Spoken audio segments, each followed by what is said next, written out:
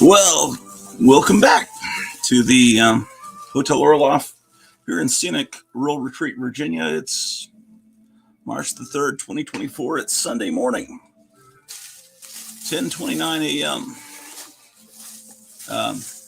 In about an hour and a half, Milton Knight, the famous animator and cartoonist, comic book artist, will be joining us. But I decided to come on early because I had nothing else to do. So I have the link in the chat if any of you would like to come on and talk before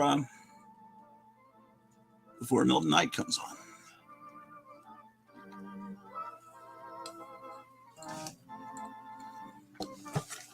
What's that?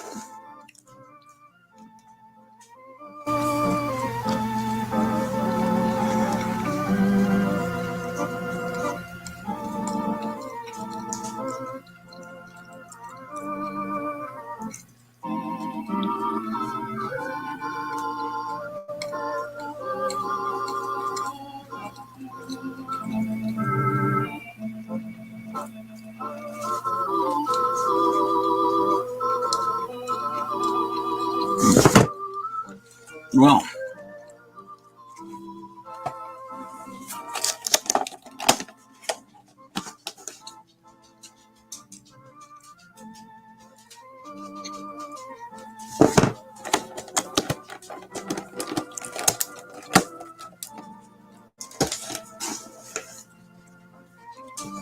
there's a rumor now circulating on Facebook.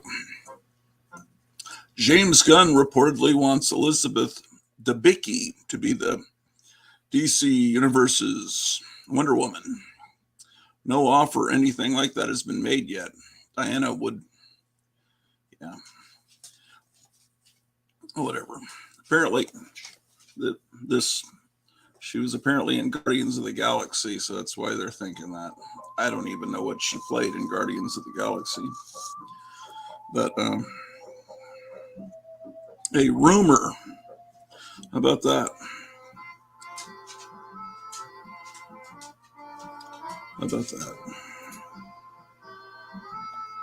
Incredible. So, I'm having lunch here.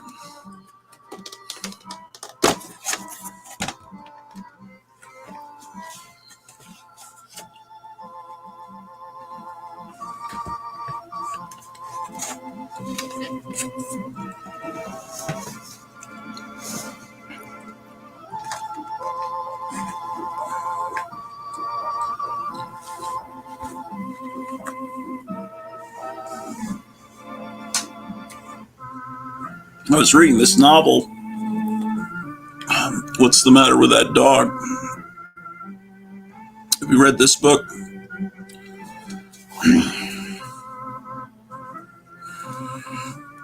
It's very existential.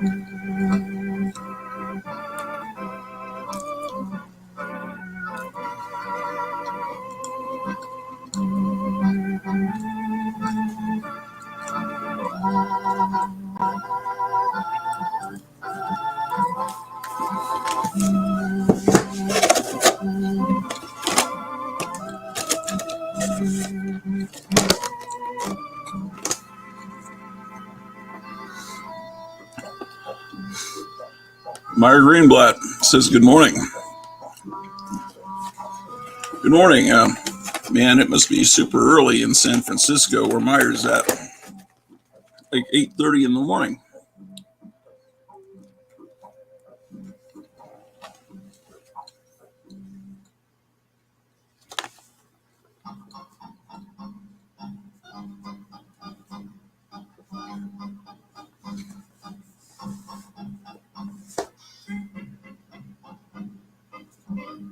You read this book?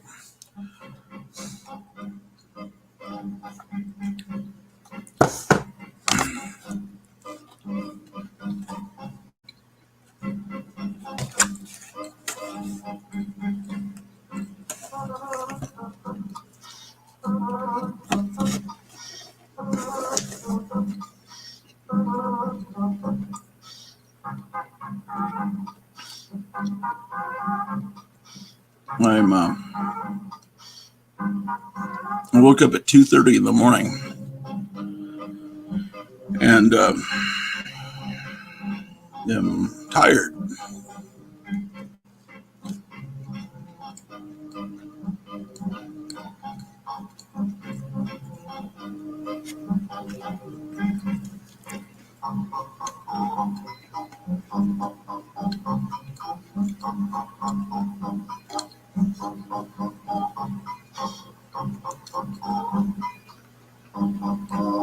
I'll show you something I could watch all day long.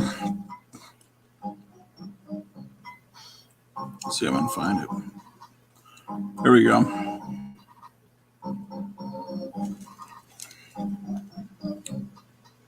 I can't play the music because it's the Superman theme by John Williams. Just imagine the Superman theme by John Williams playing in your head, because that would get me in.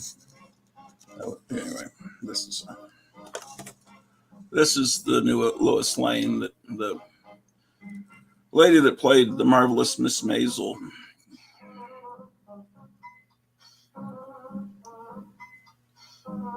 And Lex Luthor and Superman in the Superman movie that started shooting a couple of days ago on February 29th. So there's just, I don't remember who it was that played Lois Lane. Was it Amy Adams? Just someone with no personality, just not that attractive. I mean, I guess she was pretty, but this woman has so much personality. Just, you can just see in a like a 15-second clip that this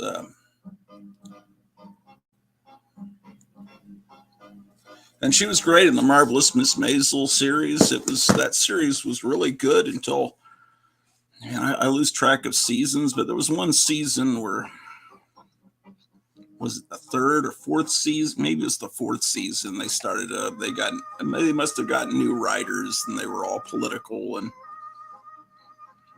yeah, it was. But she was great throughout it. The fact that she plays a stand-up comedian in the early 60s, female stand-up comedian, and she's supposed to be funny, but she's never funny. She never once makes you laugh.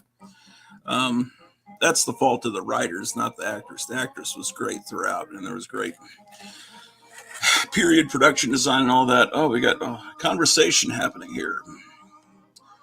Meyer says, yes, I just got back from getting coffee and cigarettes. I just got back from getting cookies and Dr. Pepper. So it's, we're both destroying our health almost equally. Let's see. Meyer says, morning ritualistic behavior. Yes, indeed.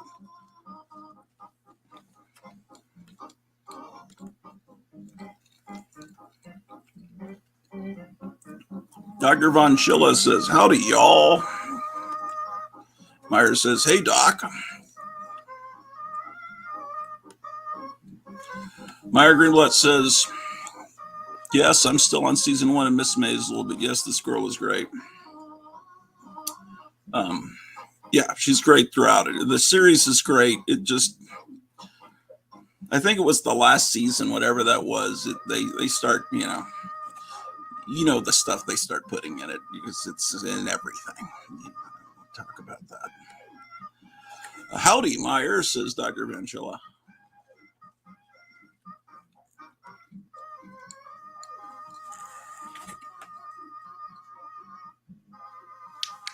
all these little people freaking out because it's not what's his face, Henry Cavill. And there are these photoshopped images of what the new Superman's costume is going to look like. And they're all freaking out. It's like, why does he have his underwear on the outside? Have you ever read a comic book, you morons?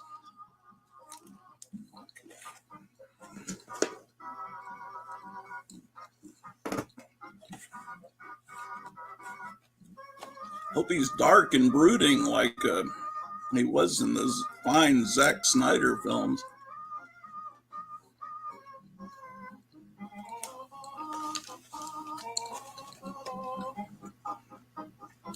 As I recall, doesn't he snap General Zod's neck and kill him? Very Superman-like behavior.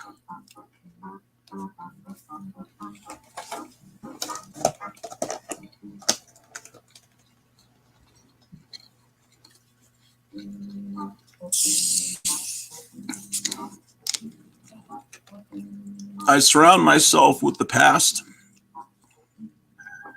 old magazines, old records, old comic books, old house, over 100 years old. I don't really want to have much to do at all with 2024. Although there are things about 2024 that amuse me, and there's actually some good stuff coming out today. But all the things I've loved all my life, music, movies, comics, there's virtually nothing good coming out from those genres of entertainment. It's just all a shit show.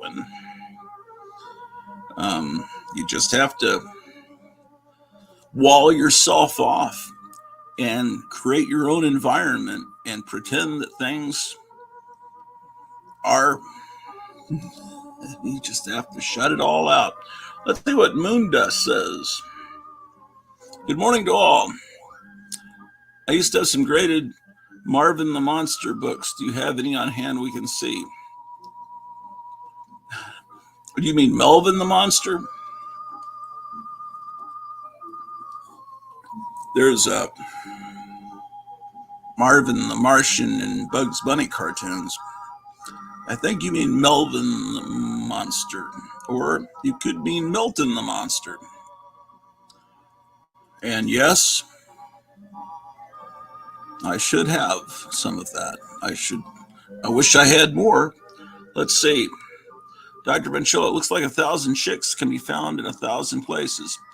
How can you all not run into a chick like this every day?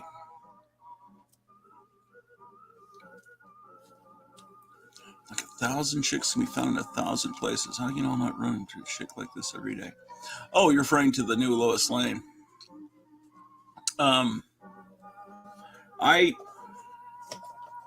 guess I'm seeing the personality there, which can be conveyed without words, just by eyes, and I don't know where.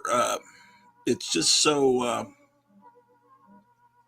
I can look at a photograph and tell if almost, not always, and tell if someone's intelligent by the eyes, which is why, Bo Derek, I never thought she was attractive, because to me it was like, might as well be looking at a picture of a cow in a field, because there was a dullness, a blankness, a deadness to the eyes. You just, now, I've been fooled before. Like, I used to get the calendars every year of Anna Nicole Smith, and then they made a reality show of her, and then I realized, oh, this woman's a monster, monstrously stupid and horrible and corrupt and vile, and that made her a lot less attractive. But yeah, you can look at a picture of Betty Page and just see the vibrancy. Is that a word? It's there. And I don't. Who was the Lois Lane that was in the Zack Snyder movies? She never made any impression on me. And the guy that played Superman. It may just be the director not knowing how to bring that out in his actors and actresses, but Henry Cavill has never made any real impression on me in any movie he's been in. Yes, he looks like Superman. Yes, he looks like a superhero, but he's just I don't know. There's just nothing. Christopher Reeve had it. There's just a little spark. There's an it factor. They used to call it it. In the 20s after the Clara Bow movie, it. There's just something that some people have, some actors and actresses have, and some don't have it. But no, the actress that was playing Wonder Woman, she had it. What's her face? I can't remember. The original Wonder Woman, Linda Carter, but this one we're talking about these modern movies. Can't remember the name of the lady playing Wonder Woman. She was great. I mean, the second Wonder Woman movie was terrible. I mean, it had a couple of good moments, and that was very surprising because the first one was really good, and I was not expecting that. That hit me kind of hard. I was thinking, what? They really screwed it up. Dr. Manchilla, my house is so old they couldn't even put a date on it during the title search nearly 30 years ago. Love old houses.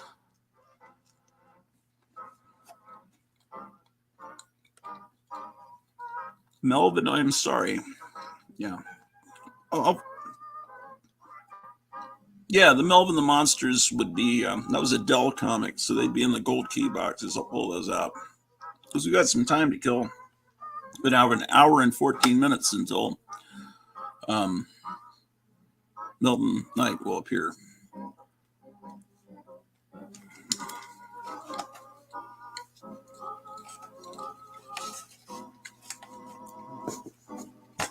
What's that old meme? The dog is sitting there next to a pizza, and he's saying, "Yeah, I'm into fitness, whole pizza in my mouth, and I'm fitting this whole container of cookies into my mouth." Moondust says, interested to see Dune 2. Gal Gadot. Yeah, I remember. It's supposed to be pronounced Gadot. I was wanting to pronounce it Gal Gadot because of Bridget Bardot, but because I figured the T is silent, but Bridget Bardot is French and Gadot must be an Israeli, or I don't know how to pronounce I guess you pronounce it Gadot.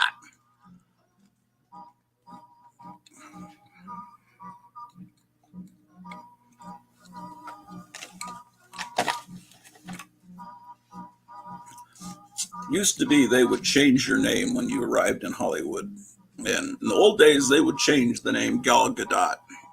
And the lady playing the new Lois Lane, the one that I think is so amazing, I can't remember, what is her name again? I just call her Miss Maisel because she's got a hard name to pronounce too. And then the guy playing the new Superman it's hard to remember his name.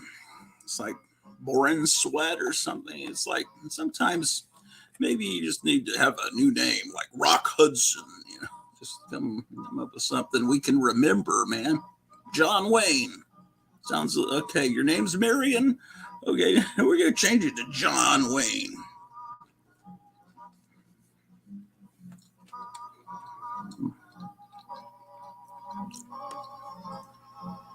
Kevin Everson says, yep. Dune 2, I didn't see Dune 1. I meant to. That was a pandemic movie.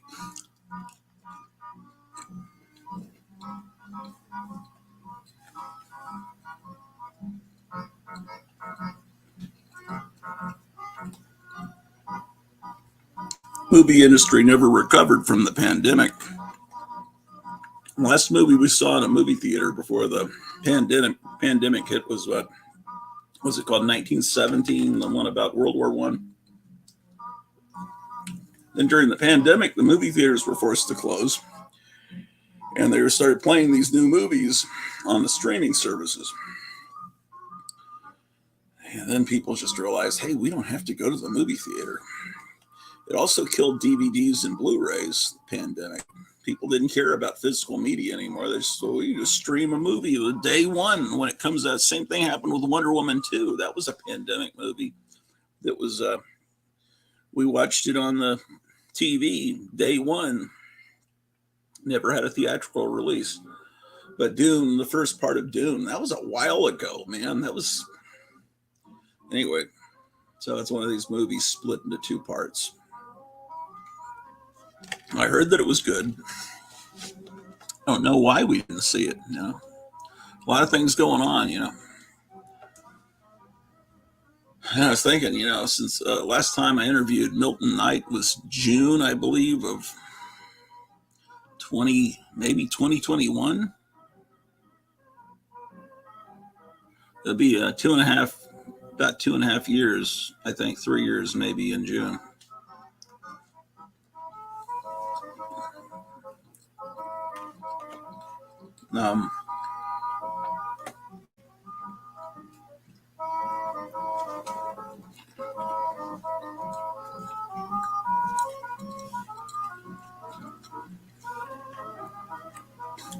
A lot of things have changed since then.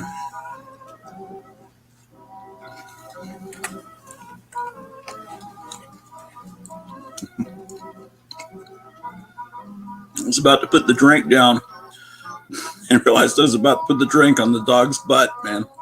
Dog's sitting here next to my chair, being a faithful dog.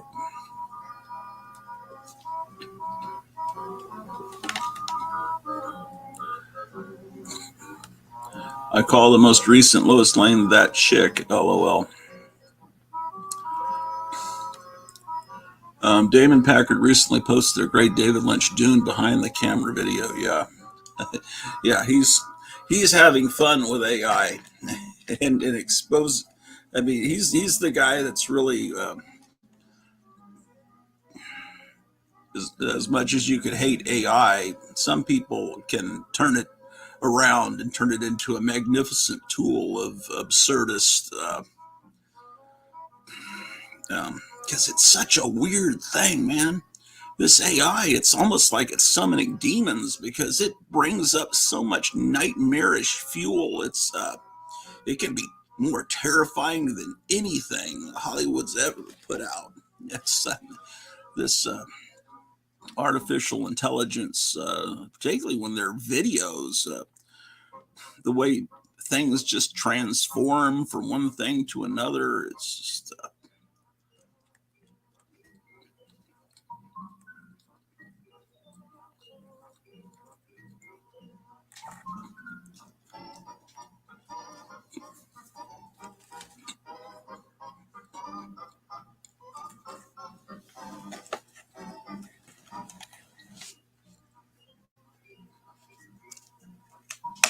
Meyer, did you look into that Primevals movie?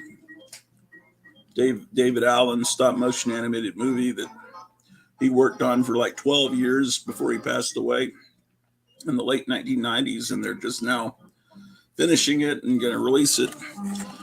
And it looks like a Willis O'Brien meets Ray Harryhausen movie that's just coming out of nowhere from the heavens to us today in this CGI world of everything, computer games looking movies, and then all of a sudden we get something where it's like, well, ladies and gentlemen, we just discovered a Ray Harryhausen movie that he'd secretly made and locked behind in a vault. Well, Ray Harryhausen, David Allen was very talented. Like Ray Harryhausen. Meyer Greenblatt says, damn it. He didn't say damn it. That's me saying that. Well, shit. He didn't say shit either. Yes, he's making cool stuff. I really like the Ventura Highway video he made recently. Yes. That's insane, man. All these hippies going to like Woodstock or whatever, and they're all transforming horribly, and the cars are morphing from one car to another while they drive around. Gotta watch it. Were you a fan of the Afterlife with Archie series? I'm aware that it exists. Yes, I saw the trailer. Good. Good evening, foofs. Friends of old fossils. Yeah, we're foofs here. Or am I an F? Because I'm one of the fossils. Okay, so maybe saying hi to the people in the chat. Gotta go make money for my dad's 90th birthday. Oh, wow. Stir-fried chicken with black bean sauce. See y'all later. Please love yours. Okay. All right, Dr. Von Schilla. Missing Mars says, good morning, Gratu. Do you get the impression Dr. Von Schilla doesn't like this new Lois Lane? Like, man, you find girls like that all over every mall.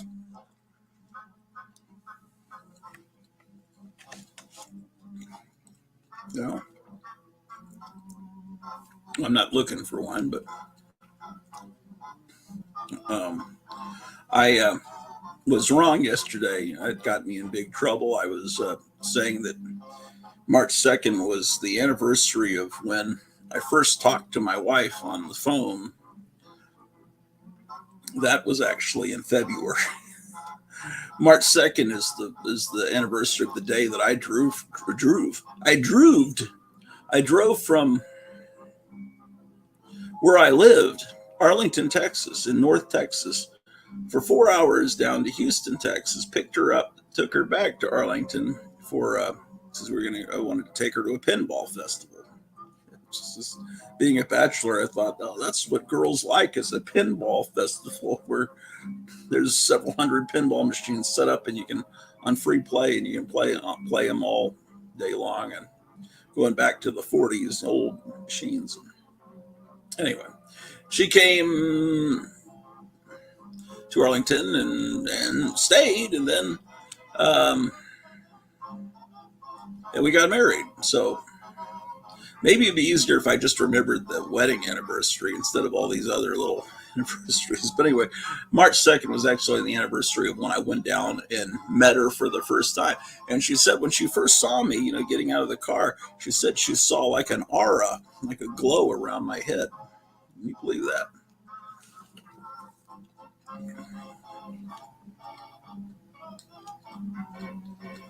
She said she'd only seen that a few times before in her life.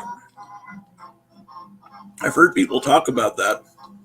The aura, the glow that, they sometimes depict in biblical illustrations as a halo and stuff. She said she'd only met a few people before that had that aura. And one of them, she met, what's her face, that was married to Tom Cruise in a airport.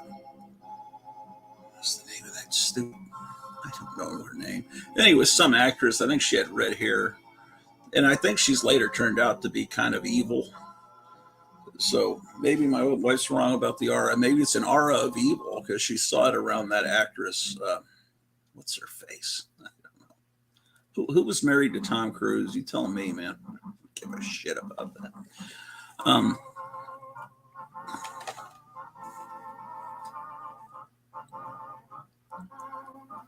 Let's see.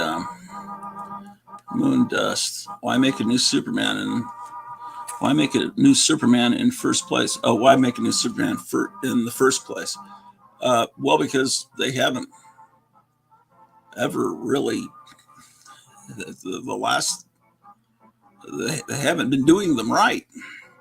Why make a new James Bond movie? Boy, everyone's getting hostile today. Let's see. Hello from South Texas. Omega Dread, are you in Houston, San Antonio? I mean, I don't expect your street address, but just curious.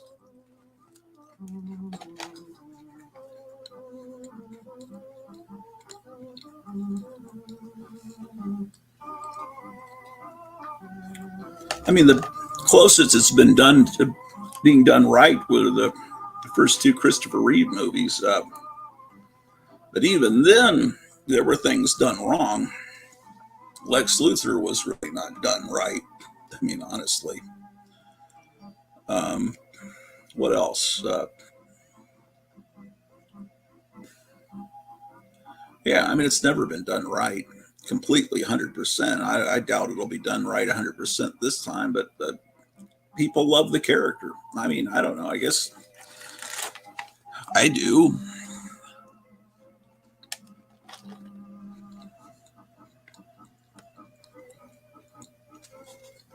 Nicole Kidman. Maybe it was Nicole Kidman. I don't even remember what that. I don't even know if I've ever seen a movie with that moron in it, Nicole Kidman. Hello, Friar, says Missing Mars. Hey, Mars. Nicole Kidman. I almost thought that.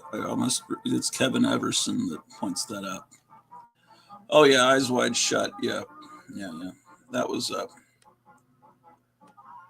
big expose. Secret, and then Kubrick passes away right after that.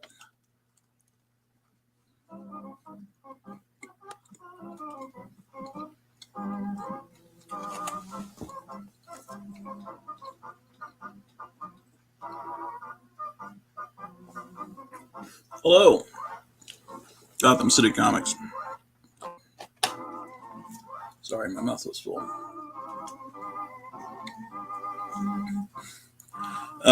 As far as Eyes Wide Shut, an expose of the truly evil nature of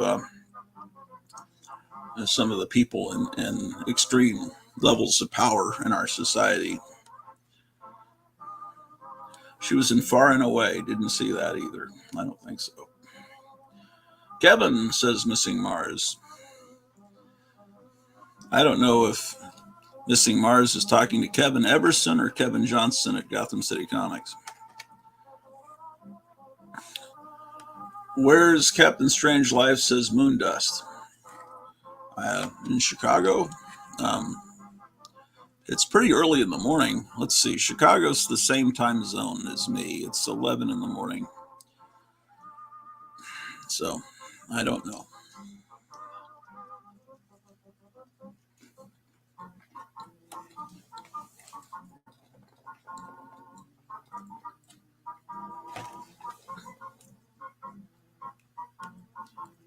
Gotham City Comics says hi, just in case he's the Kevin that was being said hi to.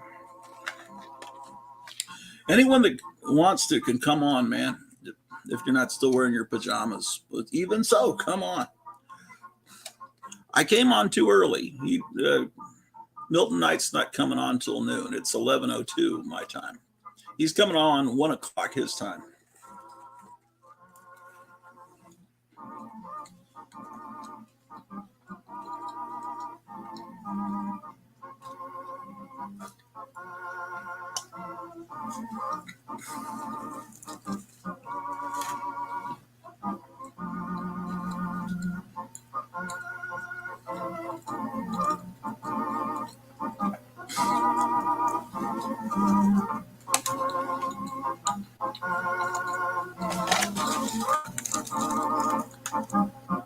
Oh, what's going on here? If you check into the hotel, to the Orloff Hotel, can you check out? I also, says Kevin Everson. Yeah, when you check in, you can check out.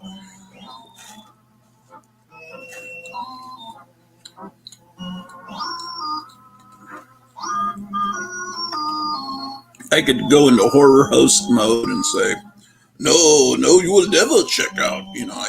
I'm too tired to do that. Woke up at 2:30 in the morning, man.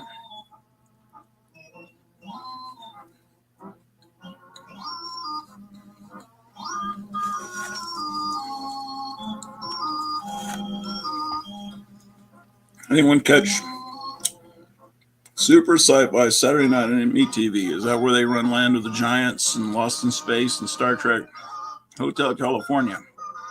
Oh yeah, that's where that's from. Yeah. LOL. Yeah.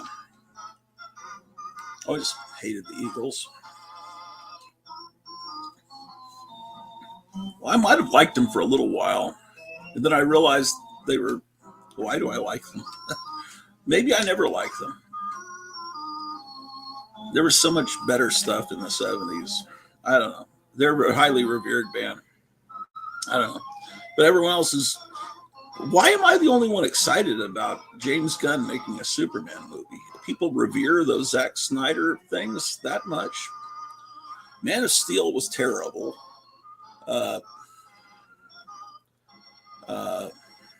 Wonder Woman was good. The first Aquaman was okay. Justice League in the director's cut had a lot of good things going for it, but it also had Batman versus Superman. Had a few good scenes, but that guy Zack Snyder doesn't know anything about comics, man.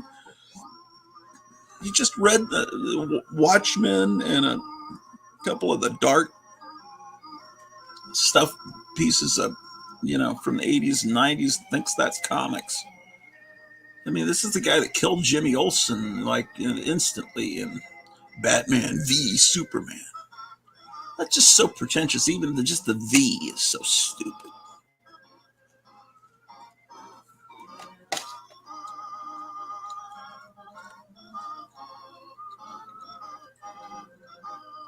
Omega Dread. Corpus Christi is where he's at. Moondust. Did you like Captain Marvel and ISIS Power Hour Saturday morning filmation? Well, as a kid, I watched it every Saturday. Was I aware that it could be far better? Yes, but it must have been the only thing on at the time. Whatever was on the other channels must have been even worse. Had a cool theme song. I didn't like that Billy Batson thought he was too old. I didn't like his David Cassidy hair. I'm channeling my inner third and fourth grader and telling you what I thought in 1973, 74. And he went around with his mentor in a Winnebago and channeled cartoon Greek gods. And then he would, and Captain Marvel would, at least they still called him Captain Marvel then. That was one good thing about it. He would teach lessons to young 1970s youth.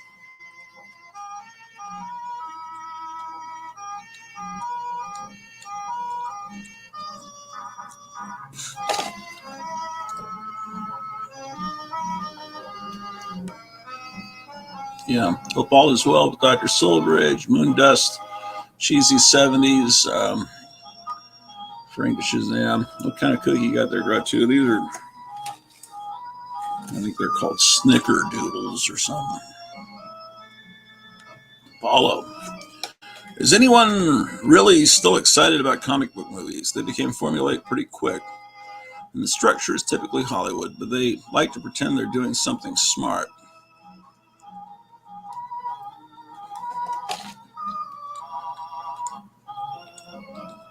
Well,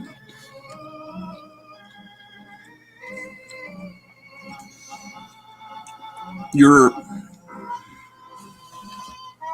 talking about a genre. It's like saying, is anyone still excited about Westerns? They're just all shit. Westerns can be done right, and they can also be very formulaic.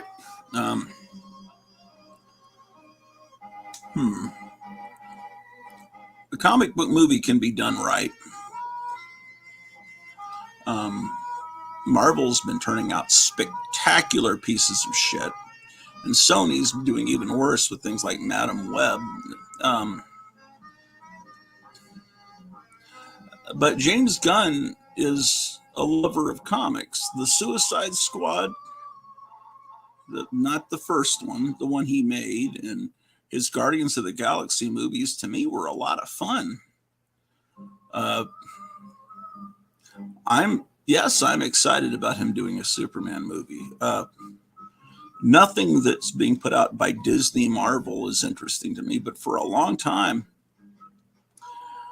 it seems like a good 10 years, Marvel was turning out movies that I would write down what Marvel movies were coming out, what day, and I put it on the calendar. And those were things I look forward to that helped me get through hours of tedious, horrible work.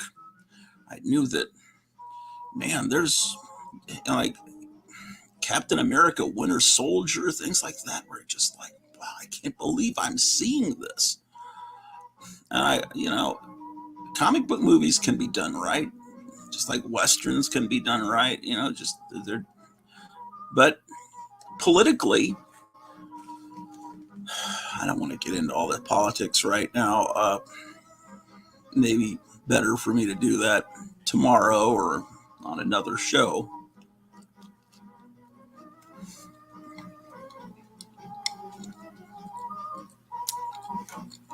But it's Disney has a vested interest. The people that control Disney have a vested interest in destroying, taking down heroes.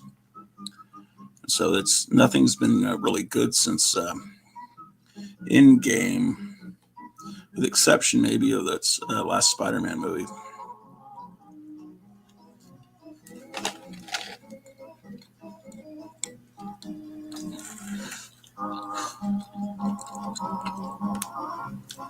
Is it true a comic sequel to Carpenter's The Fog will be out this week?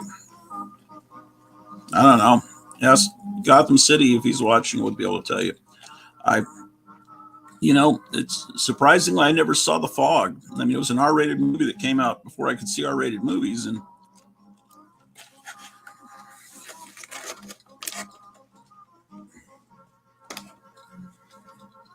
I like John Carpenter. But all the reviews that came out at the time when that movie, The Fog, was released, described it as just being incredibly boring. So it's not a movie I sought out after I was old enough to see R-rated movies.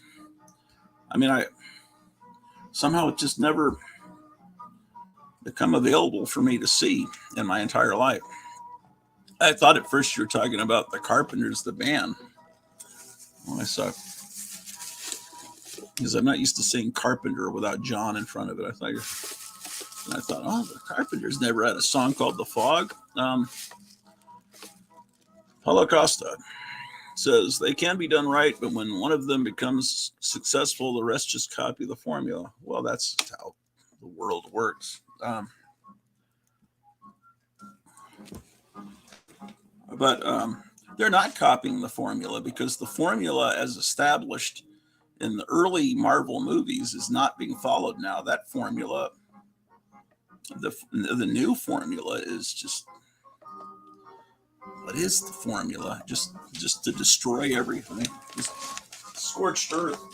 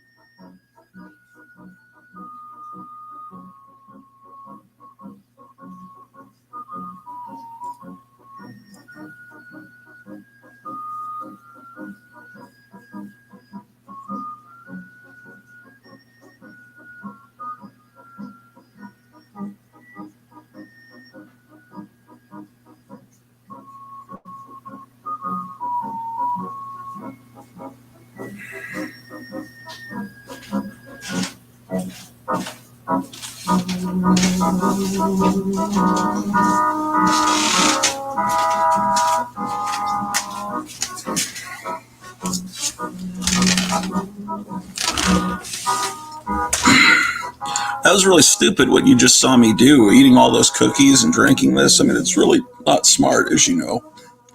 But right now I'm pretty depressed. I'll be honest with you. Things are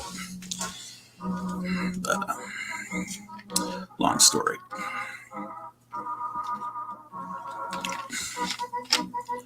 Okay, people are talking.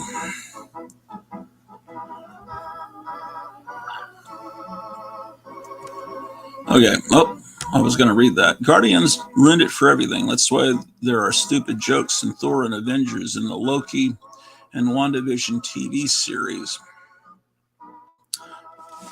Okay. Yeah. Let's. Yeah.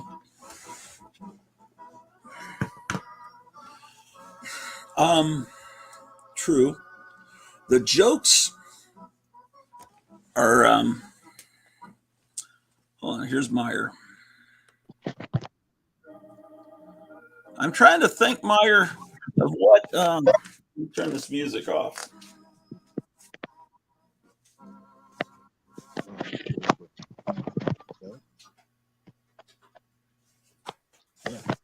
Okay, so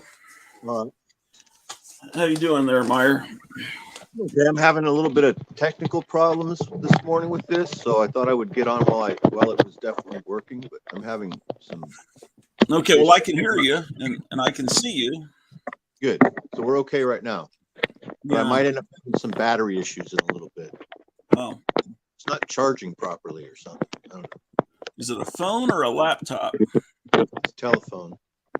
It's a smartphone. The same smartphone that I use all my stuff on, but I think so my charger's doing that thing where it's positional now because it's an old plug-in or something. Has this ever happened to you? So it's like it plugs in and it starts charging, and then if something moves a little bit, it stops charging. Yeah, that's what happens.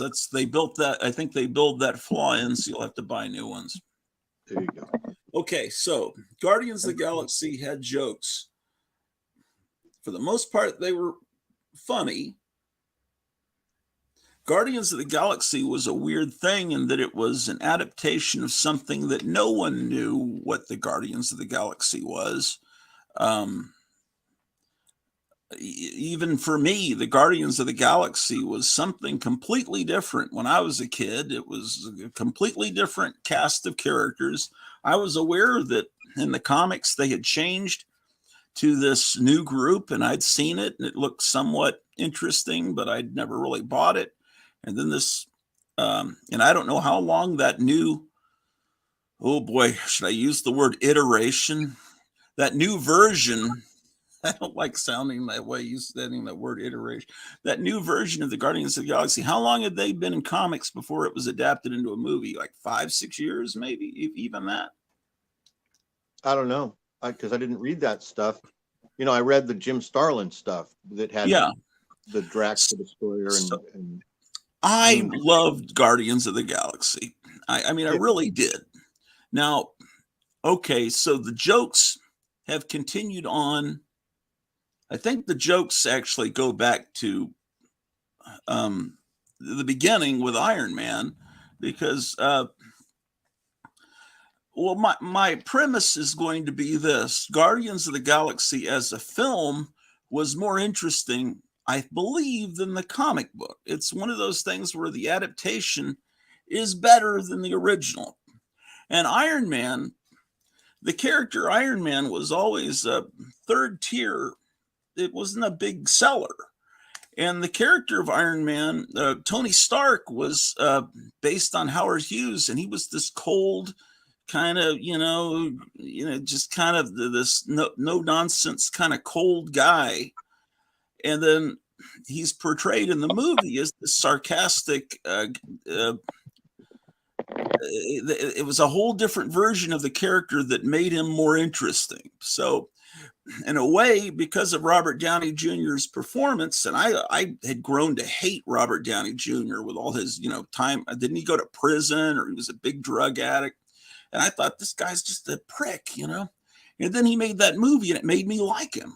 And it totally turned his career around. And so, in a way, the movie was an improvement. It made a character that had never really sold that well and wasn't known that well by the public into a huge character. Now, so the jokes were, but WandaVision is that's one of the things Marvel did wrong, is they started doing these TV series. And then the TV series are tied. You have to see the TV series to know what's going on in the movies. It needs to be, you need to stick to all movies And that was the first time that's ever been done really in history, that all these different movie franchises come out. And then the public is surprised when all of these characters start interacting with each other. No, it's been done before in Universal Monsters.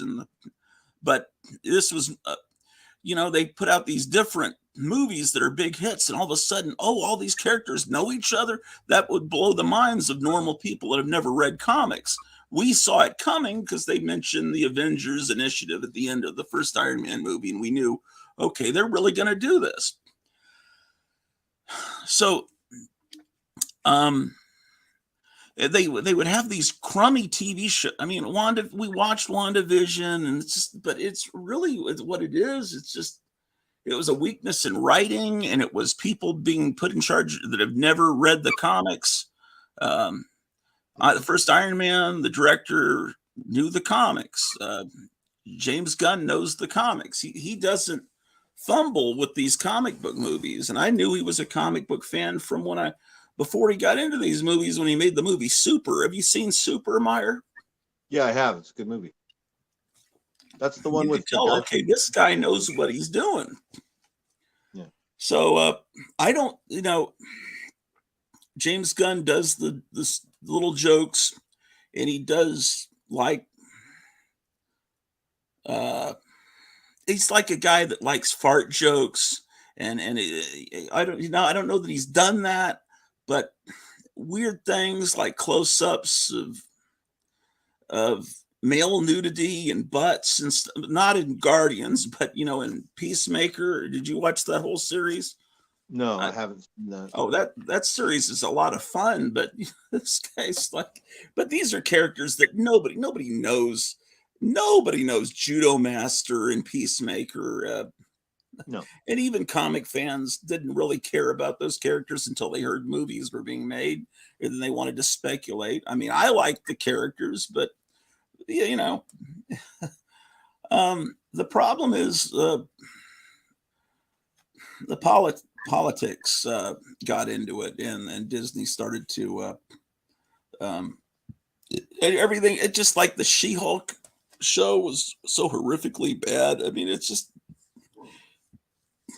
they want to tear everything down. That's just what they're doing. That's just why do they make ugly buildings? Why are new McDonald's buildings made to look like stuff from old Soviet Russia? Because there's a reason behind all of it. Anyway, probably shouldn't be talking about that now.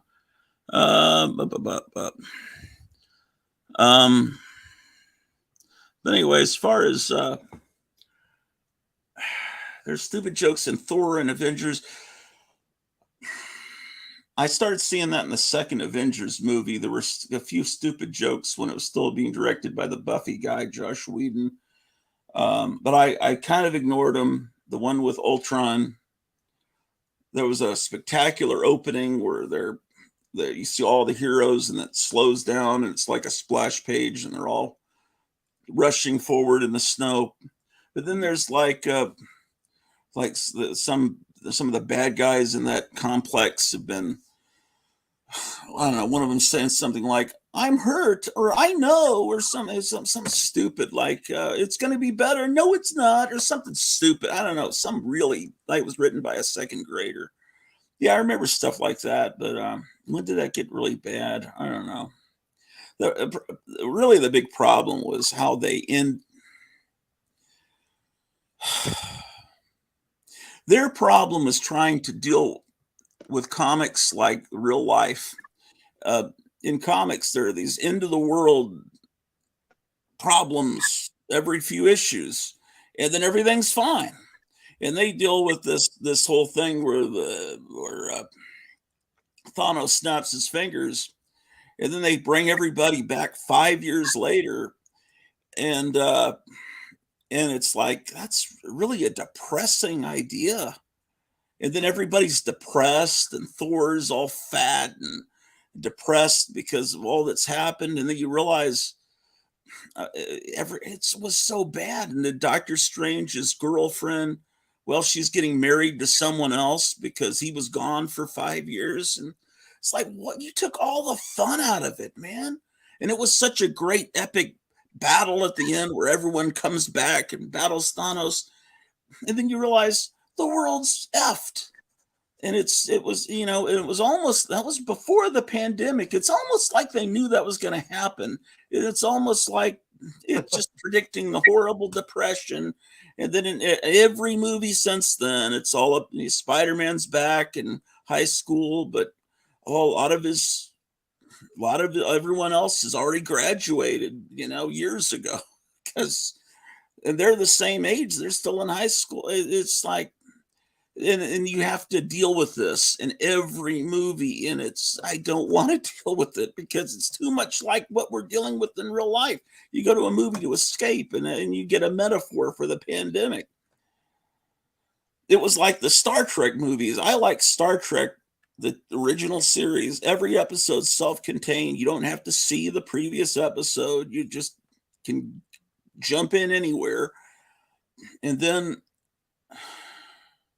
Star Trek II, The Wrath of Khan was a great movie, but they've had this thing where I guess that was the first CGI where they show this dead planet being energized, or the foliage grows around it. You see it happens. I forget what they call it, and that's how they brought Spock back. And then every movie after that had to do with that what do they call it? MacGuffin, whatever. What was it called? The regeneration bomb or something. It's like, I'm sick of it. Just keep it in that one movie. Then we move on to something new. Oh no, that wasn't the second one. It was the third one, I think, where hell if I know. I can complain about everything, but okay, what's going on in those? Gotham City came out last week, but it's put out by Whatnot. Won't carry that unless a customer specifically asks for it. Okay, so that's referring to the Fog comic. So Kevin, what is it about Whatnot? Is it an inferior company that doesn't sell? Probably, because it's like a company. It's like, what property can we buy? And the Fog is probably the cheapest intellectual property you could possibly buy that nobody cares about. It's like, let's see. Well, what did that say? You need a new wire, Meyer. Yeah. Yes. Yeah. Well, I do. I try to keep them going as long as I can. I Love Disney and Comics says, hey guys. Hello, Disney. Hey, I rhymed. Let's face it, comic book movies suck. I can't make that statement. I can say that most of them currently suck. Many have not sucked in the past. In fact, many have been transcendent. And I think that they could be, with the right filmmakers, they can still be great. And I think I have high hopes for a movie directed by James Gunn with that cast, with Metamorpho in it. And I don't know anything about some of the characters. Guy Gardner would not have been my choice as Green Lantern, but some people love that guy, and the guy they chose looks like him. What was the guy? Do you know anything about that character, Meyer? Was he an interesting character? I haven't even. I don't think I have but one or two comics, and I can't even remember any stories I've read with Guy Gardner in them. And then the Justice Society guy, Mr. Terrific, with his face painted. I mean, no, I don't know that guy. He's not the Golden Age version. I don't, but James Gunn knows about. I think it's going to be good. And I have a lot of hope that James Gunn is going to. But then, you have a point. I mean, I don't know that I want to see the Batman that has a son, because I don't really, but people say those comics from the 2000s where he's got this son named Damian Thorne Wayne or whatever. And maybe people love that. Maybe it's good. I don't know. I never tried it. Paula, 7 or 8? 7 or 8. Okay. I've lost train of what's going on here. 7 or 8. Keith Giffen. 7 or 8 years that Guardians had been around before the movie was made. Keith Giffen brought Star-Lord into the Marvel Universe in the Thanos series.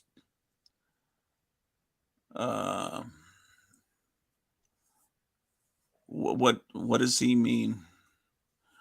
Then Dan Abnett got most of those characters together, spinning off from the Annihilation cosmic event. Oh, okay, with the regular superheroes, right? I mean, they're always part of the Marvel universe. I mean, yeah, I get it. Yeah, I was not buying comics during all that.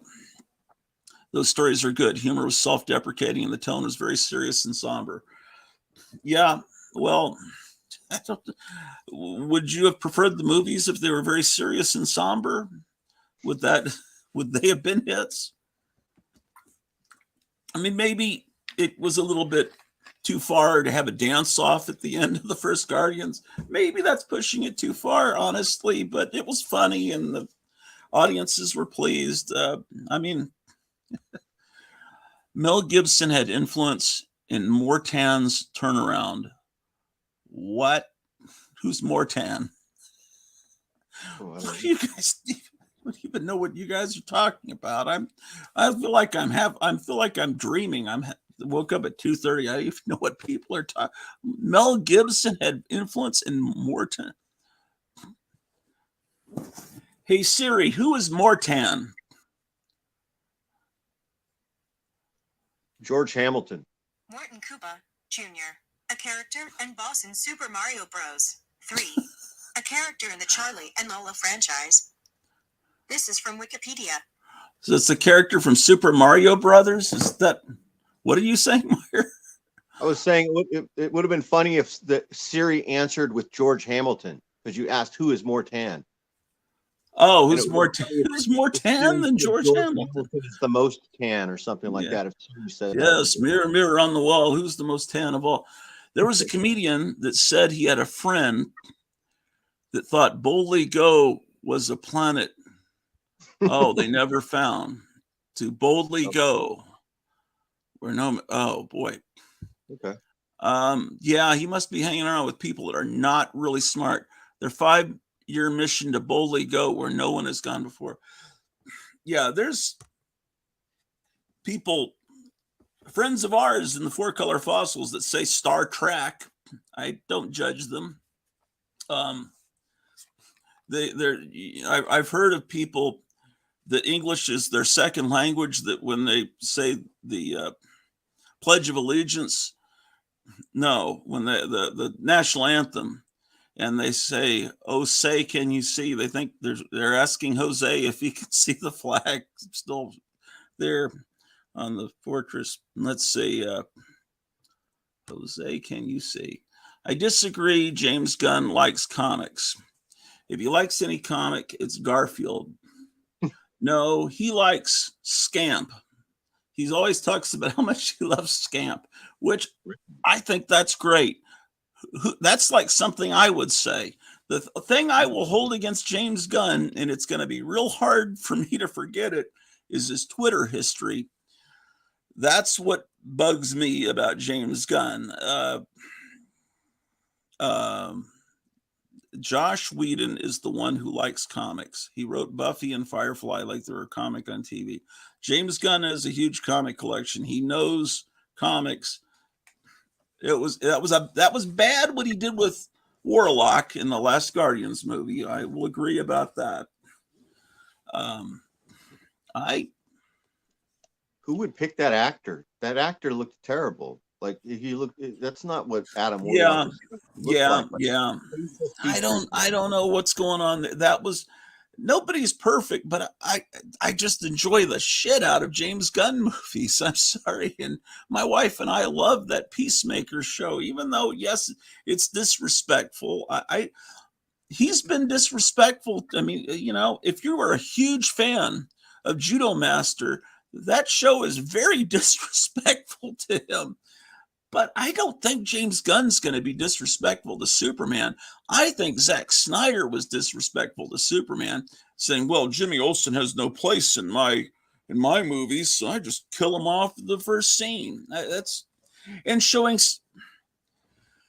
Well, I was about to say something, but Christopher Reeve movies did this too, which is to basically show. Okay, it's not that I'm puritanical. I got all upset in Four Color Fossils the other night and just like, Captain America watching a dirty movie. That's ridiculous. In the second Superman movie, to show Superman and Lois, obviously, they just spent the night together. I don't think that should be in a superhero movie or in a comic book, because I think, you stick to your lane. If you're a creepy, eerie vampirella, well, your comics, they're aimed at 14, 15-year-olds. If you're doing Superman, you're a comic aimed at 10, 11, 12-year-olds. I know that today kids don't buy comics and read them, but there's still characters created for people of that age. And I don't think that you should put that I think, it's not that I was just clutching my pearls. Oh, that's just not appropriate. But it's not appropriate for that material. And they did that same stuff with Zack Snyder as far as Superman and Lois. It's like, you keep that stuff clean. You don't have scenes like that. Maybe show them kiss, but keep it kid friendly if you're making a Superman movie. If you want to do something else, if you want to go make your stupid TV shows about the boys or whatever, boy, I watched the first season of that with my wife. I no interest in that.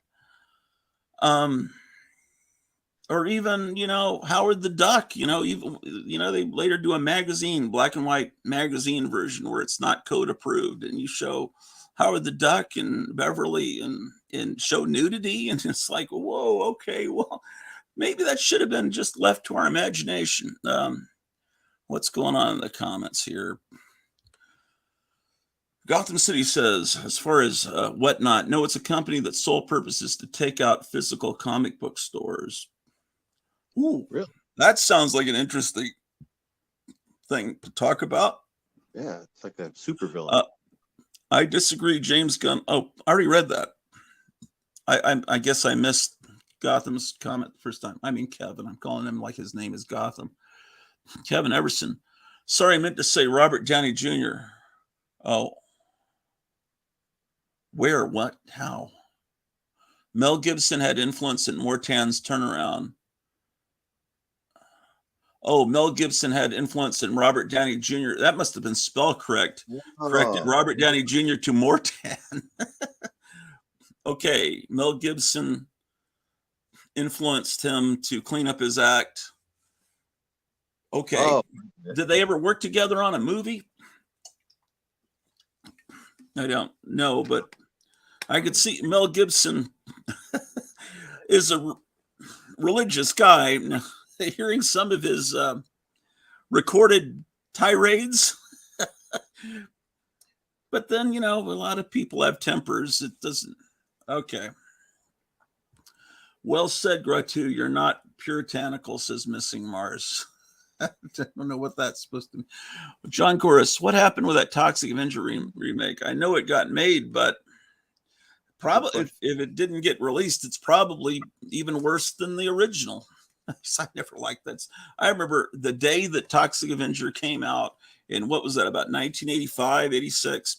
My friend Tom and I rented it from the video station across from our old high school on Park Row in Arlington, Texas. We took it to his brother's house and watched it. And he said, what is this piece of... We thought it was terrible. We love gore movies, but I never, for the most part, all those trauma movies... Now that's bad humor. I never, but and then it becomes a Marvel comic and a cartoon on Saturday morning. That was pretty weird. As I remember, it was a pretty perverse movie, as I recall. But it was just something about it was so seedy, right down to the horribly ugly character guy that they got to play him before he turns into the Toxic Avenger. Just everything about it was I like the movie. They also had that. I just realized that his girlfriend in that movie is blind, right? Like Alicia Masters. Oh, like yeah. Yeah, you were telling me about the Hollywood movie that Yeah, what was it? Maybe You know, influenced Jack Kirby and Stan Lee, you know, with the it's a trope. character. I hate to use that word, but that's what it is. It's a trope where the tragic, disfigured hero falls in love with a blind woman, but the blind girl Yeah. falls in love with him. Kevin says, don't think so about working together on any movies. Yeah, I can't think of any. So you can't just say superhero movies all suck. They don't all suck. Most of the ones coming out now, it's a safe bet. It will, but it's just like saying all westerns suck or all war movies suck. I mean, they're all the same. They're all about guys shooting. Well, but they can be done well. Every genre can be done well, and we've seen it done well. Captain America: Winter Soldier transcended everything, and it was. Or how about Captain America: Civil War? Those Captain America movies were that was great. And then Spider-Man's in it, and then you've got that scene at where were they? They were in Germany at some airport, and you've got all these superheroes coming at each other fighting. That was like, who would have ever thought we'd see that in a movie? You got to think back. Paulo, I think you're a little bit younger, but Meyer and I remember being kids in the Spider-Man TV show and the Hulk, although I liked the Hulk, but it wasn't the comic. And what we were given then, Spider-Man and his amazing friends, and what else did they do to us? The Captain America movie with Reb Brown. Yeah, Doctor Strange. There was a Hulk movie where Daredevil was in all black, and and Stan Lee said, I tried to tell them, why would Daredevil cover his eyes? It's like he doesn't want them to know he's blind. Why would he want the bad guys to know he's blind?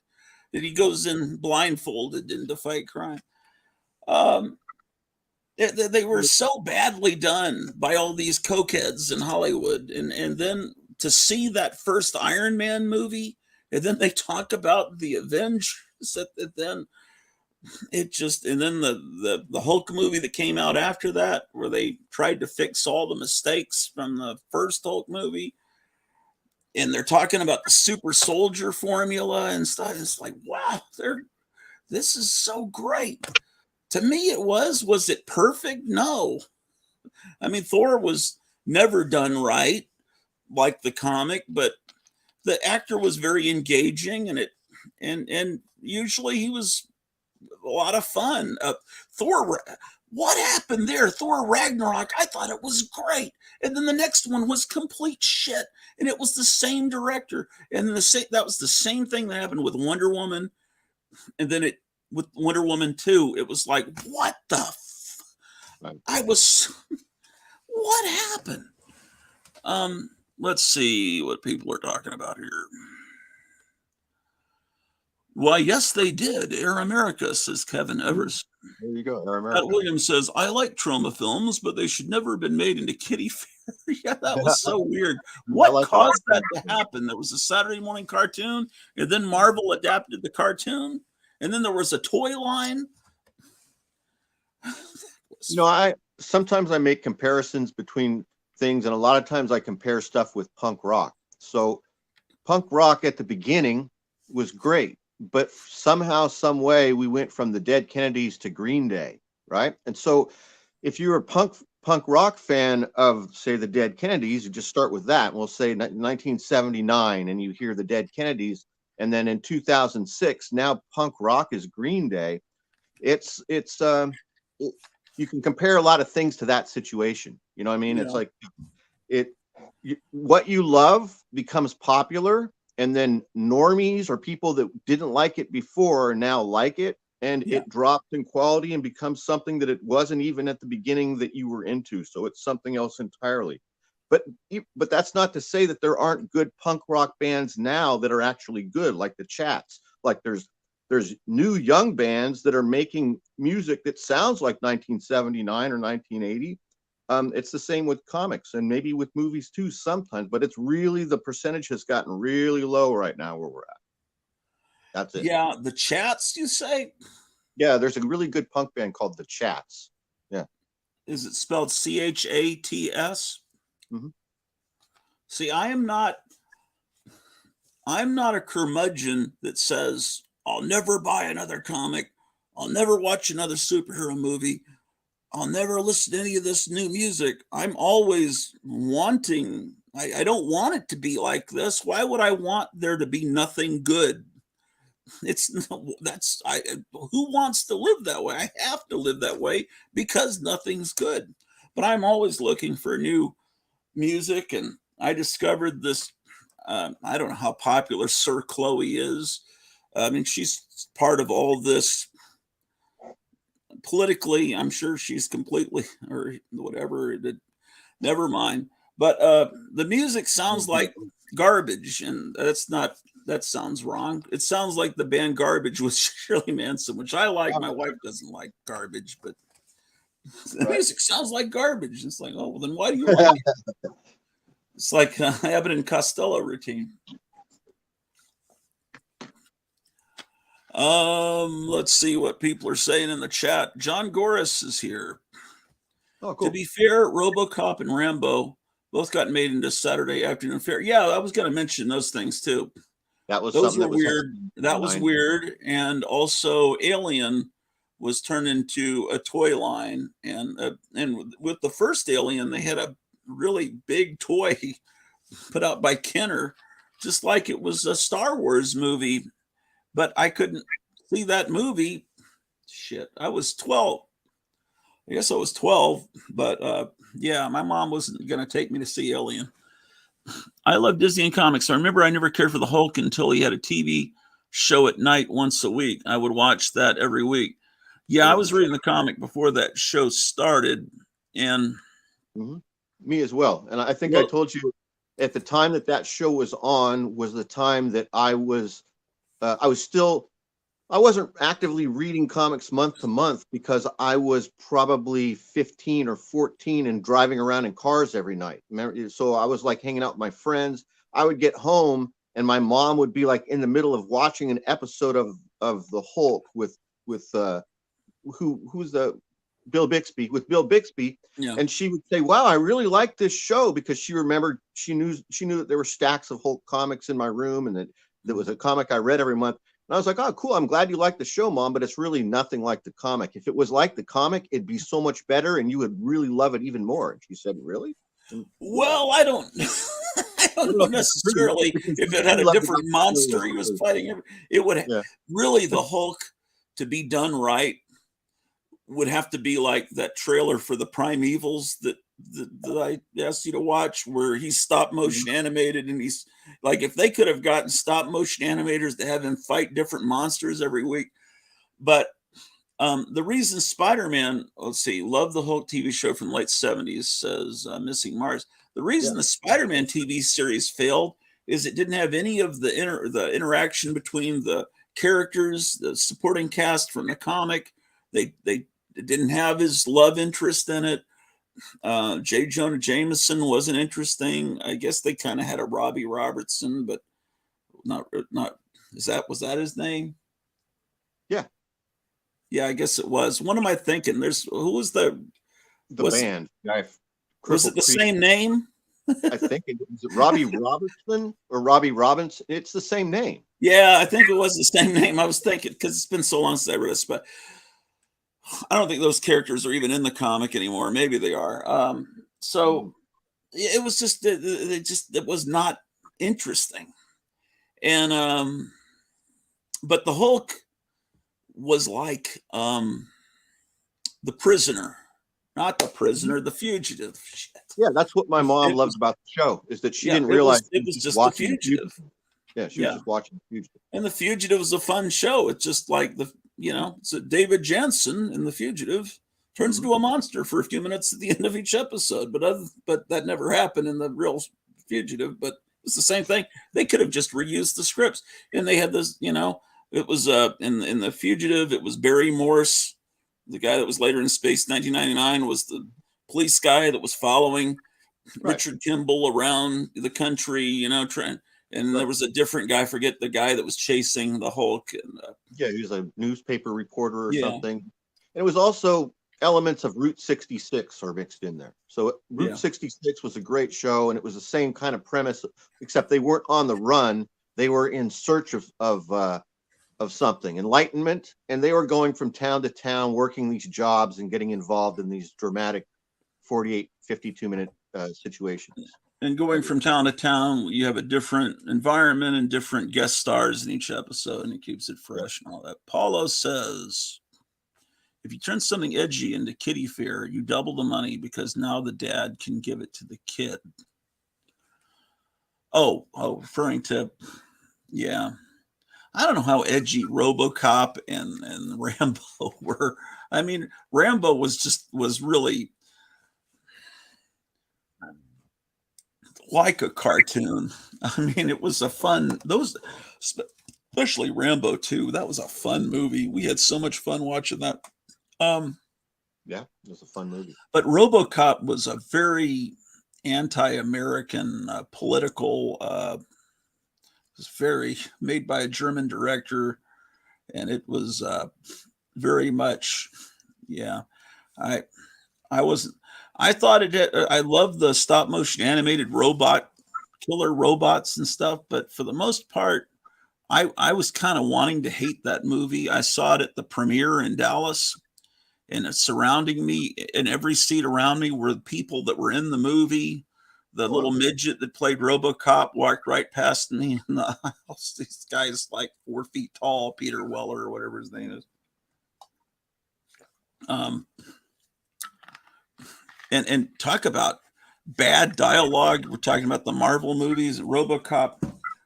There was a scene in the movie where some guy has robbed a bank and he's holed up somewhere and he has hostages, and the actor that's talking to the police was sitting right in front of me with his whole family, and they were all excited, but it was so bad. He's saying to them, I want a really fast car that gets really shitty gas mileage. It was such a cringe-worthy, horribly written line of dialogue, and they're all happy, and it's just like, let's see, thumbs up, people, hit that like button. I don't know why it's just me complaining about everything. Well, actually, I'm actually defending things. This time I'm the one defending things, saying, guys, it's not that bad. This is a weird role for me. I like bands that play instruments, not lay down an electronic beat, right? Unfortunately, there are way more of the second today. That is true, yeah. Oh, I love electronic music. First musician I really liked was Michel. Is it Michel or Michael Jarre?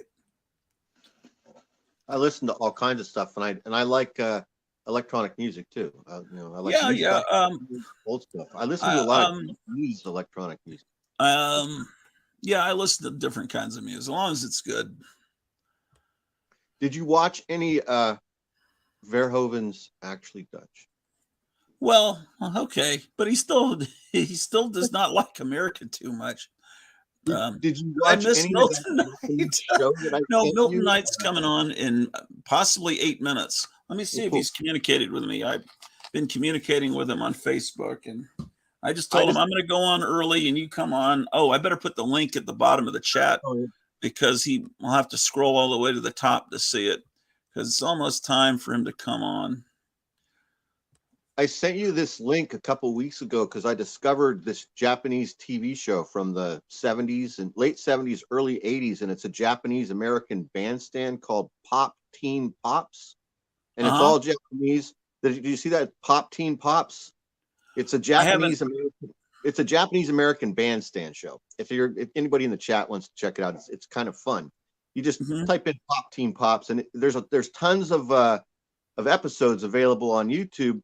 But it's all in Japanese. I haven't found anything that even has subtitles. But because the show is so engaging, because it really is very much like American Bandstand, it's really entertaining because they have live musical guests. They have like a video countdown. and it's fun. I recommend Pop Teen Pops if you like. Okay. 11:30. He says, "Hi, I'm ready. If this is live, I want to mention it on Facebook." I'll put okay. I wish I knew how to do a link. I'm on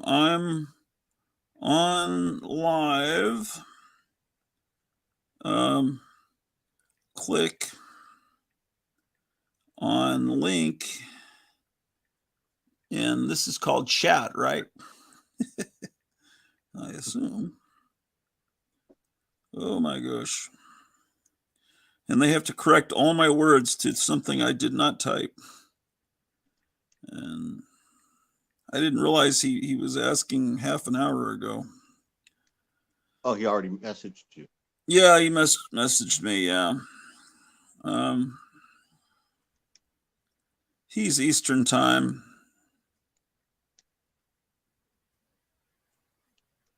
Yeah, he had contacted me in October wanting to do a show because he was having a gallery show on November 3rd. And I just now discovered the email that I did. I don't read my Facebook email thing, whatever you call this, messenger. So he wanted to do an interview to promote it. And then I said, well, I would like be fun to do an interview, but it's a little late to promote that. Let's see what people are. I remembered what it was. Oh, Flesh and Blood with Rutger Hauer is really good. I haven't seen that. I think I've seen that. Is that where they like catapult dead bodies over the walls to make the people sick inside? I think it is. I have been a diehard comic fan since I was 10. I could never get into Spider-Man and Hulk TV shows as a kid. Had a hard time accepting they were not like the comic, but I love 60s Batman. The thing that was the worst thing about the Hulk is the shaggy hair. I like Hulk to be clean cut with the 60s hair. I want the good thing about all those crummy TV shows that we were inundated with in the 70s and that first superhero boom is it caused local UHF channels to bring back the 1960s Marvel superheroes cartoons. And that was how I first saw them. Because they thought, well, we'll run these on Saturday morning against the network cartoons. And so all of a sudden they were showing the 67 Spider-Man and that's the one, Early Bioweapons. Oh, that's the movie? Yeah, I remember that. Okay. We shouldn't be probably talking about bioweapons. I probably said a word that you're not supposed to say on YouTube. Oh, well. Boy, I really need to order a cord. I'm at 47% and it won't charge. Yeah, I was recommending this book earlier. It's a very good read. That's yeah, I read that in prison. Did a lot of reading. That was a very popular book. Got passed around. It's unfortunate though. You had to read you get in prison. You have to read everything out of order. That's what's a bummer about it. So like the two books that came before that, I didn't get those until like a few months later. So you messes everything up. Same with Game of Thrones. We all read Game of Thrones, but completely out of order. I'm just kidding. oh my gosh. Funny concept though, like being in jail and you really want to read the Game of Thrones books, but you only have the 5th one, and then the next one you get is the 2nd one, and that's like you base your whole time on how you're trying to figure out the story of Game of Thrones while you're locked up. This little scenarios like this, I think, out in my head. This is a book from 1963, but it's a 1973 printing.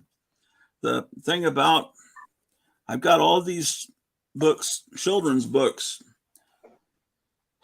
The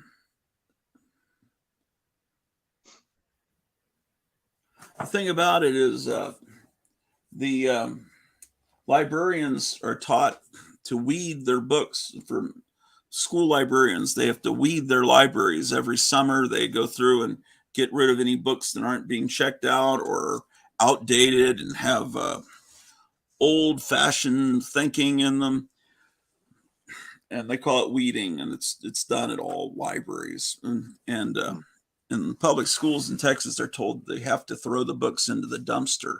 They have to dispose of them. But some librarians will secretly like hand the books. They'll black out the the school name like that, and it Mhm. says withdrawn, and they give them to the teachers for their classroom libraries. So a lot of these books were rescued from being put into a dumpster, which is a ridiculous fate for books, but I guess they don't want them showing up in half-price books with the name of the school still there, and people say, well, my taxpayers paid for that book, why am I buying it again? Right. Okay, did he see my message? I think I used to have his phone number. It seems like that's how we communicated back in the ancient days. Where is the link, and what info should I supply on?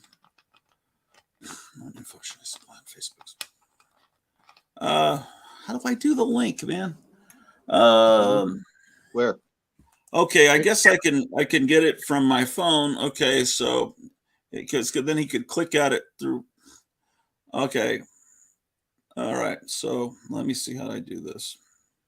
I'm not technological. That is my problem. So I'm looking up my own YouTube page. Okay. YouTube page. Okay. Okay.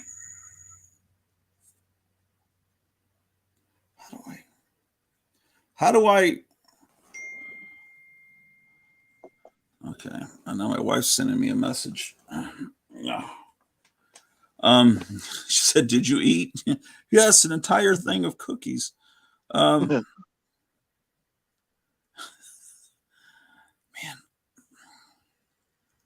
oh, okay. I guess I'll. Damn it. Can you copy and paste it into a text message to him? Well, how do you make it? This is the show we're on. How do I What? turn it into a link? There should be in the upper right. Isn't there like a 3 little dots that you click on, and then it will give you an opportunity to share? Then you share it in a text message. Oh, it says share. Yes. Click share. I don't know anything. Oh yeah, and it gives me an option to put it into an email. Facebook Messenger. There you go. I don't know how to do this. To Milton.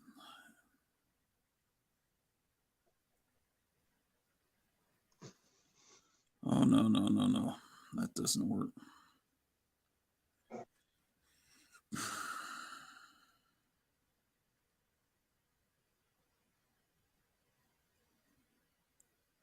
I'll be right back.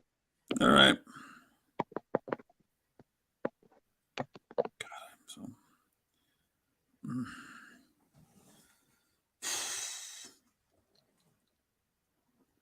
does anyone know how to do this?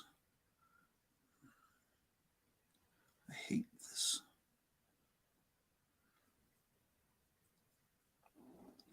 Share. Oh, copy link.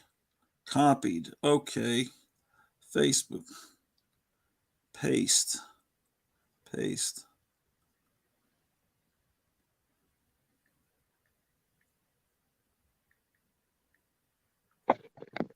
Okay, I've got the link to him on the Facebook, whatever this is.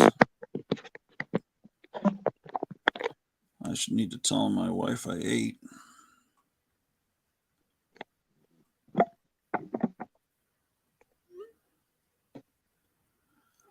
Okay, fantastic.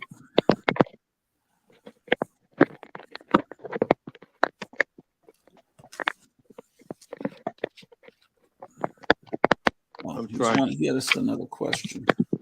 Still messing with my power cord. Let's see. Oh, there's hello, Basil.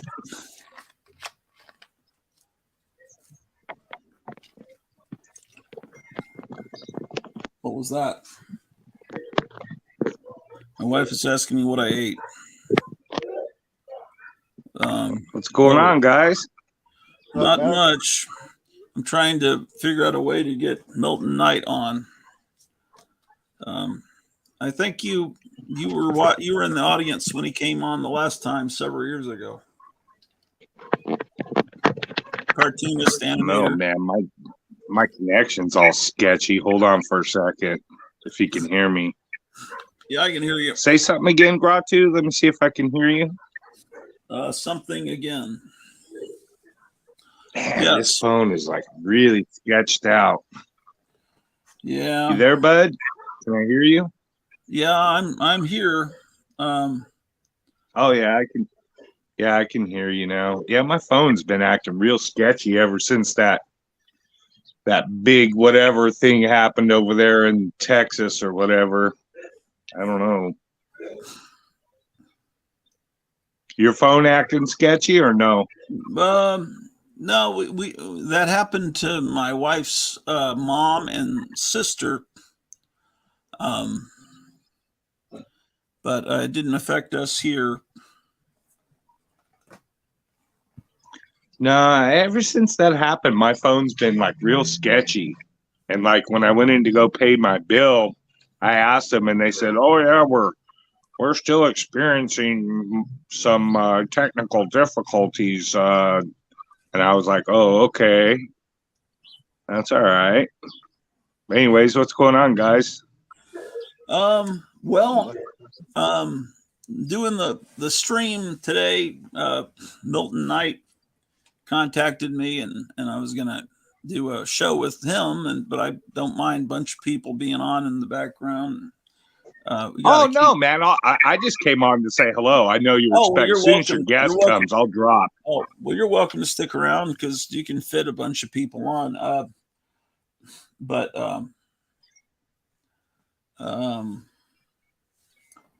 what's happening? I'm trying to yeah, my connection's so sketchy, man.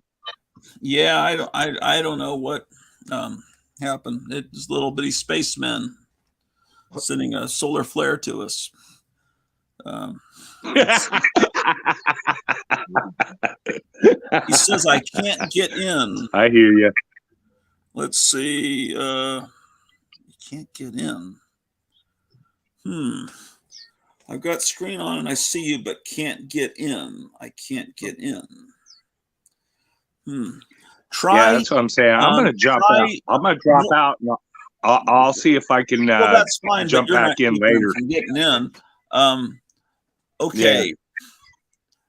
So Milton, try clicking on the go to the chat. See a bit, Basil. I didn't mean to chase you off. Go to the chat under the video, and I'll paste the link again. It might work better. Are you trying to? Let's see. Ask him. Are you on a phone or a laptop?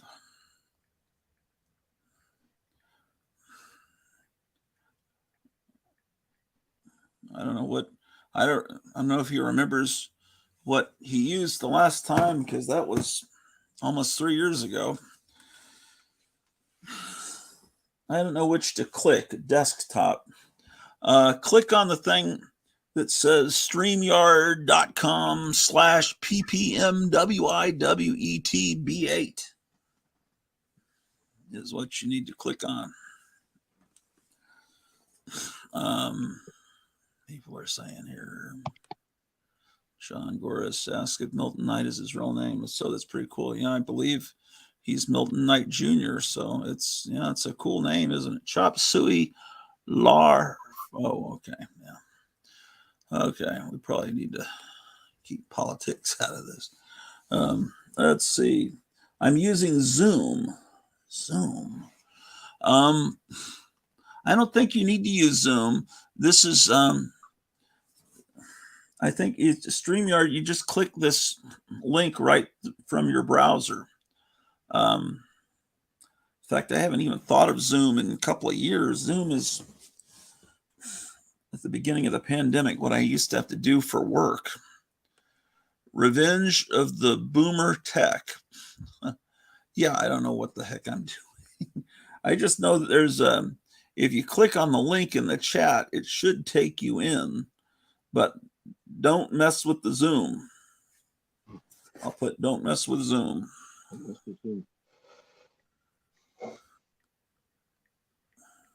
Zoom came on after Electric Company, right? Oh yeah, that was one of the worst things about the 70s. I hated that show, man. I had a little People- cousin, and she was about 10 years younger than us. And so she was like a Zoom kid. So during that time, she would be running around the house singing that song. Come on and Ooh. Zoom, Zoom, Zoom, Zoom, Zoom. When we were like, in 8th grade or something. Yeah, that was a very disturbing phenomenon. Barefoot, they were all barefoot. And it was just like, ugh. That was for the children of hippies, I think.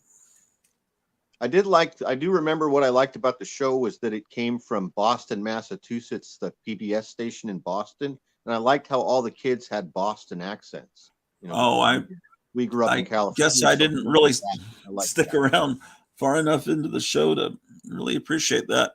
I love Disney and comics. Zoom was boring. I liked 1, 2, 3 Contact. I never saw that one. I remember 3, 2, 1 Contact. It was the same time period as Zoom. The Electric Company is what I watched, as I recall. And the link is 927. No, it's not 927. It was also maybe I didn't get the link is HTTP. Yeah, you got to click on right above that, the purple part.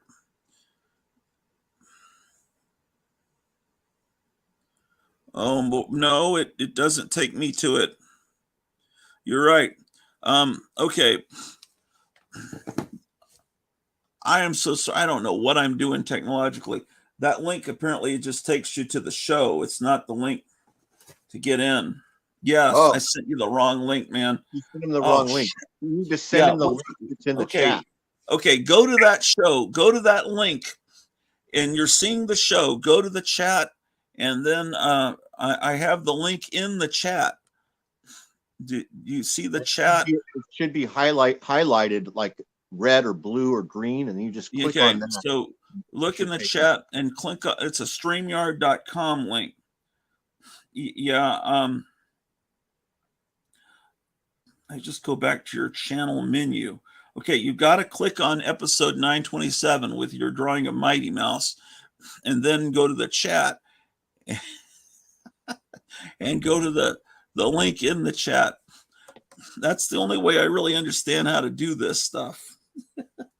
I think that's how I got you on like almost 3 years ago, is the same method, except, I think we connected before the show actually started. Today, I was like super bored in the morning and started early. Oh, there he is. You got it. Yeah, just click on the right above what you just typed now. Click on the StreamYard link. Let me test it. I'll show you what I'm doing here. Let me get myself full screen.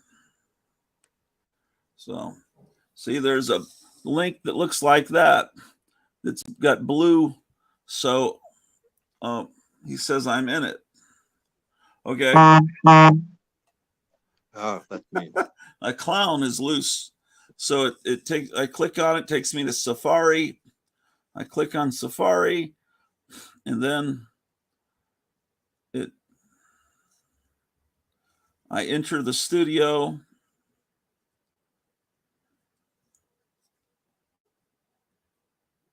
And I allow the camera mic access. I hit allow. And then I type in a name.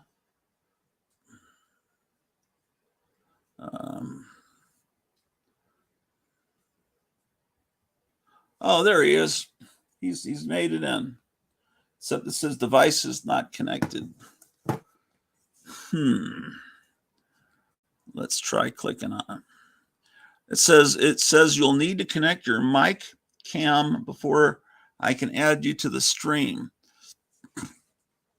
So is there a microphone or camera you can plug in? You're down there. I can click on you, except I can't fully click on you until you're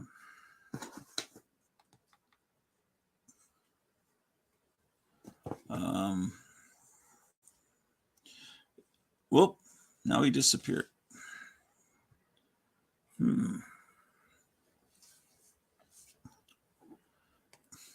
Oh, he came back, but it still says device is not connected.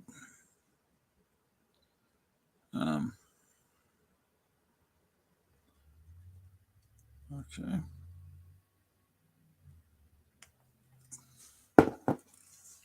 Oh, no, something's happening. Add to stage. Okay. Well, and he disappeared. Now it says device is not connected. Something almost happened where I could click on you. So whatever you were doing was a step in the right direction.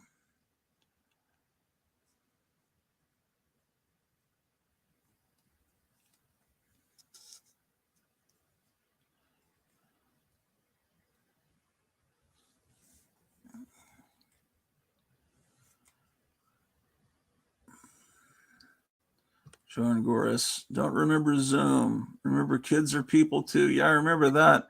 That was a national version of a local show called Wonderama. That was, that came on Sundays. 321 Contact had the Bloodhound Gang as a group of detectives. I don't know, never saw it. The link is blue highlighted in the chat, said Fester. There was this show, and I don't know if any of you guys remember this. I think it was called The Big Blue Marble, or there might be two I'm thinking of. There was The Big Blue Marble, and then there was it called The American Gumball Machine or something? I remember both of those, the opening credits, but I never got past the opening credits. But I remember the theme was like playing. Yeah, sorry. It was like a news magazine for kids that had anchors and field reporters, and they would do stories, and it was all kids. And I remember really liking that show when I was a kid, because I wanted to be a broadcaster when I was like 9 or something. I was thinking, wow, this is cool. I want to be the kid with the microphone doing the interviews or whatever. Huh.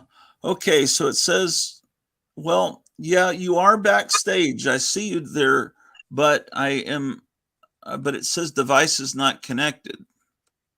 So that means, when I hover over it, it says they will need to connect their microphone / camera before I can add them to the stream. So I don't connect anything.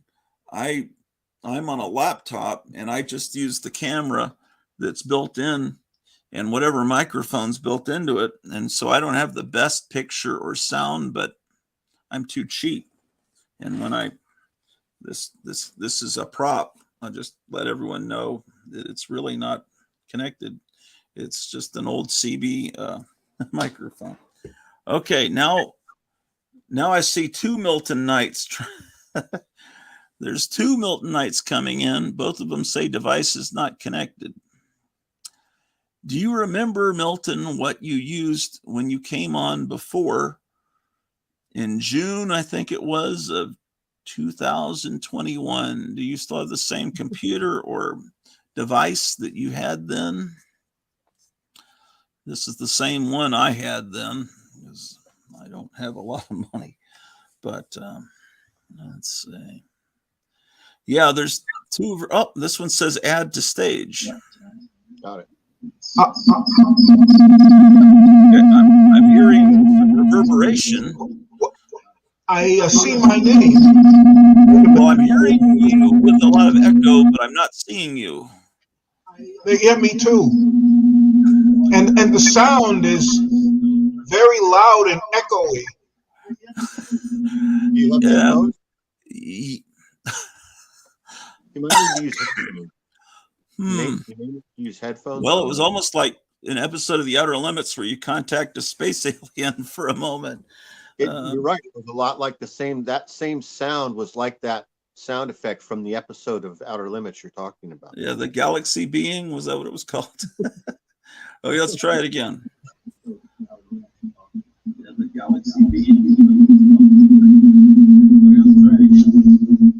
I'm sorry, I'm amused by technical difficulties. I guess it's better than being stressed. I always thought it was funny on TV shows when things went wrong. Let's see. Ha ha ha! He is coming from Mars. He is double connected. Yeah, are you trying to get on through two different devices?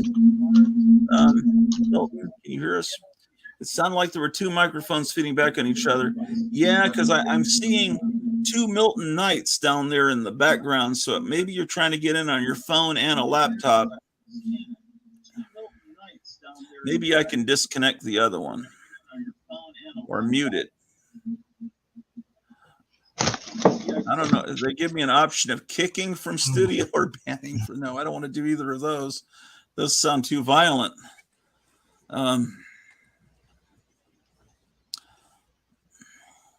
Well, I don't hear your volume anymore in his background, so that's a good sign. Right. I hear some clicking. Is that coming from you, Meyer, or is that from Milton? I think it's Milton. Maybe he's typing to me. I should look and see.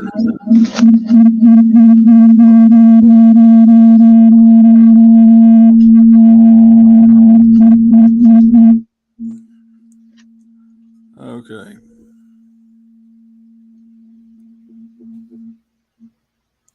It says I'm in the show. Well, you are in the show. All we have is for summary. Let me see if there's anything I can do on my end here. No, that's muting. What do these dots do? No.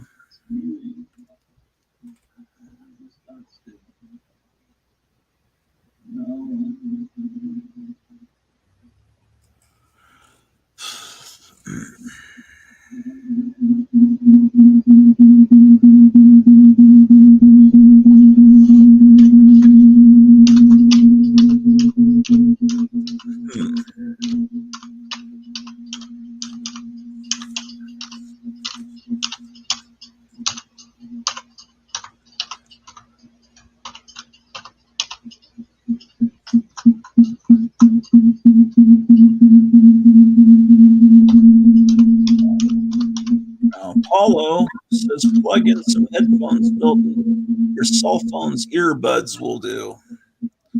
You're assuming that someone who listens to 1920s music has earbuds.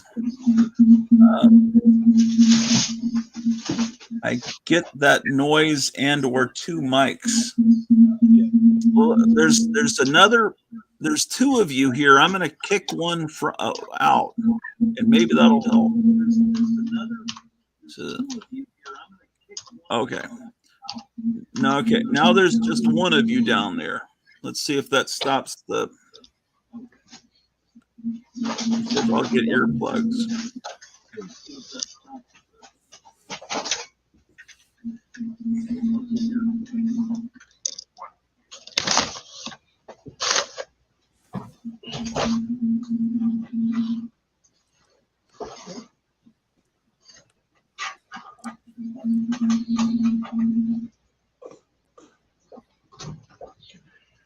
Maybe I should find the old episode and see what we did back then.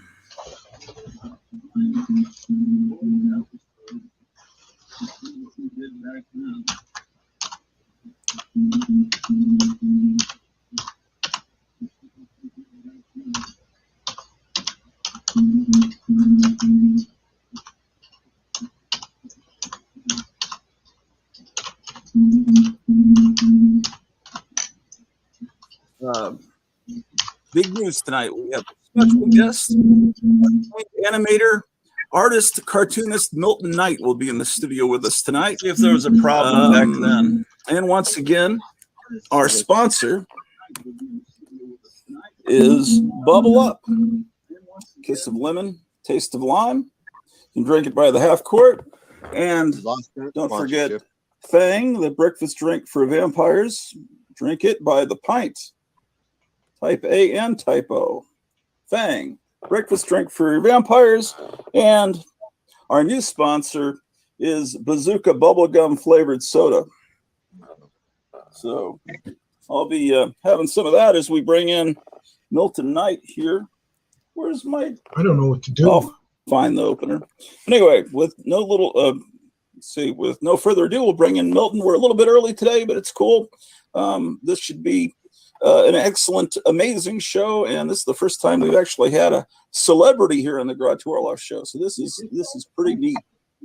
Let's see. So Milton Knight, come on in. Hi. Hi. Hey, this is actually working. It's good we tested this earlier, and we started talking before we were almost doing a show, and I said, well, let's just wait, because otherwise we'll be trying to recreate this conversation. So one of the great things about the night. Can you hear me? Is Yes. Everything is going bad and leaking in the background. Yeah, I can hear you fine. I was looking at the old episode to see if we had a connection problem last time and how we solved it, but apparently we solved it before I went on the air, which would have been a smart thing for me to do.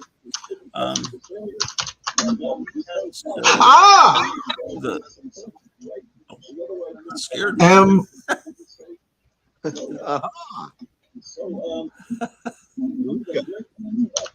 Can you hear me?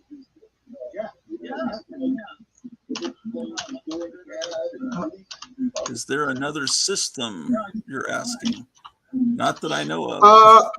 My sound is delayed, and I'm hearing two mics at once. Okay. I think you have. Did you try to get on your phone and then decide to switch to another device, and they're both connected? Or do you have YouTube? You can't have YouTube open. Oh, because you're probably getting feedback. Yes. That's one thing I know. My sound is delayed, and I'm hearing two mics at once. And I just cut off YouTube except for this page. That should do it. And then turn the volume down on any other devices. That will help too. That should do it.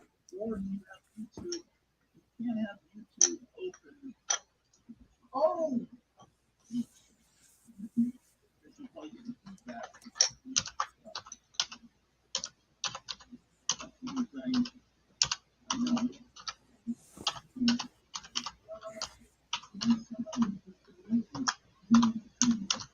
Can you hear us okay through headphones or earbuds, Milton? And I just cut off YouTube except for this page. That should do it. And then turn the volume down on any other. Okay. Where should I turn it down? Because I cut off my speaker entirely. Well, I'm not hearing echo anymore. It sounds good now. I did it. I think that worked. Can you hear us in real time, or is there a delay? I can hear you now. Okay, so we fixed the sound. Now we got to fix the video. Yeah, I do, but I either have to have the camera in or the earbuds. It doesn't give me a choice. They both go into the same, outlet. Oh. Well, try putting the camera on and seeing if you can just hear through the speaker of your computer or phone. I can't believe this. Yeah, Paulo is saying, it's okay. Do not listen through YouTube, Milton, says Paulo Costa in the chat.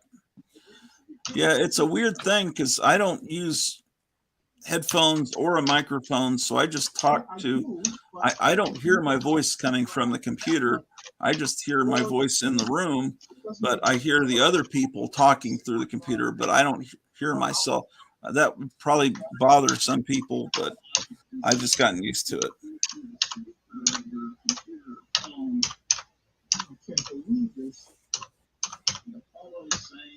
That's okay. Do not listen for YouTube, Milton says. Yeah, it's a weird thing. headphones or a microphone, so I just talk through. I don't hear my voice coming from the computer. I just hear my voice in the room, but I hear the other people talking through the computer, but I don't hear myself. That probably bothers some people. I just got used to it.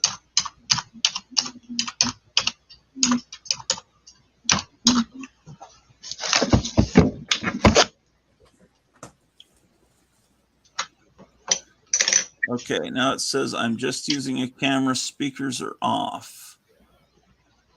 Okay, that's good.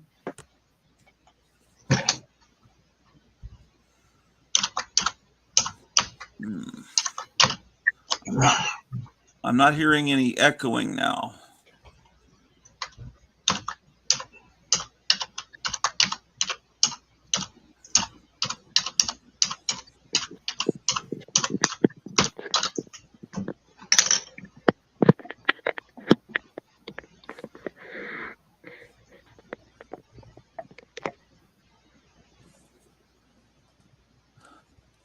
Apollo says, listen only through StreamYard. You always need the headphones anyway. You can select both a camera and a microphone from the settings button on the lower left. I don't use headphones. Myra, are you using headphones? No, I mean, you just haven't, if you don't care about your sound quality, I guess. I don't. For some reason, I've never. I mean, I guess I could have a more professional show if I had headphones, possibly. I don't. It's just that would phone. also cost money. I've ever done on YouTube is just the same phone, which is like a 10-year-old phone. He's not on anymore. Let me put him back. There we go. Okay.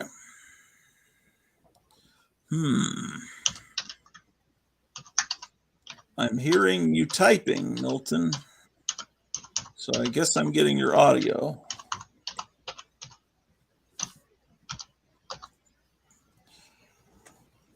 I feel like I just got this charger, right? So how long are these chargers supposed to last? I feel like I've had this charger for 6 months, and that's a pretty good life. Wait, for a charger, a cell phone charger plugs into my phone. I think it died about. I mean, I need to check Amazon and see when I ordered the last one. But why? Like, is it? It just breaks down because I bend the cord, and then bending the cord will do it. A pet chewing on it. I don't have any pets. I mean, hostages. So someone could have been chewing on it. It might have been a prisoner. Yeah. But no, I don't have anybody chewing on my cords. No rodents or pests. It says an X sign over start cam. Can you guys get this together? What the fuck is going on here? Dust. Sorry, I'm on edge. Different coffee brand. So I'll restart the computer. Oh, that could work.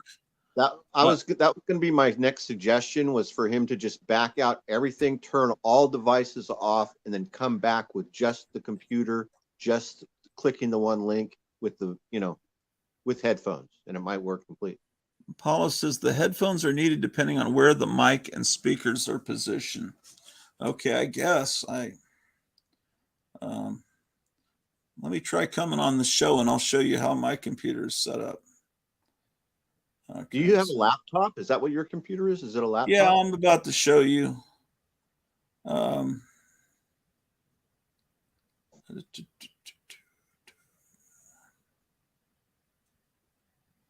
I should put the link at the bottom of the chat so that he can more easily see it.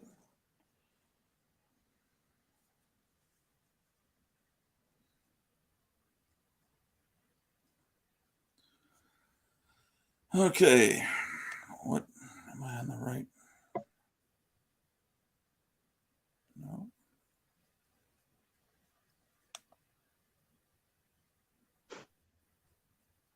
Got these great sunglasses recently. Look at these. They even work over my regular glasses. Look at that. Oh.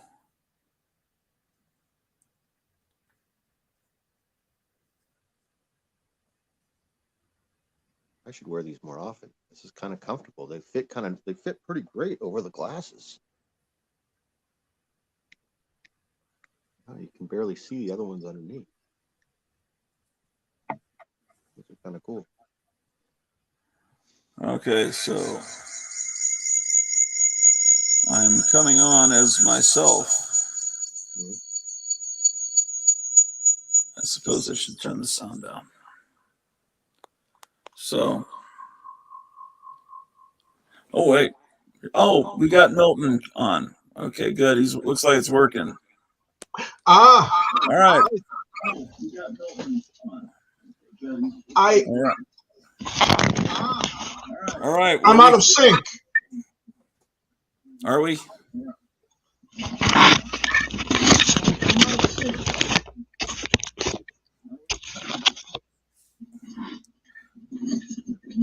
Well, we can see you now.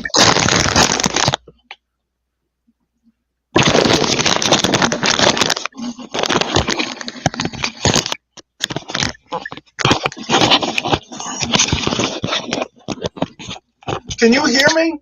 Yes. Okay, good. It's out of it's in sync now. Let me hook it up. Okay, good. It's in sync now. Now it's out of sync. Oh man. Well, how about now? How about it? I'm out. How about now? How about it? Well, it looks good. Can you hear us? Well, it looks good. Can you hear us? We're not syncing up. I can hear you. Can you turn the volume down on that device that we can hear coming through? I can hear you. Down on that device that we can hear coming through. Let's see. Okay. Audio. Let's see. Audio echo. How about now? No, you're sounding good now. I'm not hearing any echo. Are you hearing us? How about now? There's still an echo. I'm behind you. My voice is coming through, but it's not. We're not in sync. I'm behind. Yeah, I wonder how we can fix that. Hey, can you back out and come back in one more time? Let's try and back out and come back in one more time and see if it connects in sync. Did you hear what he said? Try backing out and coming back in one more time. Okay.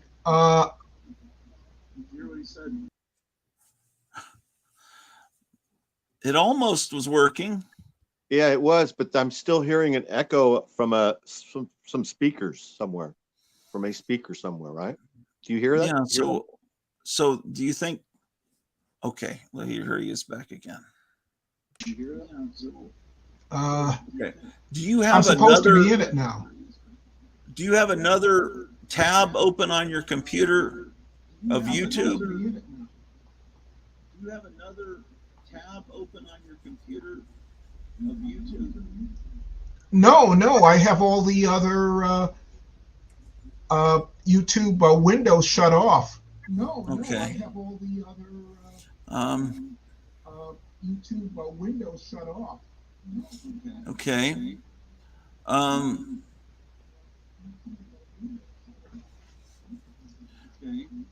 I don't know what to do. I mean, I'm here. Yeah, I know. What about if you don't use the headphones and you just? That was going to be my next suggestion. How about unplugging the headphones? Okay, I removed the headphones. And unplug them too. Okay, Unplug the headphones.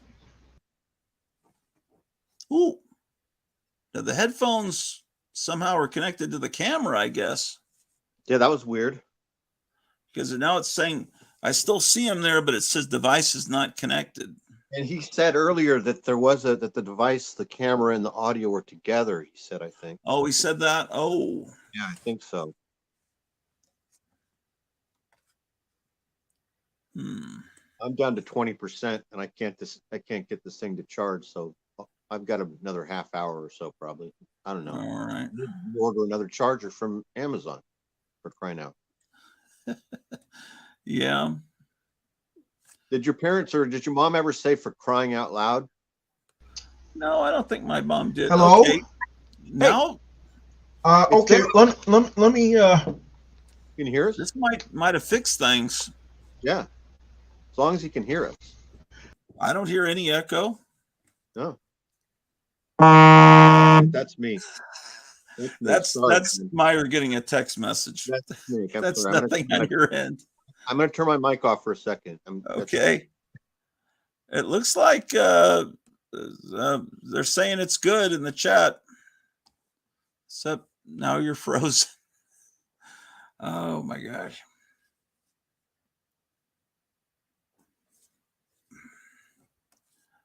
It was working.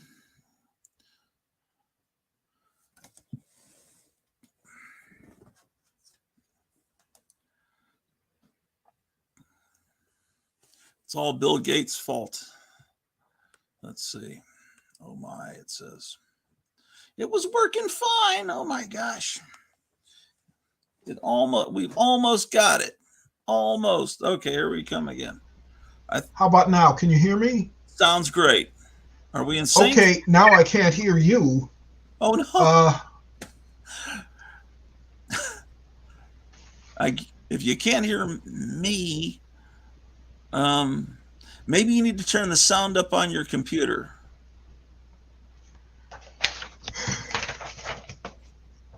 Oh, you can't hear me. So how can I communicate? I could write it on a piece of paper. Oh, see, yeah, that's, what does it say? Wait, hold on. Okay. Maybe, what is it?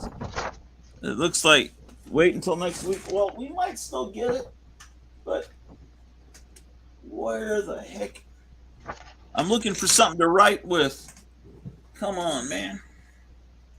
No,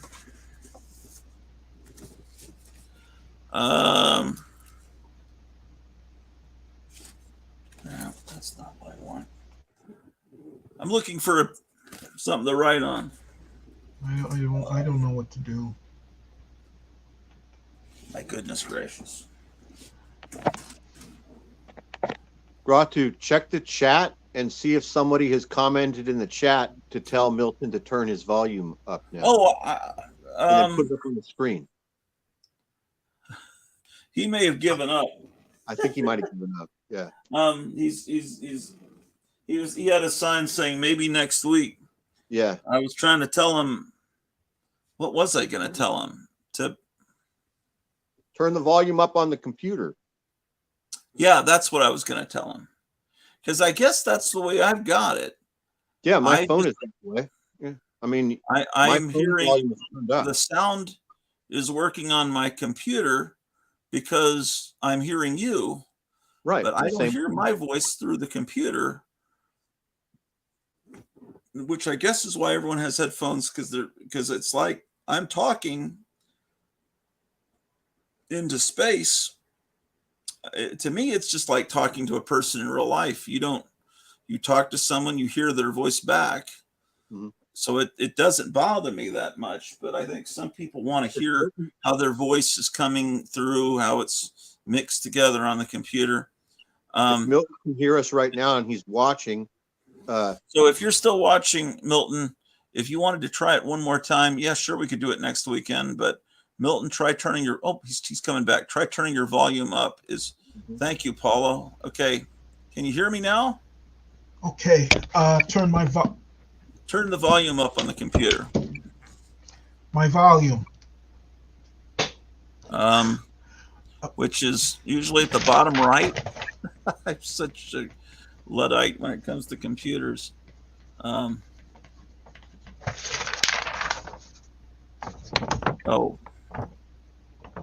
It says what volume, which volume? Isn't there the volume where you he can't hear me.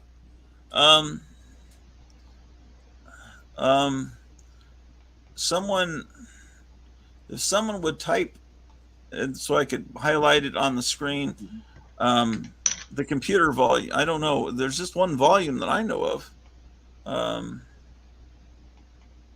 um, so let's see. Turn up your volume. Milton says Last Avenger. Moon Dust says we hear him fine. Moon Dust says the internet has been strange today. Solar flares. Um, hmm. uh, just Hello? Hello? turn up the sound on the computer. So, yeah, I just have to fix it so I can hear you because I can't. Okay. I'm not sure.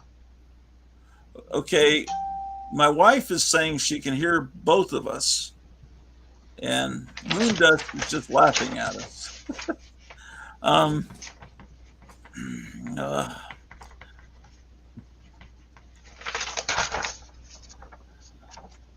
I can't hear you. Yes, I probably need to type through the phone. What do I need to tell Milton to do, guys? Help me with this. I have no clue. Does he have speakers on his desktop that are connected? Okay, And someone plugged type that into? question into the chat so I can put it on the screen, Does he please. need speakers plugged into the device that's connected to Streamlabs so that he can hear us? So Oh, he needs the. okay. I guess I have a speaker built into my laptop, but maybe not everyone does. Could And someone type that in? I'm at 15% and I'm red, so Okay. I gotta Okay. go. Oh, my wife says it's Milton that can't hear Gra too.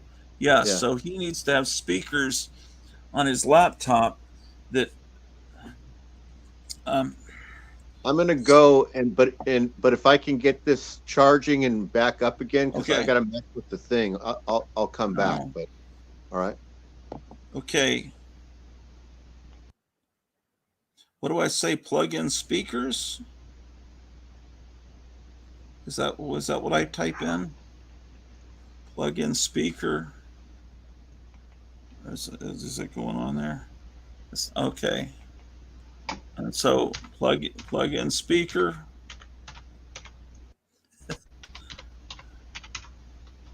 And Justin says, do you have speakers on your computer, Milton?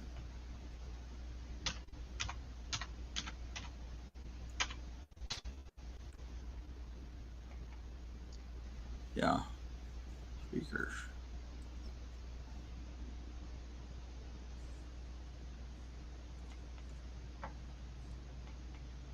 Hello? Hello, can you hear me? Yeah, Oh, you can hear me now? Oh no, he's answering yes. Uh, um, if so, fiddle with your speakers or sound, Milton. Oh, he's gone. Yay! Well, she's not yaying that he's gone. Um, I I'm not sure how StreamYard works. I mean, I just have been doing it for about 3 years and or a little less than that, and it just might be the way that my computer's set up. It's just I don't even know where the speakers are on this thing. I can't even see them. Are they down at the bottom? Somehow sound comes out of this stupid thing. I think they're built at the bottom of the thing. Oh, she was yaying because she thought it was fixed for a second. No, he wasn't answering. He could hear me. He was answering, yes, he has speakers, not yes, I can hear you. Call AOL support. Yeah. Oh boy. Maybe you guys can test this offline. that what would be the fun in that?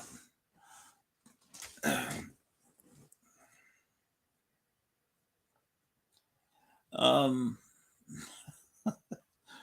my goodness gracious me.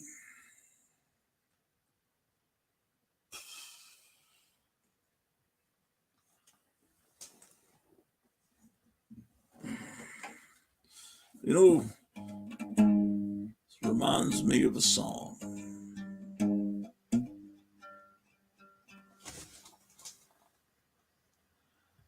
No fun in that. Colty, come on, LOL. I hope Milton restarts his computer. Well, he did restart it. Right now, he's showing as a person down at the bottom, but it says device is not connected.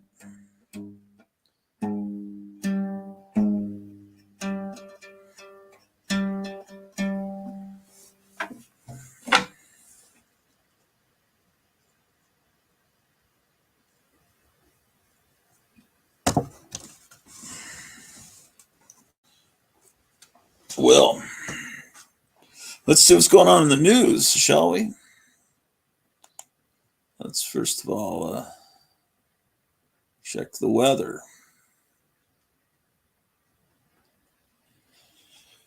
Here in rural Retreat, Virginia, it's 65 degrees, mostly sunny. Let's see, what's the high temperature going to be today? Well, it's already at the high. Tomorrow, it's going to be between 40 and 66 degrees. 100% chance of rain on Wednesday. Yes.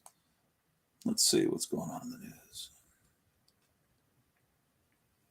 Maybe there's some massive outage in the internet.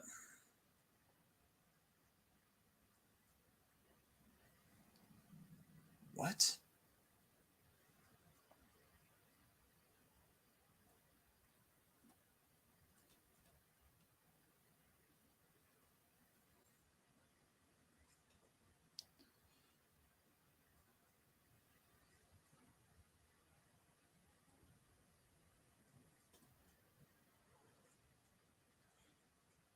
We had some strong wind out there today, ladies and gentlemen. So what's going on out there in the comic book community? You guys all having fun today? Okay. It says huge rise in taxpayer-funded programs offering no-string handouts of up to $36,000. Okay, yeah, I'll take $36,000 from you. Yes. Let's see. Oh, he's responding here.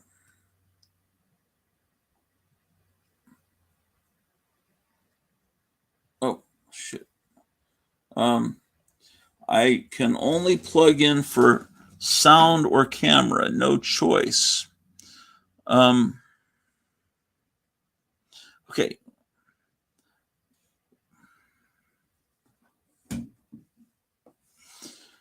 We could, I suppose if I wrote all the questions down, you could communicate as long as I could just hold up signs, and then you could respond. You could just talk, if I could just give you a general question, you could talk for a while.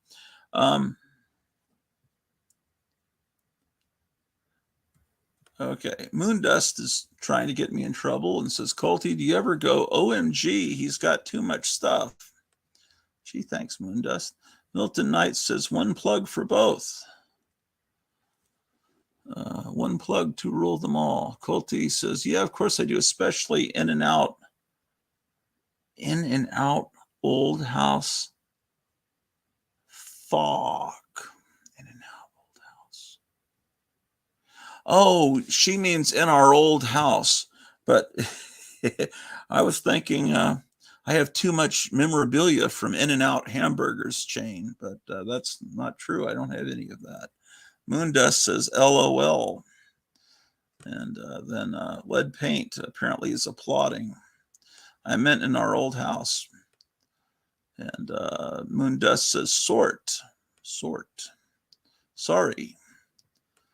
Just a typo. That reminds me of a song. Just a typo. All my plans and all my dreams. In-N-Out Hamburgers.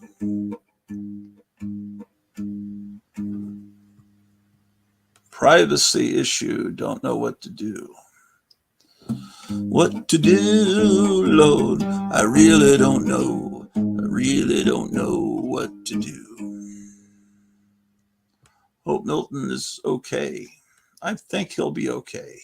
If this is the worst thing that ever happened to Milton, and it's a pretty good life. For the good life. Computers. You know, this reminds me of a song about a computer. Moondust was probably here just for the Milton interview. I don't think I've seen Moondust before in the chat. And he's got a Felix the Cat profile picture. So Milton Knight is famous for working on Felix the Cat, among many other things. And how do I pronounce that? Wago Wago says hello. Colty, am I pronouncing that name correctly? Is that a Spanish name? Huago, maybe Paulo can help me. Huago Wago. Life was so much easier before the internet.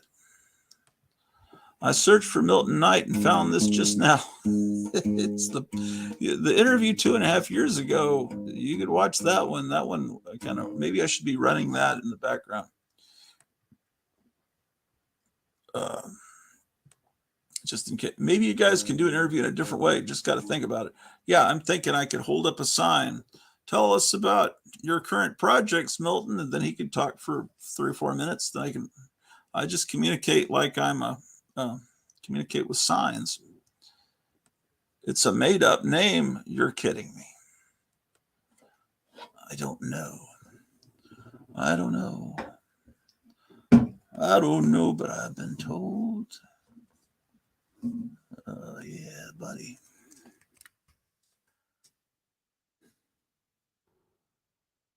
Okay, people are here because they were just happening to be searching up Milton Knight.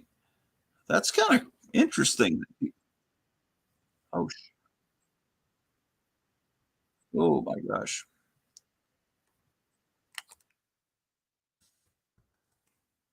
I almost said kind of cool. That would be bad.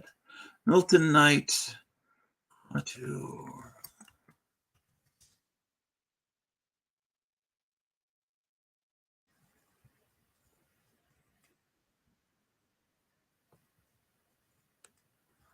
Okay.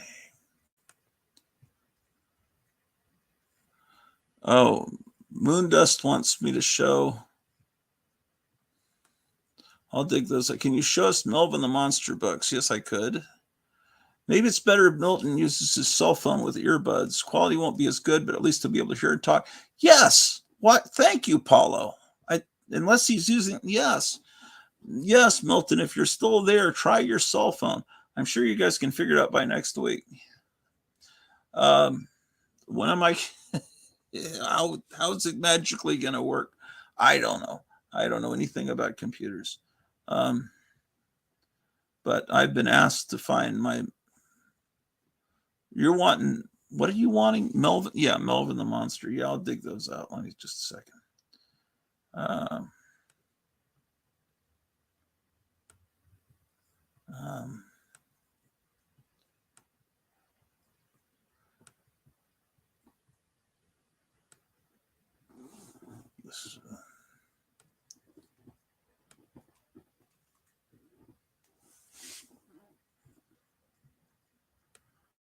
Yes, use your cell phone. That would be a great thing to do.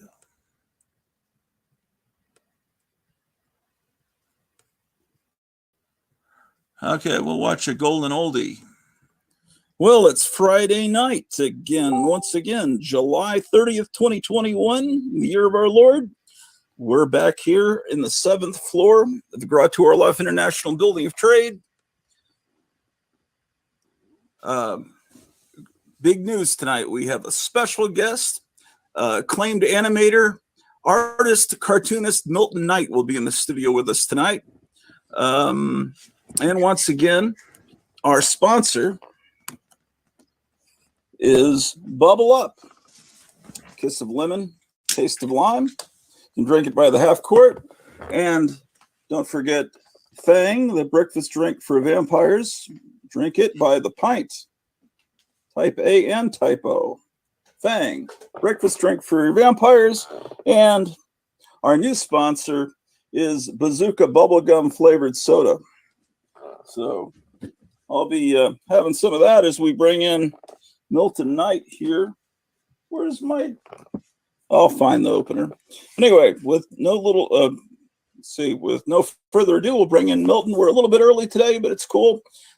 This should be an excellent, amazing show, and this is the first time we've actually had a celebrity here on the Garage Orloff show. So this is pretty neat. Let's see. So Milton Knight, come on in. Hi. Hey, this is actually working. It's good we tested this earlier. And we started talking, and we were almost doing a show. And I said, well, let's just wait, because otherwise we'll be trying to recreate this conversation. So one of the great things about the 1980s is that, it seemed like everything was going bad and bleak with popular culture. And then it seemed to be an explosion of things coming along that I had never seen. And your art, you emerged in the middle of that. But I was telling you earlier, I grew up with cartoons. I watched Popeye every day at 3:30, Popeye and Friends down in San Antonio. And it was the color Popeyes because the local stations had no use for the old black and white cartoons. And then all of a sudden, in the 80s, local stations started to play the old black and white Fleischer cartoons, and VHS was out, and I got to have a whole cassette of Fleischer's Superman cartoons. And it was just, all of a sudden, it's like, I always loved Popeye, but I didn't know it was this great. Yeah. It's like all these people that saw that Fantastic Four movie a few years ago. Oh, that was great. And it's like, wait, have you ever read the comics from the 60s? Right. Yeah, I was just running an old interview because from 2021, because until we get this fixed. My wife points out 2021. I can't believe 3 years have passed. My wife points out. Yeah, that was during the pandemic. Lead Paint says, are you a hippie now, Milton? Okay. Can you switch over to a cell phone? You know what I was wondering? I used to have this giant. Where did that go? I used to have one of those. I bought it at a garage sale for like $2. One of those giant cell phones, the first ones that used to cost $1,000. It was hilarious looking. And I'm wondering where that is. Because, we've moved, and sometimes I'll think of something. And what link is the cell phone? Oh, okay. You just have to. Okay, he's saying hello. Sorry, Milton. You've got to go to my YouTube on your cell phone and go to this show. God, I look crazy in that old interview. And then I put the link there again at the bottom of the chat. And on your cell phone, you just click on the link. Here, I'll show you how it's done. I just click on YouTube, and then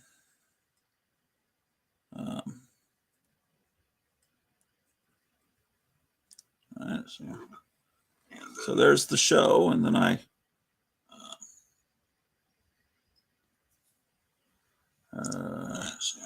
click on the link, and then I just click on Safari, and then I'm in StreamYard.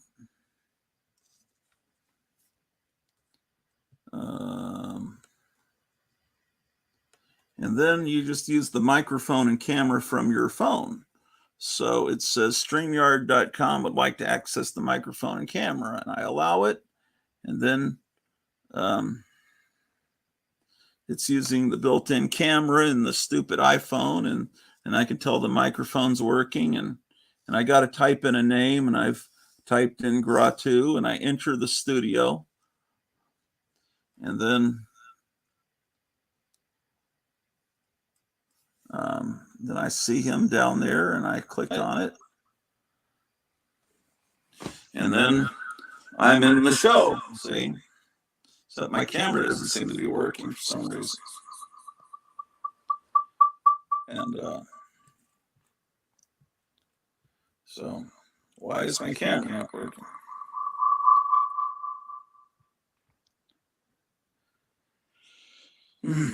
I found the Mill of the Monster comics, but I was distracted. So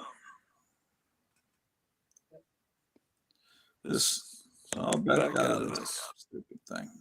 What's wrong with you? Okay, so I'm laughing because I see 18 people are watching. That's hilarious. Okay, so I click on the show that says live because I see 18 people are watching. That's hilarious. Okay, then I click on the blue link. Then I go to Safari. Entering the studio. Allow the camera and microphone. All right, so what's wrong? Do I have the right Wi-Fi? Yes. Okay, stupid. What is wrong here, man? Maybe there is some horrible plot to destroy the internet today.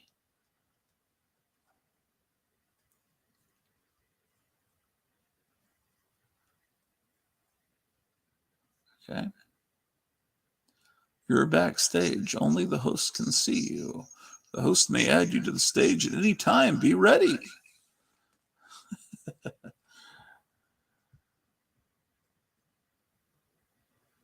Okay. Moondust says, oh my. Milton Knight says, I'm not on screen.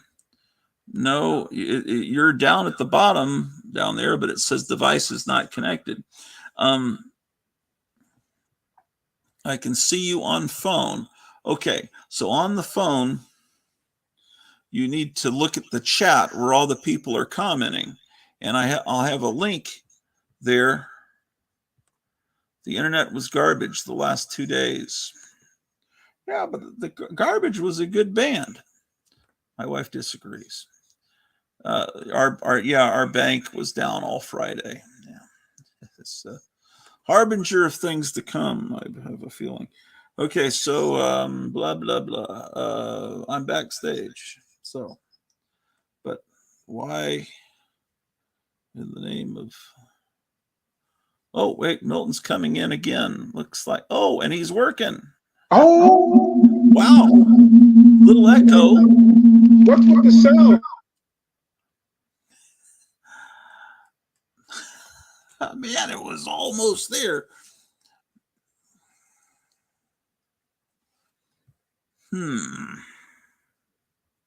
He almost had it, but I think we may have it. He just has to turn the sound down on his phone, and I think we'll actually be able to do this interview. This is live. Because I see 18 people are watching. It's hilarious. Okay. No one's ever done an interview with that amount of echo. It would probably be amazing. I don't know why I can't get the camera to work on my phone. It's never failed me before. Oh, there it's working. Amazing. Okay, so I'll enter the studio. Okay, so maybe we've got the internet working. Yeah.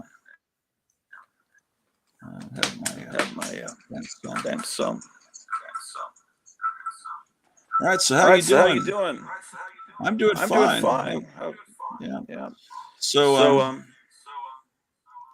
let's see. I'll read one comment and then you read the next. Let's see. Moondust says, I think the aliens are coming. We'll be invaded. And yeah. And Wago says, whoa. And Colty McNulty says, a lot of echo. Yeah. And she says,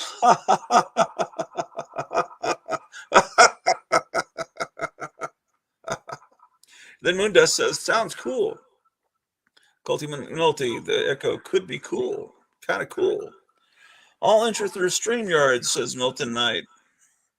Kind of spacey. Sounds spacey, says Moondust. But I am stoned. This anti-gratuit shit drives me crazy, but it's funny. Oh my gosh. I'm like a skunk, man. Why is it like all white here, like right in one spot? Does any of the rest of you old codgers have this problem? It's like a insanity, man.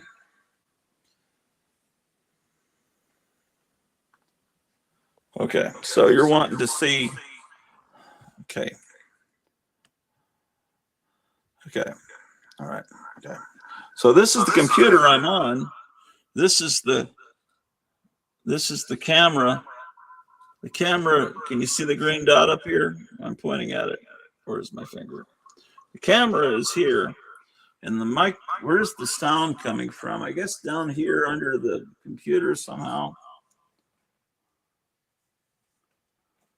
What are people talking about? Woggo, point the camera up your nose. Don't be perverted. Cool dude. To get the Gil Kane shot. No, that's not good. But there you go. All right, let's go over here and find those Melvin the Monster comics. Oh, no, they're over here. Make sure you shop at Gotham City Comics in Mesa, Arizona. Our sponsor.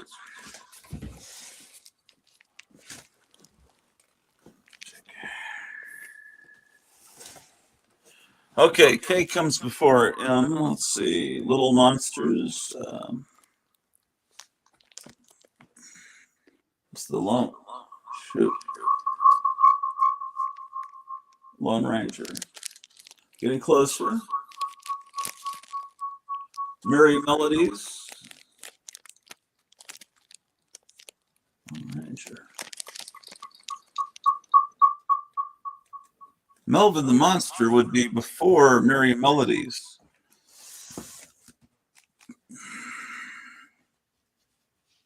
Oh, look at that. Like a halo effect. Oh.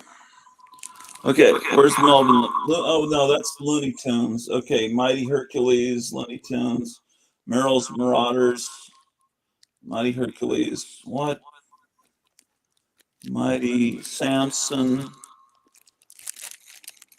Monsters. Where's Melvin the Monster? Maybe Melvin the Monster is not. Melvin the Monster, was it Dell? Maybe I have it in another box. Lone Ranger. Tonto. Looney Tunes. Merry Melodies. Looney Tunes. Looney Tunes. Ridiculous.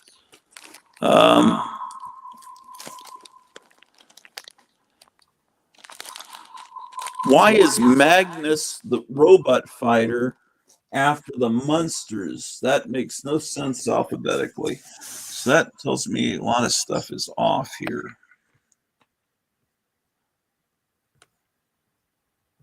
Oh, okay, really?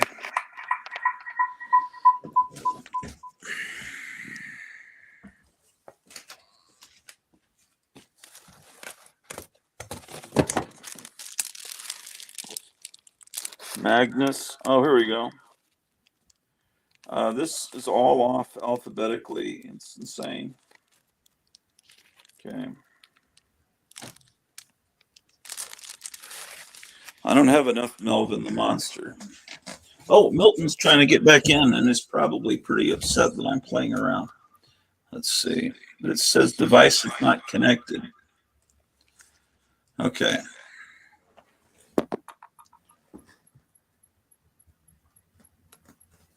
So, there's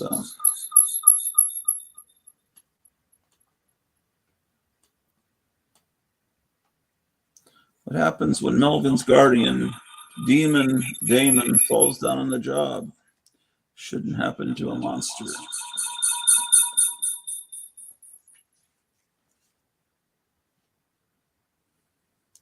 I don't have a complete run. I wish I had more of these. Oh, I have 2 copies of this issue. The little snake laughing.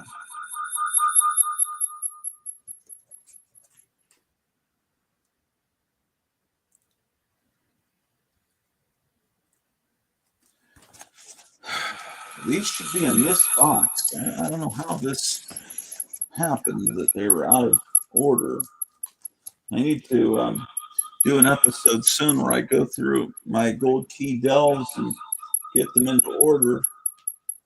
Okay, Looney Tunes, Merrill's Marauders.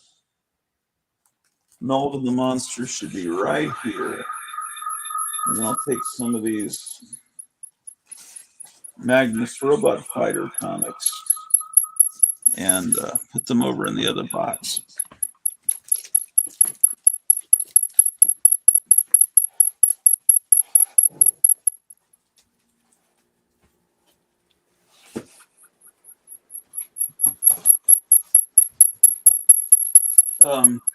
The echoes caused by my alternate identity being on.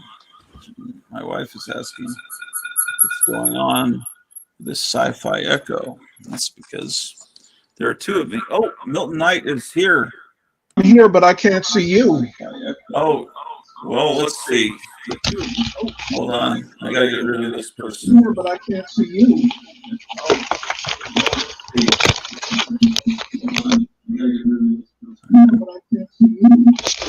Okay. I can see you. Can you hear me? I can hear you. Oh, cool. We're in sync. It looks like the phone was the way to go. There sounds like Are a we weird echo. in sync? Well, I'm coming Oh, through. cool. We're in sync. It looks like the phone was the way to go. Okay, what about the sound? Well, I'm coming through. Well, there's still pretty substantial echo. Wait a minute. How about now? Perfect. Spoke too soon. It almost Yeah, you get away with the echo for a second. How about now?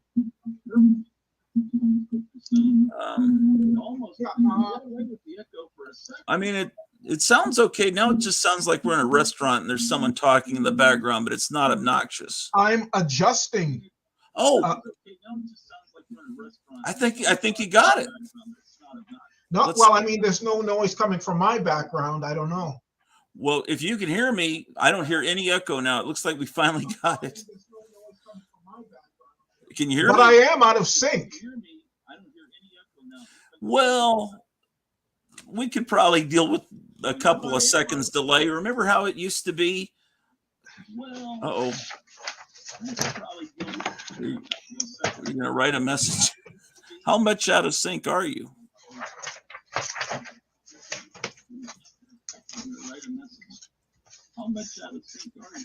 Can you hear me now? I can hear you. Are we in sync? It sounds like it. I mean, to me, can you hear me in sync? I'm a little out of sync. Well, it'll just be like a kung fu movie, maybe. It's better than it was. Let's see what this does. A little out of sync. Yeah. But as long as we can communicate, maybe we'll be okay. I think. And I hear you twice. Well, there's no echo on your voice. You're coming through okay. So, there's no echo on your voice. You're coming through okay. So, you think it'll work? I don't know, man. You're using your cell phone now? Actually, no. I had to resort to the phone again. Oh, okay. No. Actually, no. All right. I had to resort. Well, so What projects have you been working on lately? You're saying you've been doing a lot of commissions. What projects have you been working on? And I hear you twice. Saying you've been doing a lot of commissions. Yeah. I hear you twice. Not sure what to do about that. Yeah.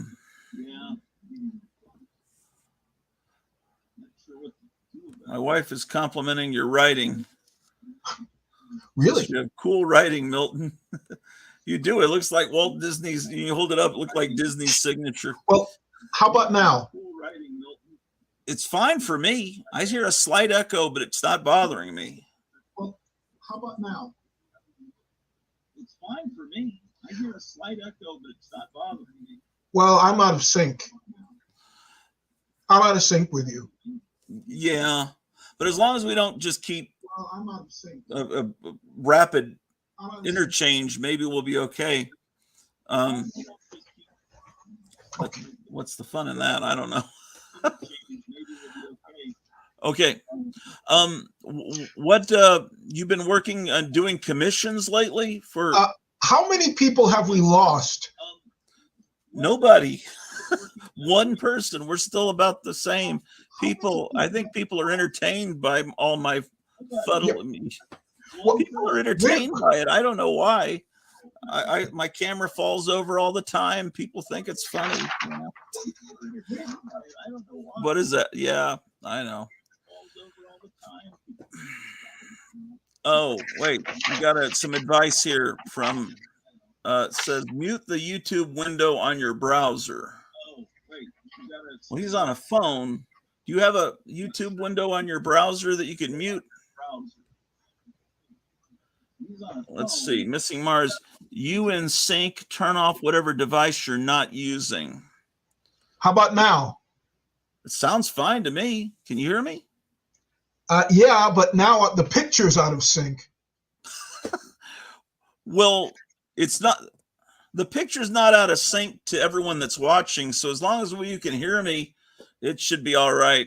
Because what I'll do is when you're talking, I'm going to have you fill the screen, so people won't notice anything like that. Okay. I'm sorry about all. I don't know anything about. It's kind of computers. disorienting seeing my voice. Yes. And well, if I give you full screen, you won't be as confused by it. Okay. Yeah, that'll probably solve it. So anyway, Milton Knight, to me, you're just this amazing animator, cartoonist. I've been following you for years. You should be a millionaire. I don't know anything about Sonic, but apparently you how do you become a millionaire? I mean, well, because the billionaire, maybe Robotnik, I don't know. Every 5-year-old, 10-year-old wears that stuff on their backpack. You know, it seems like you invent a character like that, but I guess that's been the history of comics and animation. Is people? I mean, to me, you should. There should be some substantial money in that, but it doesn't matter. I mean, your career's been amazing. I didn't create the character. I just redesigned him. If we're going to go into that way, I mean, like the person who first did him should have the millions, and I'm sure he doesn't.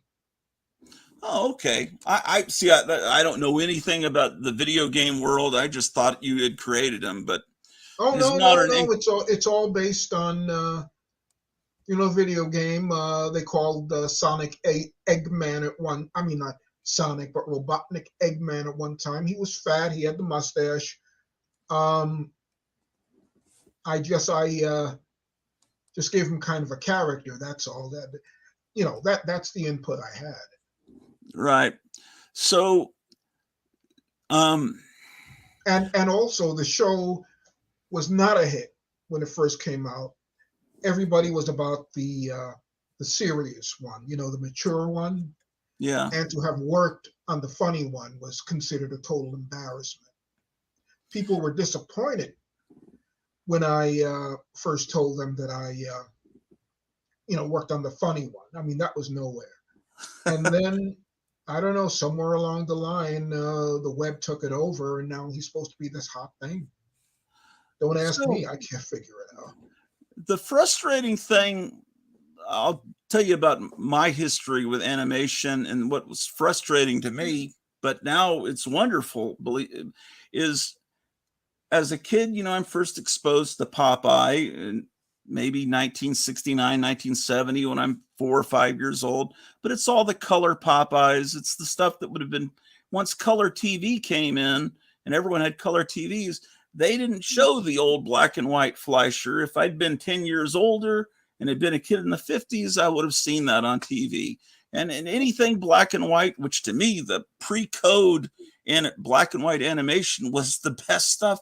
And all of that was gone from television. So I grew up seeing the later Popeye, which I love, but I didn't know what it could be.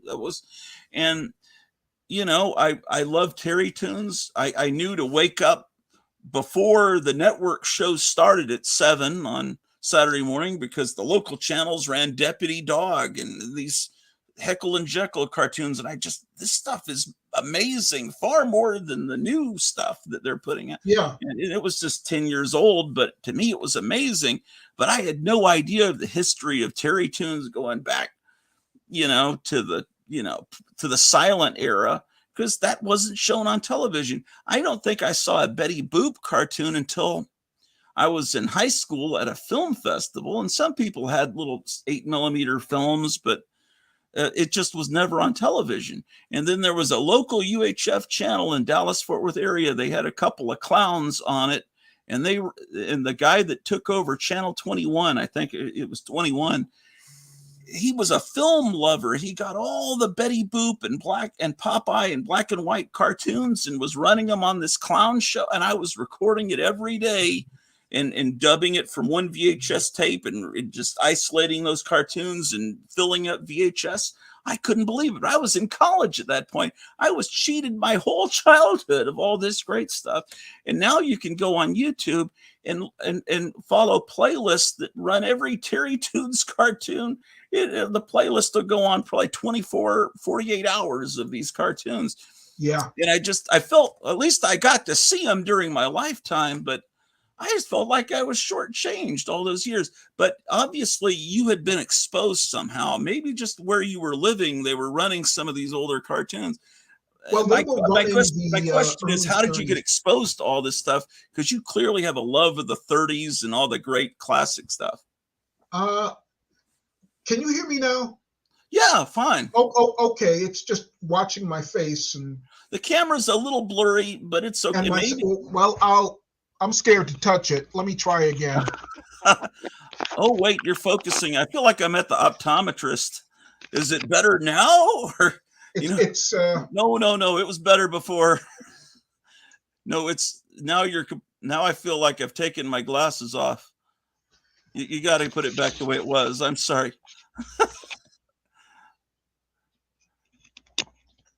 See, we're so out of sync that when I straighten the camera out for me, it looks bad for you. Oh boy, maybe you know what I mean. I'm so behind that I am not knowing when you're getting it correctly.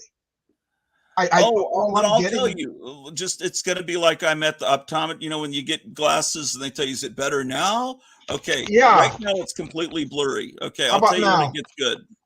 No, it's not good now. No. How about now? No. How about now? No. Tell me.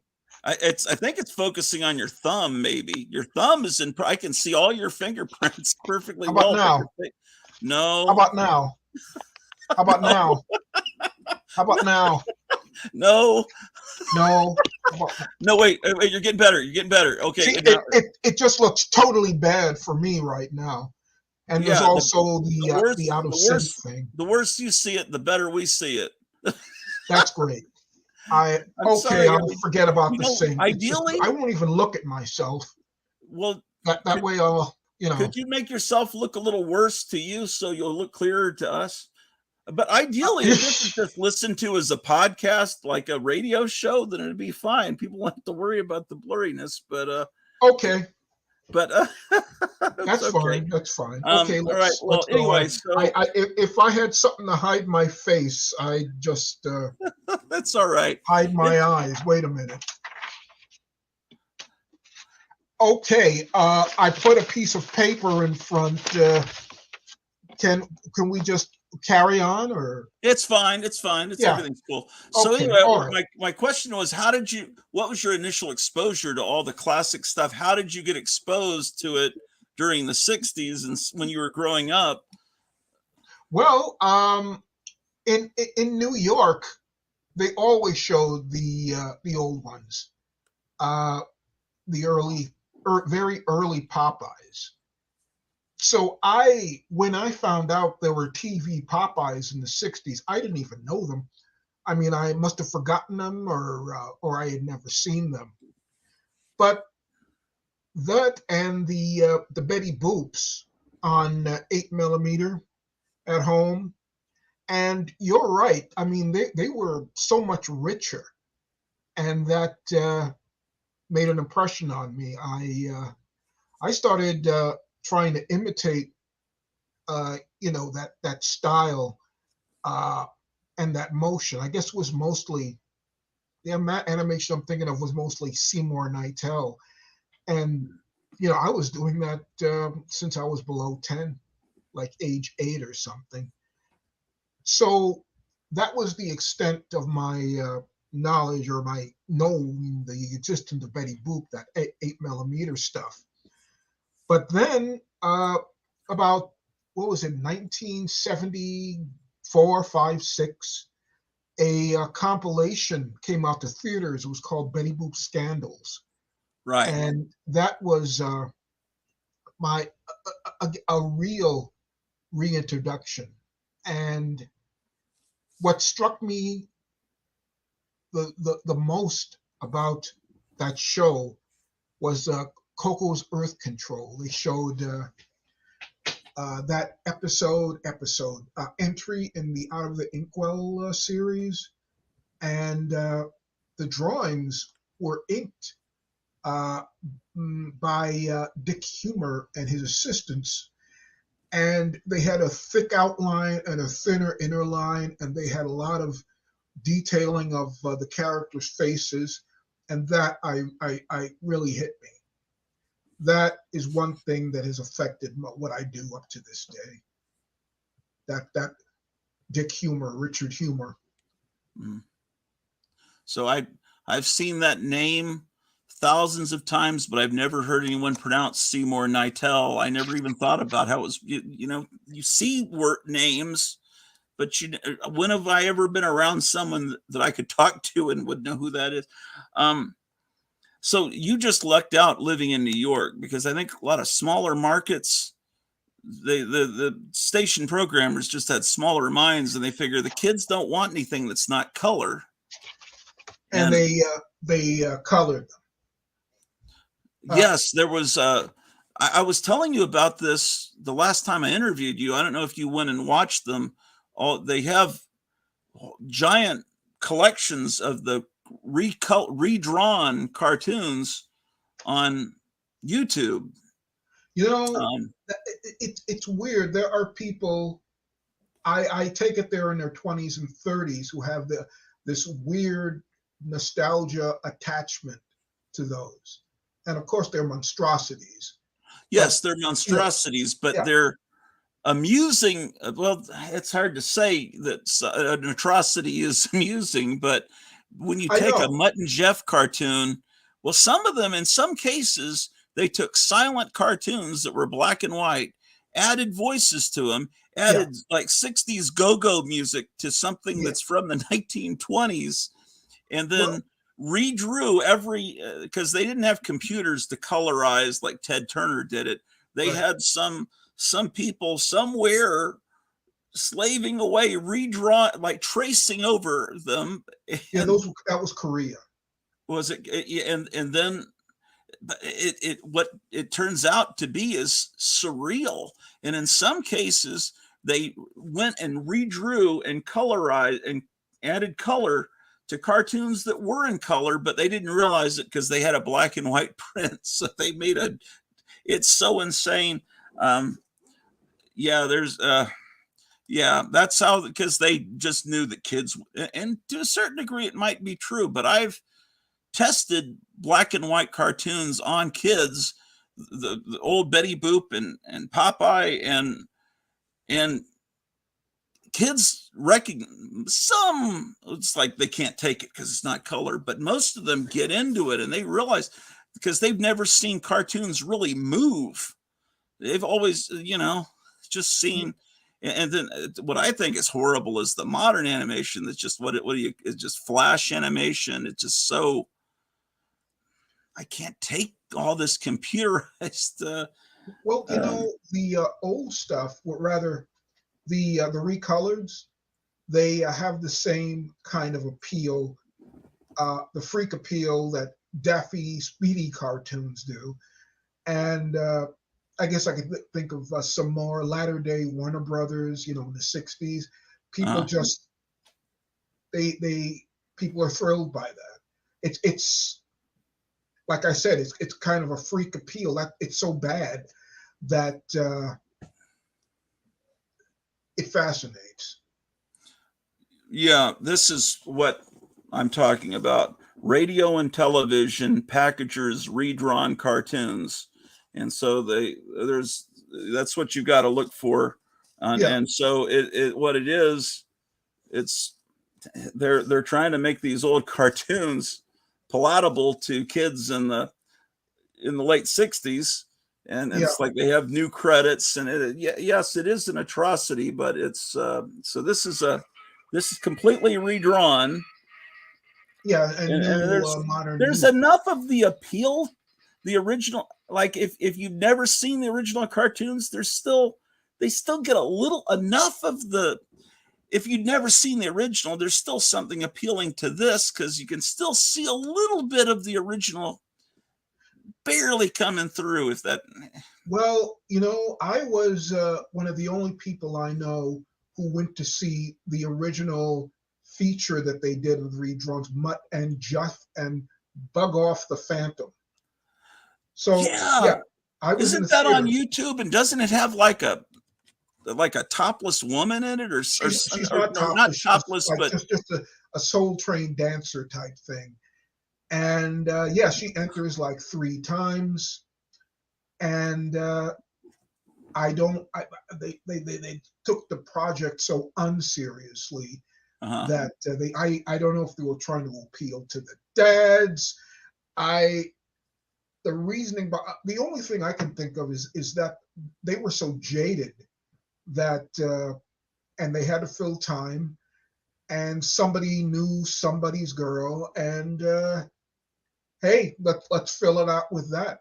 And the girl, when they had her dancing, doing these, kind of Soul Train moves, they dubbed over Bug Off's voice, which was an imitation of Bela Lugosi. And she's making cracks during the dance, like I think I broke something. Yeah, and it's weird. There's nothing like that. Nothing. Thank goodness. You can watch this on YouTube. This is what he's done. So this was released in movie theaters, huh? Yeah. I saw it in Queens. There was only one theater in New York City that was playing that feature. So Queens, New York, and it was weird because they had Mutt and Jeff during the daytime. And I remember when we were leaving at night, they were putting up the poster for the night show, and it had this female wrestler holding a pair of eyeballs in the palm of her hand. So it was like I figured, hey, maybe they just put together a day-night package where they got that they got Mutt and Jeff for the kids matinee, and they got that wrestler with the eyeballs at night. And they were both very tacky. And I remember that the Mutt and Jeff feature was so short that they filled up the time with an hour of mid to late 50s Walter Lantz cartoons, which were, nothing to write home about either. But the experience of seeing these things on a big screen, that's how they were meant to be seen. It's a completely different experience. Yeah. And you get laughter out of that. Not this necessarily, but How did the audience, do you just recall a how the gang thing. audience I reacted remember when to I this? saw the Roadrunner. It was like one of the early ones. It was called Beep Beep, and I was a member of the Weblos, which was like a younger Boy Scout. And in a theater, even though I've seen that a million times, in a theater with an audience, it was completely different. It was like I was laughing all over again. So that kind of community viewing, that's gone, except for for the blockbuster features now. Yeah. Yeah, exactly. Because everybody's streaming, and Yeah, the movies that they're turning out are so bad, no one wants to go see them anyway. yeah. But Well, really, I didn't know that. I mean, what I hear about the movies is that they're getting more and more expensive and longer, and so every feature now has to be on a level of Around the World in 80 Days or Oliver or something. They right, all have to be big. There's no room for anything smaller, not with a mainstream audience. I right. mean, you remember there used to be B pictures like Blondie, Boston Blackie, whatever you have there. The second feature, those were the cheap features. Those were where people, new talents would get tried out. And yeah, there she is. Yeah. And This just they, appears in the middle of the yeah, cartoon yeah, compilation. three times, three different things. Yeah. Yeah, the 70s were interesting, and there was a nostalgia boom in the 70s for the 1930s. And Yeah. well, Mutt and Jeff is The before Great the Gatsby and 1930s, the but Sting and all that. because I guess the people that grew up in the 30s were in their 40s or 50s. How old would, Well, yeah, I mean, you remember, Archie Bunker, Boy the way Glenn Miller played and all that. right. I mean, that was the 70s. And so But that was the nostalgia. People who were born then and kind of bringing it in now. And because, the furnishings of the apartment or the house are 30s influenced. And because they love that time. They're kind of stuck there. And I yeah, remember even shows like Rhoda, she would design her place in this retro inspired way. I mean, there was the Sting, there was the Great Gatsby. There were a whole lot of movies that with hey, movie Paper uh, Moon, and then there those, were, those Paper Moon. They and shoot horses, don't they? yeah, I mean, that was really happening at the time. and even things like Flesh Gordon, and then Oh, right, the- right, right. and then there were Nostalgia Press put out hardcover coffee Oh, yeah, table, yeah. Flash Gordon and Buck Rogers and Terry and the That Pirates and all those. that was how I first saw, the 30s Popeye strips was in one of their publications. Yeah. So the 70s, there was the nostalgia for the 40 people in the 40s and 50s for the 30s. And there were even magazines, like there was a magazine called Nostalgia Illustrated that was put Right. out by Marvel's company. And there were, and they brought back Liberty magazine Yeah, as right. just a nostalgia thing. Yeah, And then there was also the, for people a little bit younger that were in their 30s, there was the nostalgia for the 50s. right. And that I started don't with think Shauna Na at Woodstock, and then went to American Graffiti and the Grease Broadway play and Happy Days. And right. so, yeah. Yeah. And I don't know, you could say that I don't know how big it was, but the 60s, I mean, nostalgia for that with Austin Powers and the High Honey I'm Home type stuff. That had a more minor influence on American culture as well. And I don't know. Uh, I suppose nostalgia for the 70s will come along, but it'll be a total falsehood because there's not much to of real quality to remember unless you're really into the Brady Bunch or something. people are into that. They love it. So Yeah. for them, those were the good old days. Those were the days where they wished they could be born. Well, the 70s at the time seemed pretty horrible, but then Right. you look back and it's like, well, there was that music was pretty good, the stuff that we made fun of then compared to Taylor Swift. Yeah. Afternoon Delight sounds pretty good. And then it reminds you of, the summer between 5th and 6th grade. And, that nostalgia, whenever you were a kid, I feel sorry for people that are nostalgic for the 90s, but, but yeah. Well, you were born in the early 60s? 62. 62. I was born in 65. And so I have very few memories of the 60s, but it's one of those weird things. I think you're the same as me as far as I'm nostalgic for times that I didn't live in. It's almost like I had past lives or something. I mean, I completely know. I mean, these people buy these golden age comics and they slab them in plastic and they never read them and put them on the wall. But to me, the experience of actually holding it in my hand and turning the pages, and then I can hear the big band music, and I know what that 1940s house smelled like, and it's like I'm there. And then they don't have any, because I think it's because my parents were so much older. My parents were born in the 20s, and they had me late in life, and so,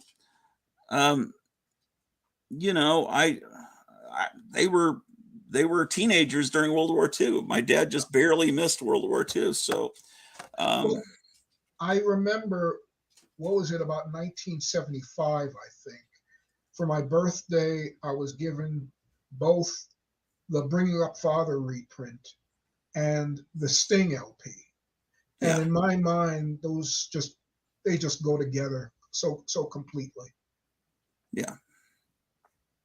Yeah, it's like, if I was to read, if I'm reading a 1965 Fantastic Four comic, to me, I should be listening to what a kid was listening to in 1965.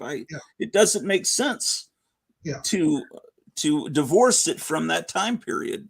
That's what got me about the 40s comic books too. The teenage ones, when they'd have like guest appearances by Frank Sinatra or whoever.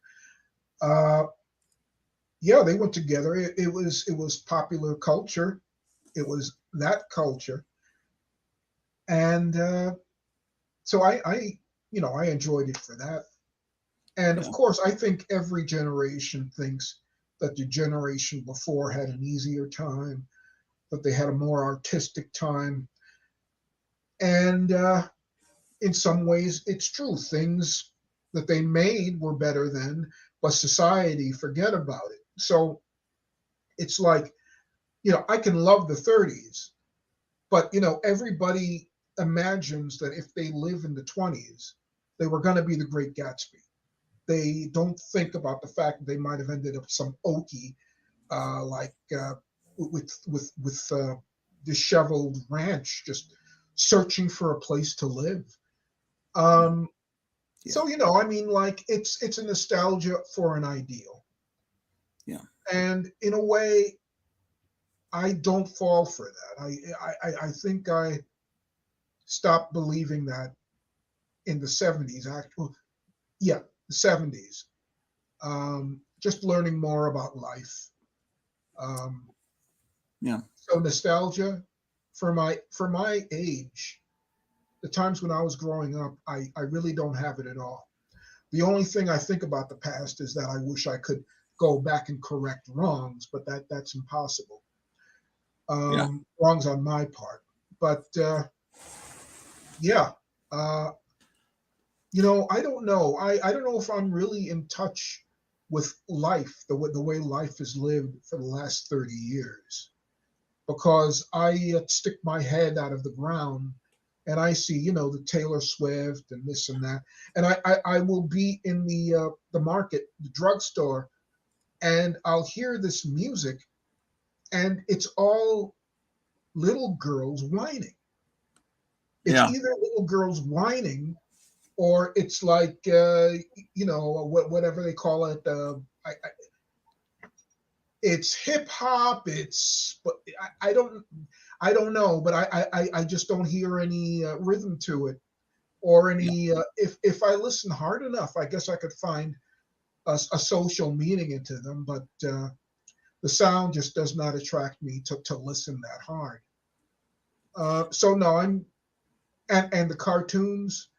Uh, I'll be frank. If I were a kid now, I might not have even wanted to become a cartoonist because of what I'm seeing now. I might not even have had the interest Do you because think do hmm? you think if you were a kid now, you would seek out all the stuff that's available on the internet, on YouTube? That's the thing about the advantage of being a kid today. Yes, everything being thrust at you is Right. terrible to the point where you think it's actually being engineered to hurt people. And there are people that believe that modern music is actually being used to bring people down and degrade them, and just it's what it seems like to me.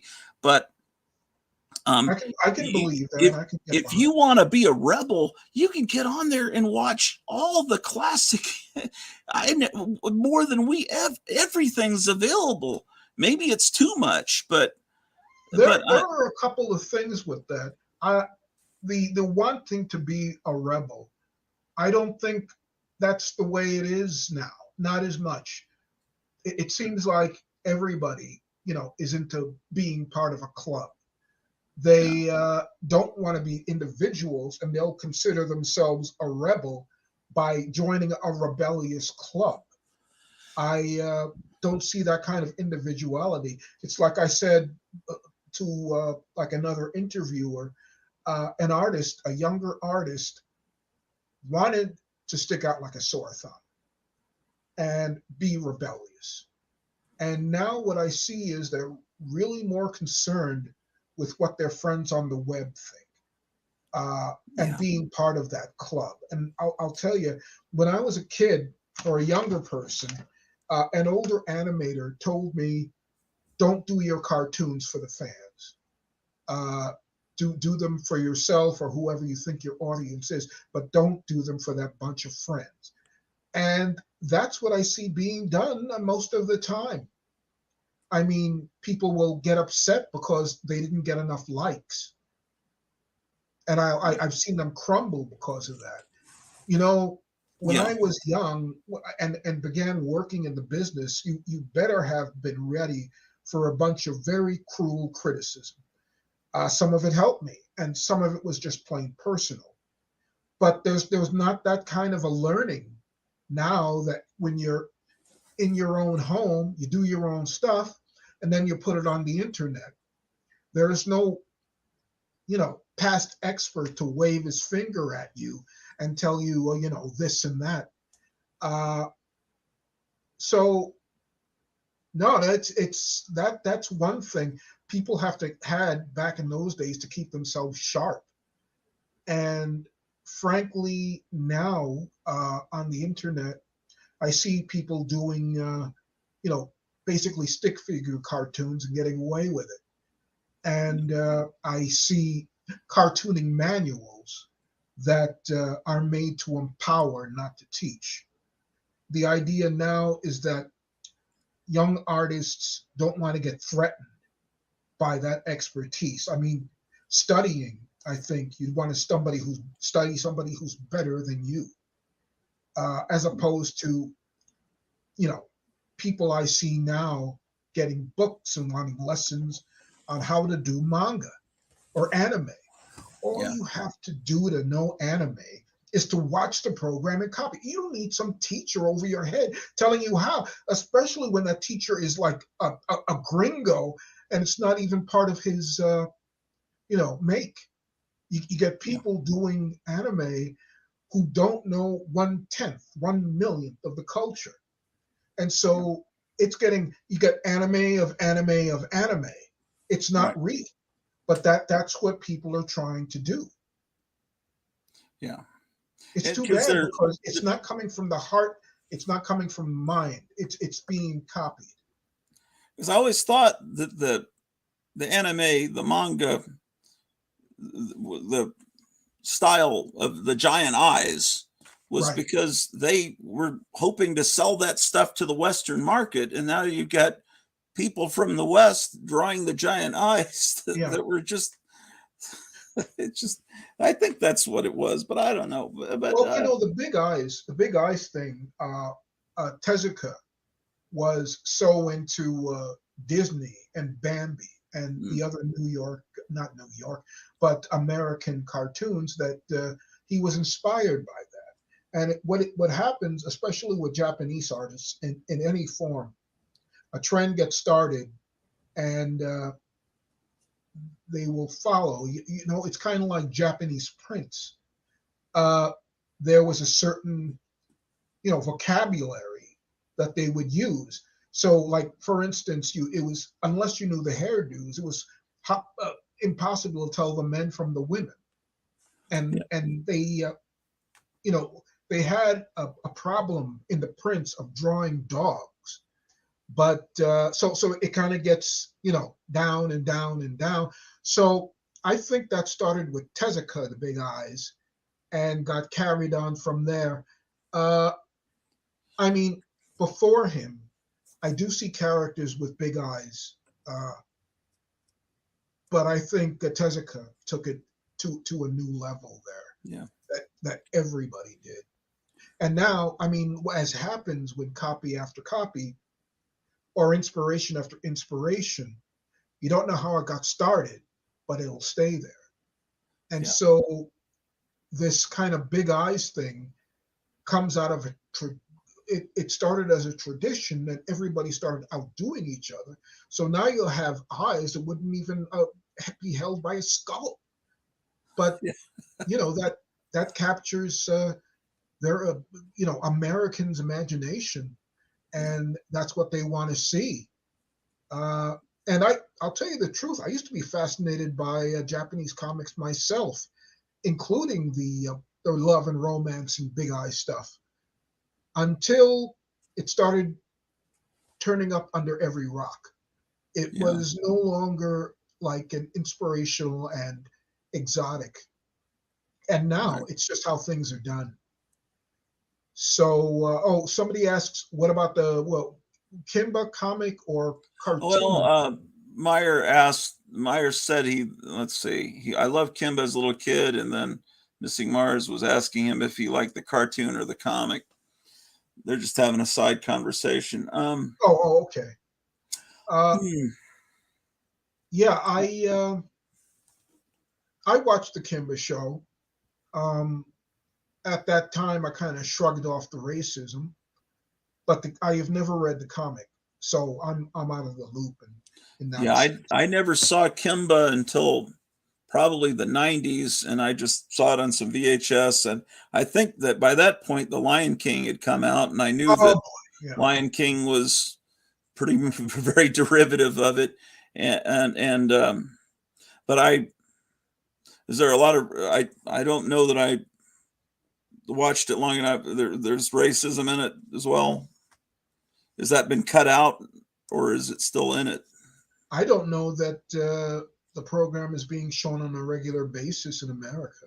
Oh, probably not. Yeah, I don't know. I just remember only animals in it. But Yeah, well, I mean, Tezuka was so in love with American cartoons.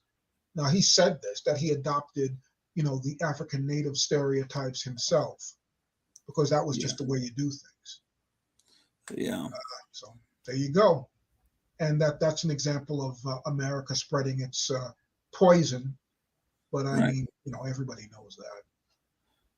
Yeah, yeah. That's infused, unfortunately, in a lot of the things we love. Yes, It's it's yes. just Sometimes I find I just can't take it. I have to turn things off, yeah, or because I had like a set of Little Rascals, and I yeah, used to watch that as a kid. But it got to a point where I just had to wait for them to get the color gag, out of their systems before I go on. And I decided that I don't want to do. I shouldn't have to do that. So, I yeah. gave the tapes away. I have far less of a tolerance for that stuff than I had when I was younger, because when you're younger, you can get into the trope that everybody says, no, there were things of their time and they didn't know better. But whether they knew better or not, whether they, didn't know anything, it's just, I'm realizing that it shaped society. Yeah. I've said on Facebook that Dave Tendlar, one of the Fleischer famous Terry Toons guys, at a CIFA meeting, he came to me and personally apologized for the cartoons we made. So it was not a subject that was on my mind, but he brought it up, and I admire his honesty with that, and the fact that he was so aware of that he actually grew up. I mean, basically now I see thumbnails all the time of like Coal Black and everything, and I see these stereotypic cartoons with the big lips, and it seems like to me that people are jerking off to them. They're getting off on not being politically correct and saying, "Ooh, look at that!" But they were of their time. You're enjoying it too much. You're getting too much out of it. And so, it's like an old friend of mine would bring these friends of his around, and they'd brag about all the women they slept with, and then they'd say, "Of course, that was before I got saved."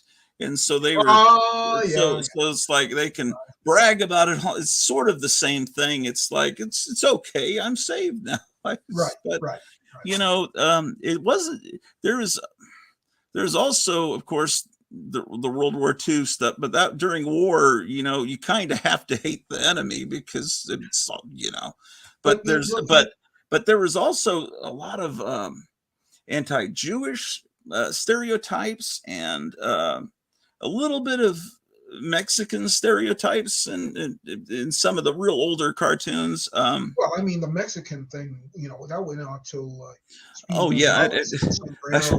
Remember when they brought the Dick Tracy cartoon back when the movie came out in like 1990, and then they went, "Oh shoot!" When they realized what they just syndicated, it's like maybe we ought to pull this. Because Dick Tracy wasn't even in the cartoon at the beginning. He just calls someone some racial stereotype, go solve the case. And at the end, he comes and shakes their hand. It was a Chinese stereotype. Well, I guess a British stereotype, that was just a bulldog. But yeah, they got an Asian stereotype. Well, they shape the mind.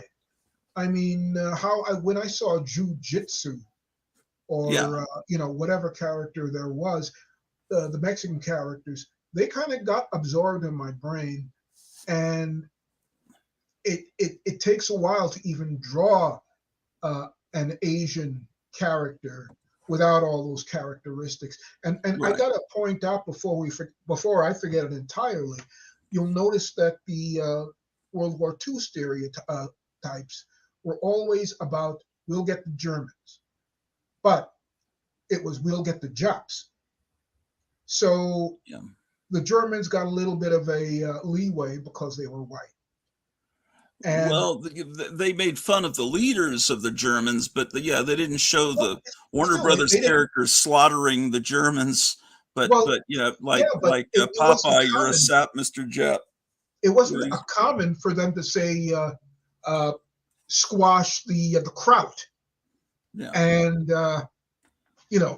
so go on. There are terms, racial terms for Germans that just didn't come into. Sure, they got made fun of, but it wasn't because of their ethnicity. It was the Japs who did. Yeah, and because I'm also surprised at how many of the cartoons that were made then were like kind of fascist in themselves, because they were still stereotyping Black people, some to really obnoxious ends, and we were fighting for the country too. But that was something else. That it's weird. I mean, like that kind of Nazism was going on at home, even while America was fighting Nazism from the outside. So some things just get so accepted in the mind that it's normal. It's just plain normal. Yeah. And that's why I'm seeing. I wonder if when the movie started, if they had spread or had positive views of people instead of feeding, the prejudices of the public, basically, acting according to them, acting according to what they wanted to see. Maybe would the world be better? Have movies made such an impression? And I see by the commentary, the comments, that somebody mentioned Hashimoto-san, and that was created by a Japanese artist. I was about to say that didn't seem. That's you think you tune it in, you think, oh, this is going to be, but it's very respectful, I think. Yeah, he took that as an opportunity to show Japanese culture. His name was Bob Kuwahara, and he was justifiably proud of that series. Yeah, and can they even? I mean, Will Eisner, one of the greats. It's such beautiful art, and then you got the Ebony character, and it's like, can they even reprint that now? I mean, they can.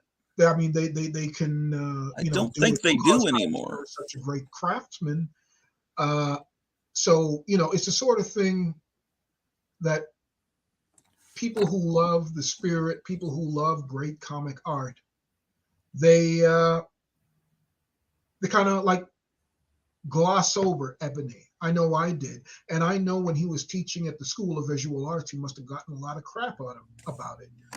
But I knew one of his students at the School of Visual Arts who kind of he was close to Eisner, and he kind of understood what was going on and didn't want me to read some stories.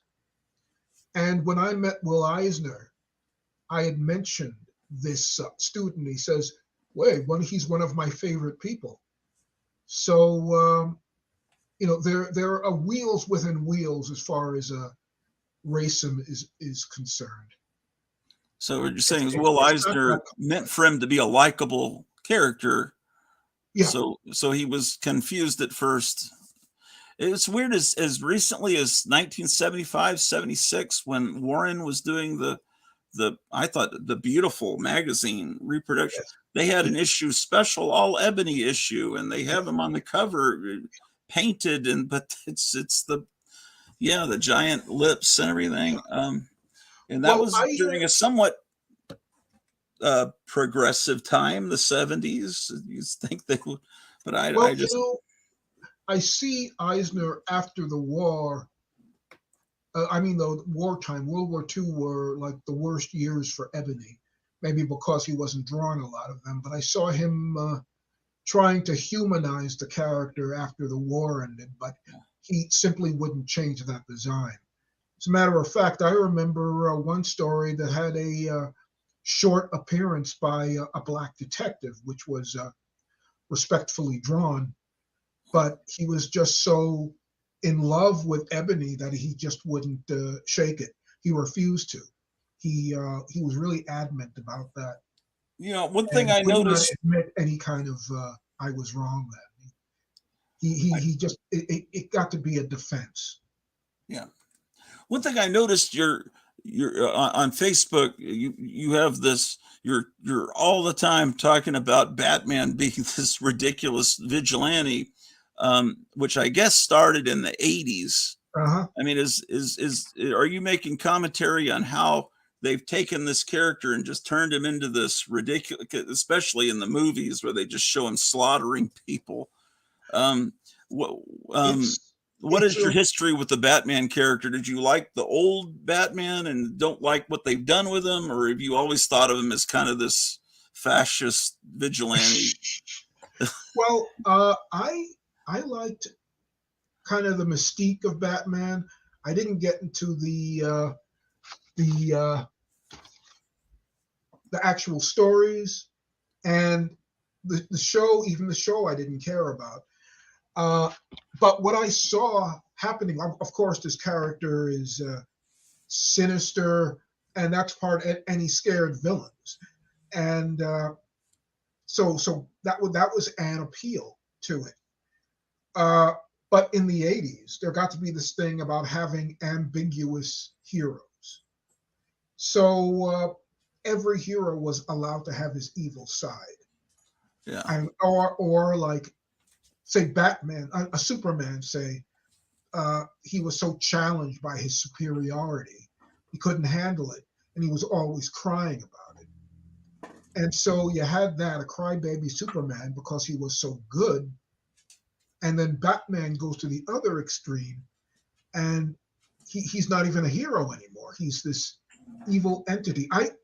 You know, at a certain point, I don't see these heroes fighting for people anymore. It's always these grudge matches. Yeah, It's like a WWF. It's like a face-off, and every story is about some sort of vengeance with some super evil person. And that's to me when Batman stopped becoming a good guy. He's not a good guy. I mean, it used to be about helping paper boys or whatever, get through their daily lives, and now it has nothing to do with real life whatsoever. Yeah, And I think that now when I see these drawings of Batman, he's got so many teeth it wouldn't even fit in his head. He's becoming the Joker, and so yeah, that's the sort of thing I'm making fun of. That they could still say superhero, and he's a seething ball of vengeance. And so you're not talking about the character for its whole history. You're talking about this modern incarnation of. I agree completely. That all changed in the 80s when these guys wrote Watchmen and all this, and then which was fine, but then everyone wants to make everything dark and depressing, and that was never. I mean, maybe for a few issues after Batman was created, it was darker, but mostly from 1940 right till about 1969 or 70, he was just he was not that. And then that was more a reaction. The darkness was a reaction to trying to divorce themselves from the TV series. And then but even during the 70s, it was still okay. But it was in the 80s that, they started to get real dark, and Catwoman was an ex-prostitute and all this crap. I agree with you on that. And then the movies have taken it to an extreme where he's blowing people up. He's got machine guns mounted on. It's just filmmakers that have no understanding that this is an anti-gun superhero. Why does he have guns mounted on the Batmobile? It makes no sense. Well, he did have guns in the very early stories. Yeah, because he was patterned to a certain degree after the Shadow, but that was just guns for a little bit, and then they showed him World War II with a Gatling gun or whatever.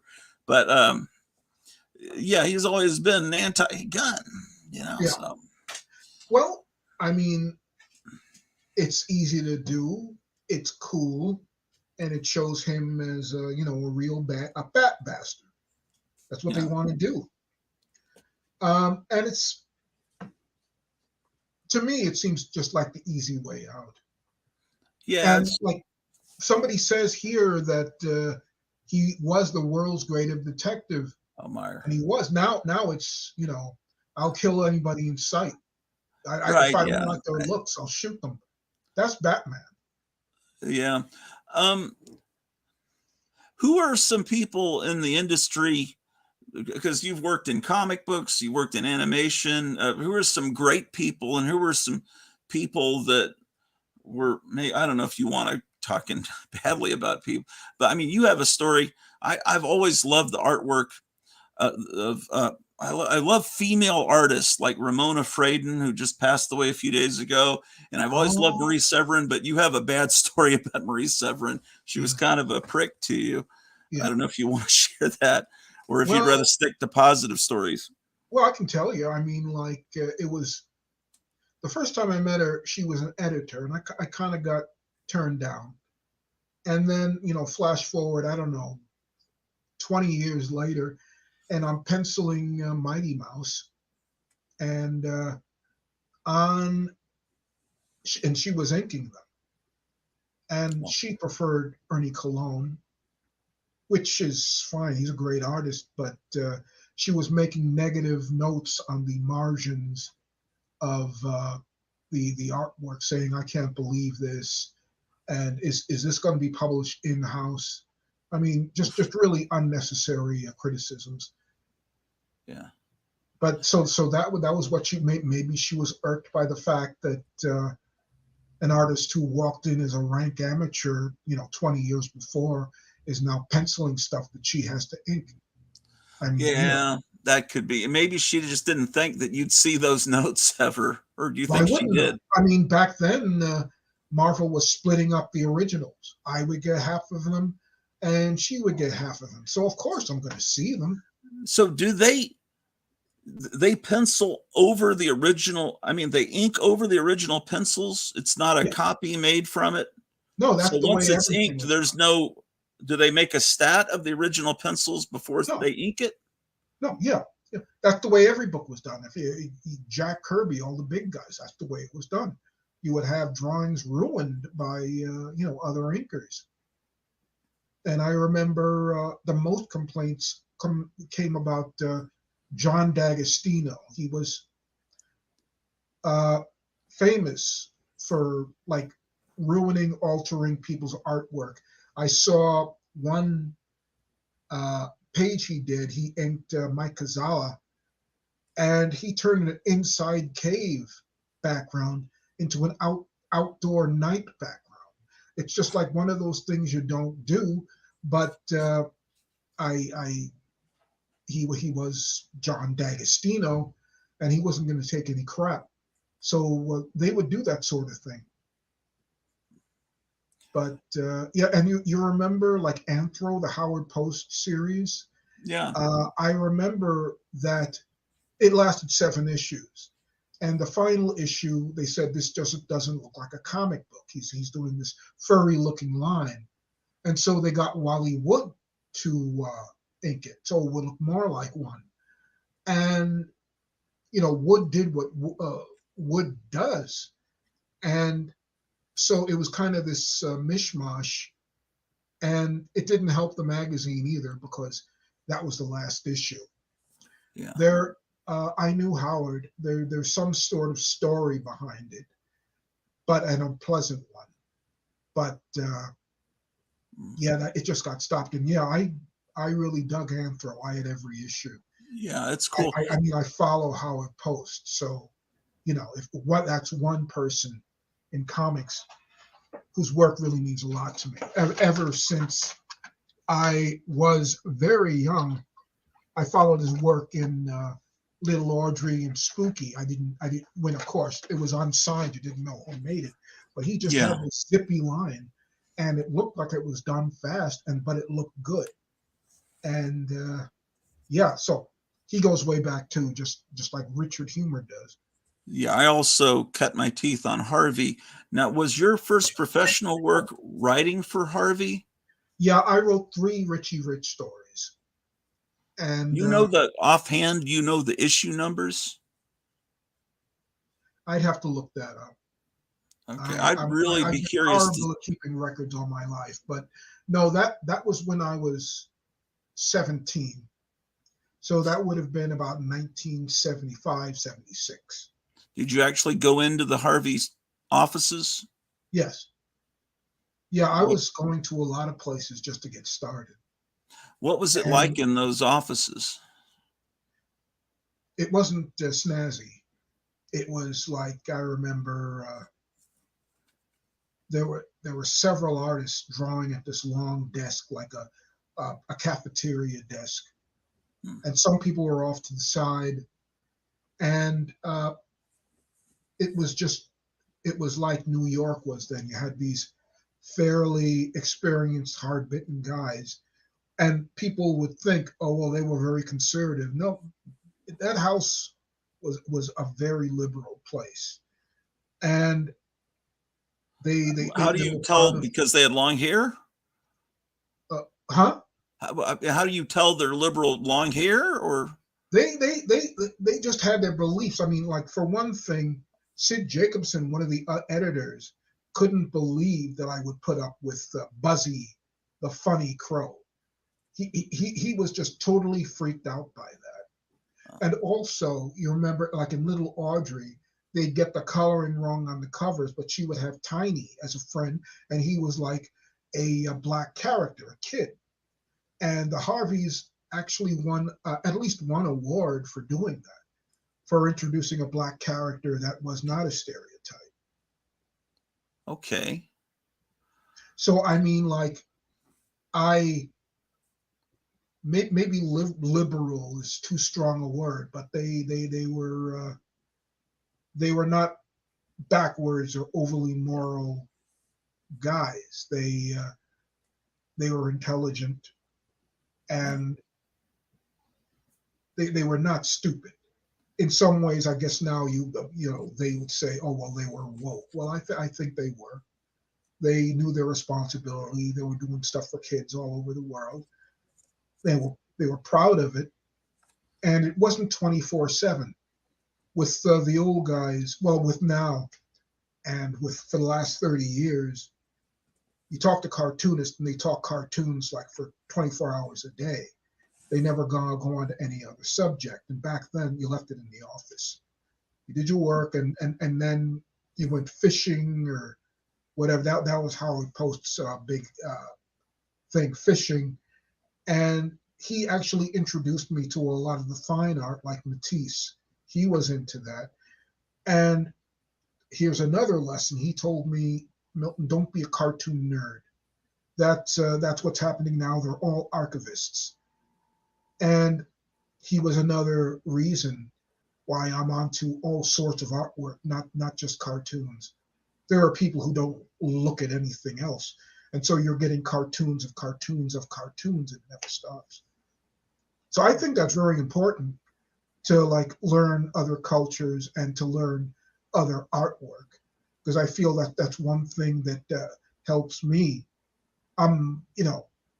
Like I had a lot of bad habits, a lot of shortcuts to learn, well, to get rid of from comics. I learned, comics are made of shortcuts, naturally because you got deadlines. So learning from other people's shortcuts, well, sometimes it's okay, sometimes it isn't, but I've had to shake a lot of that stuff.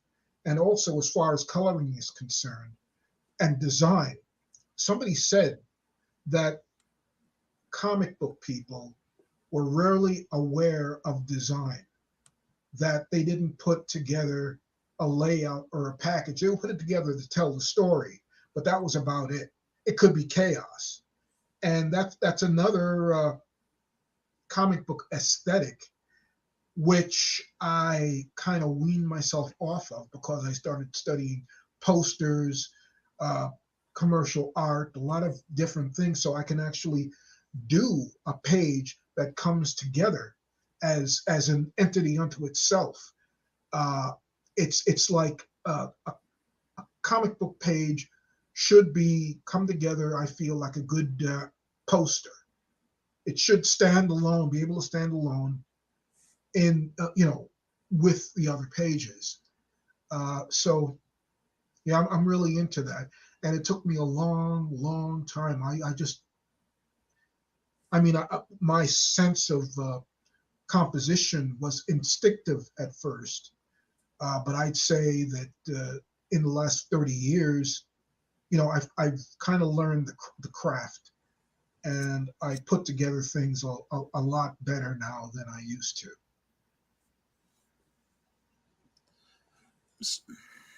The thing about Harvey, the art was so consistent, and they put out such a huge amount of titles.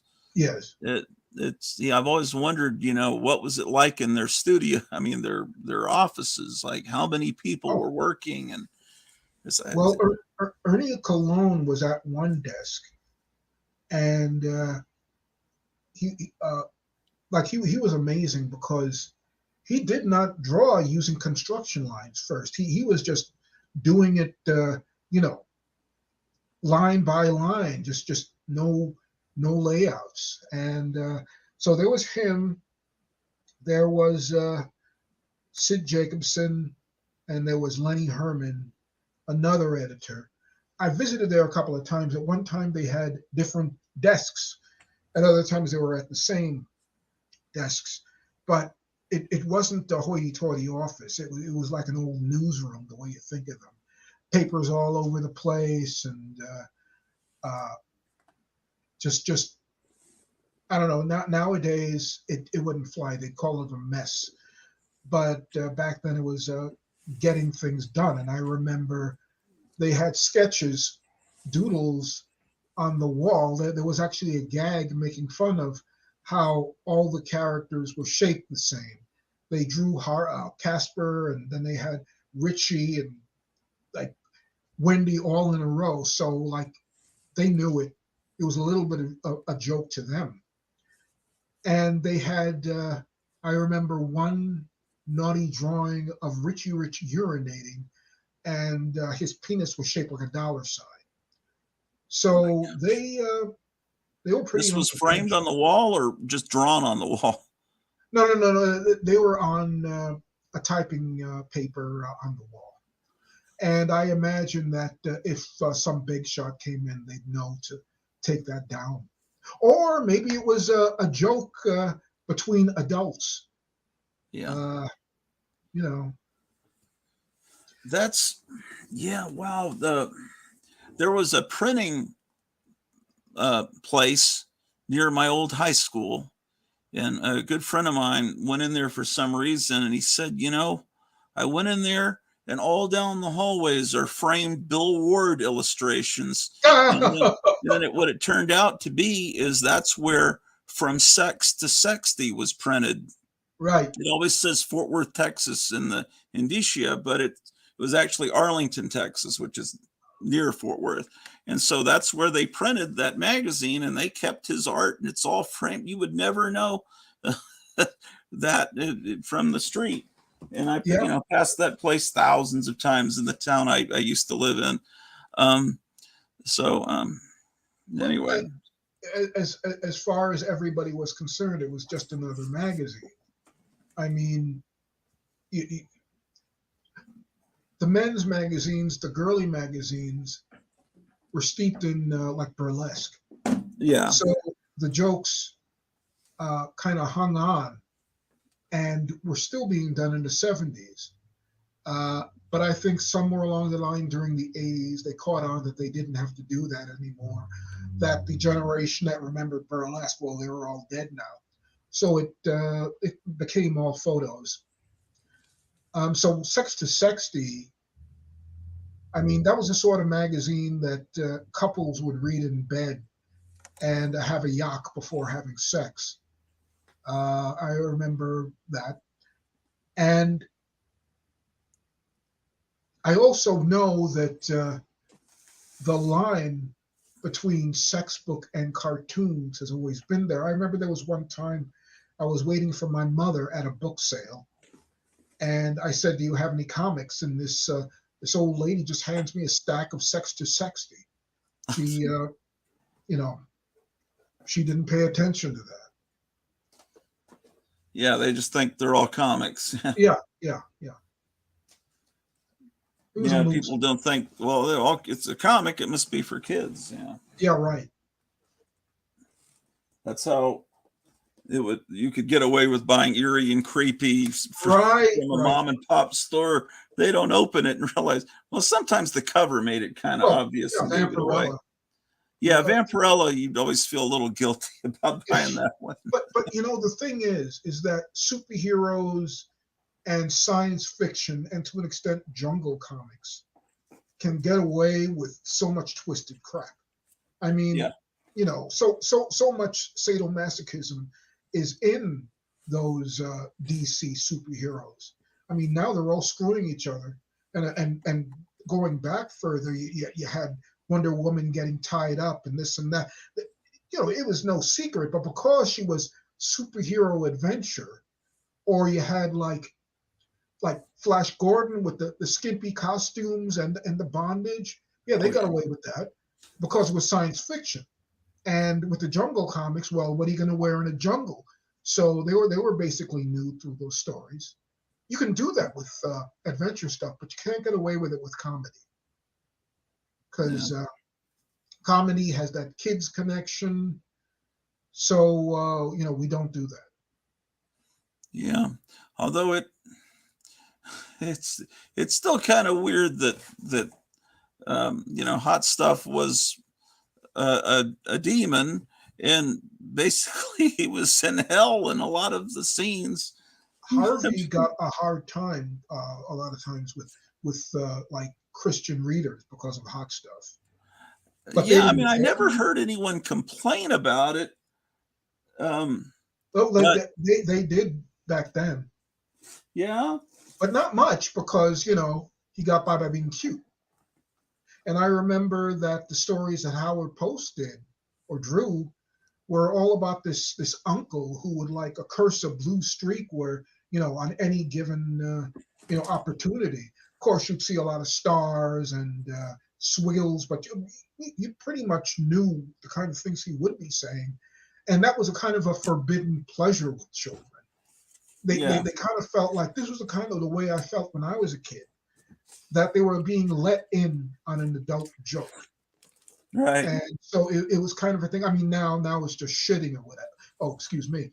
But, back then, that was when chocolate-covered ants was pushing the envelope. Yeah. Yeah, so I loved Harvey.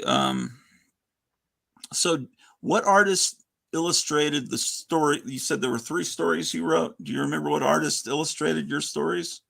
I didn't know. I didn't recognize them. Oh, okay. They had a lot. How do you tell artist from artist? Is there? I'm sure it's be kind of hard for you to just tell us without showing us, but it helps to have an artist's eye. Yeah, it helps to just kind of know mannerisms, but it doesn't come down to just saying, oh, well, he did that because he did that. I don't know what it is.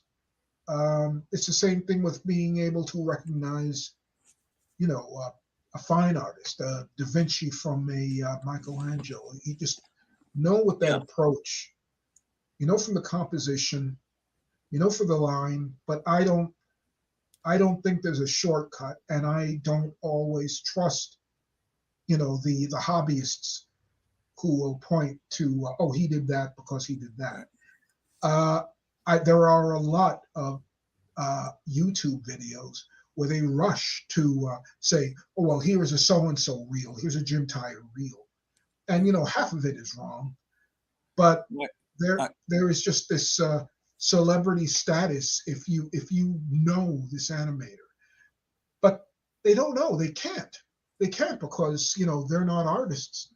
They don't know where it's coming from. I mean, you can memorize mannerisms, but you're not necessarily right, because all artists learn from each other. Yeah. So you can't say that, oh, well, when you see a wacky sign at Terry Toons, oh, Jim Tyre did that. Nope. No.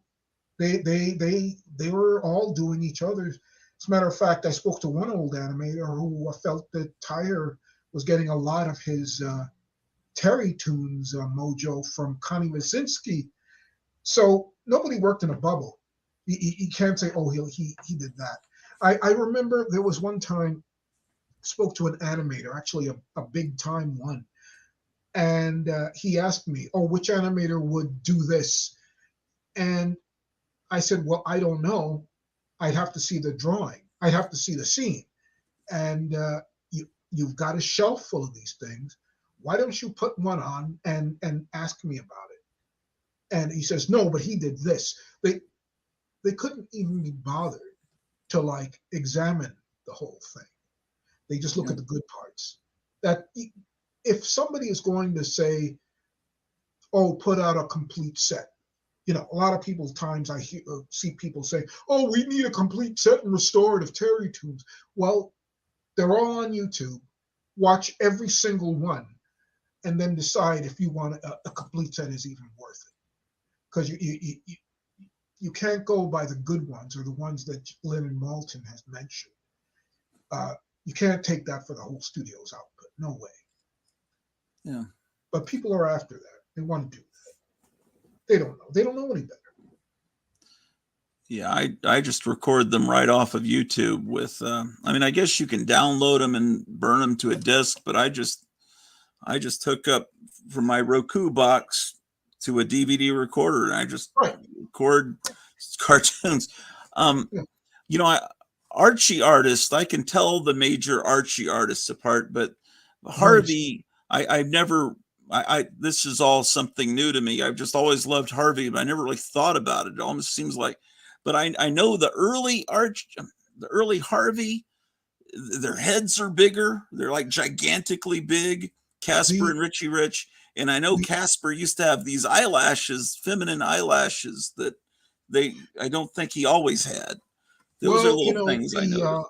The Harvey look was started with Steve Maffati, an artist who came from Famous. Famous and Harvey have the connection, of course, because Harvey got a hold of all the not Richie Rich, but Casper and Cameron and Catnip and everything else. So Maffati designed these characters and basically started the look. And then Warren Kramer, who could draw anything, took over and he made that style his. And then you go on and, everybody's basically coming from there. And some artists, it's easier to tell. Some artists, it's not. I mean, Sid Cauchy, I can always tell a piece of his work.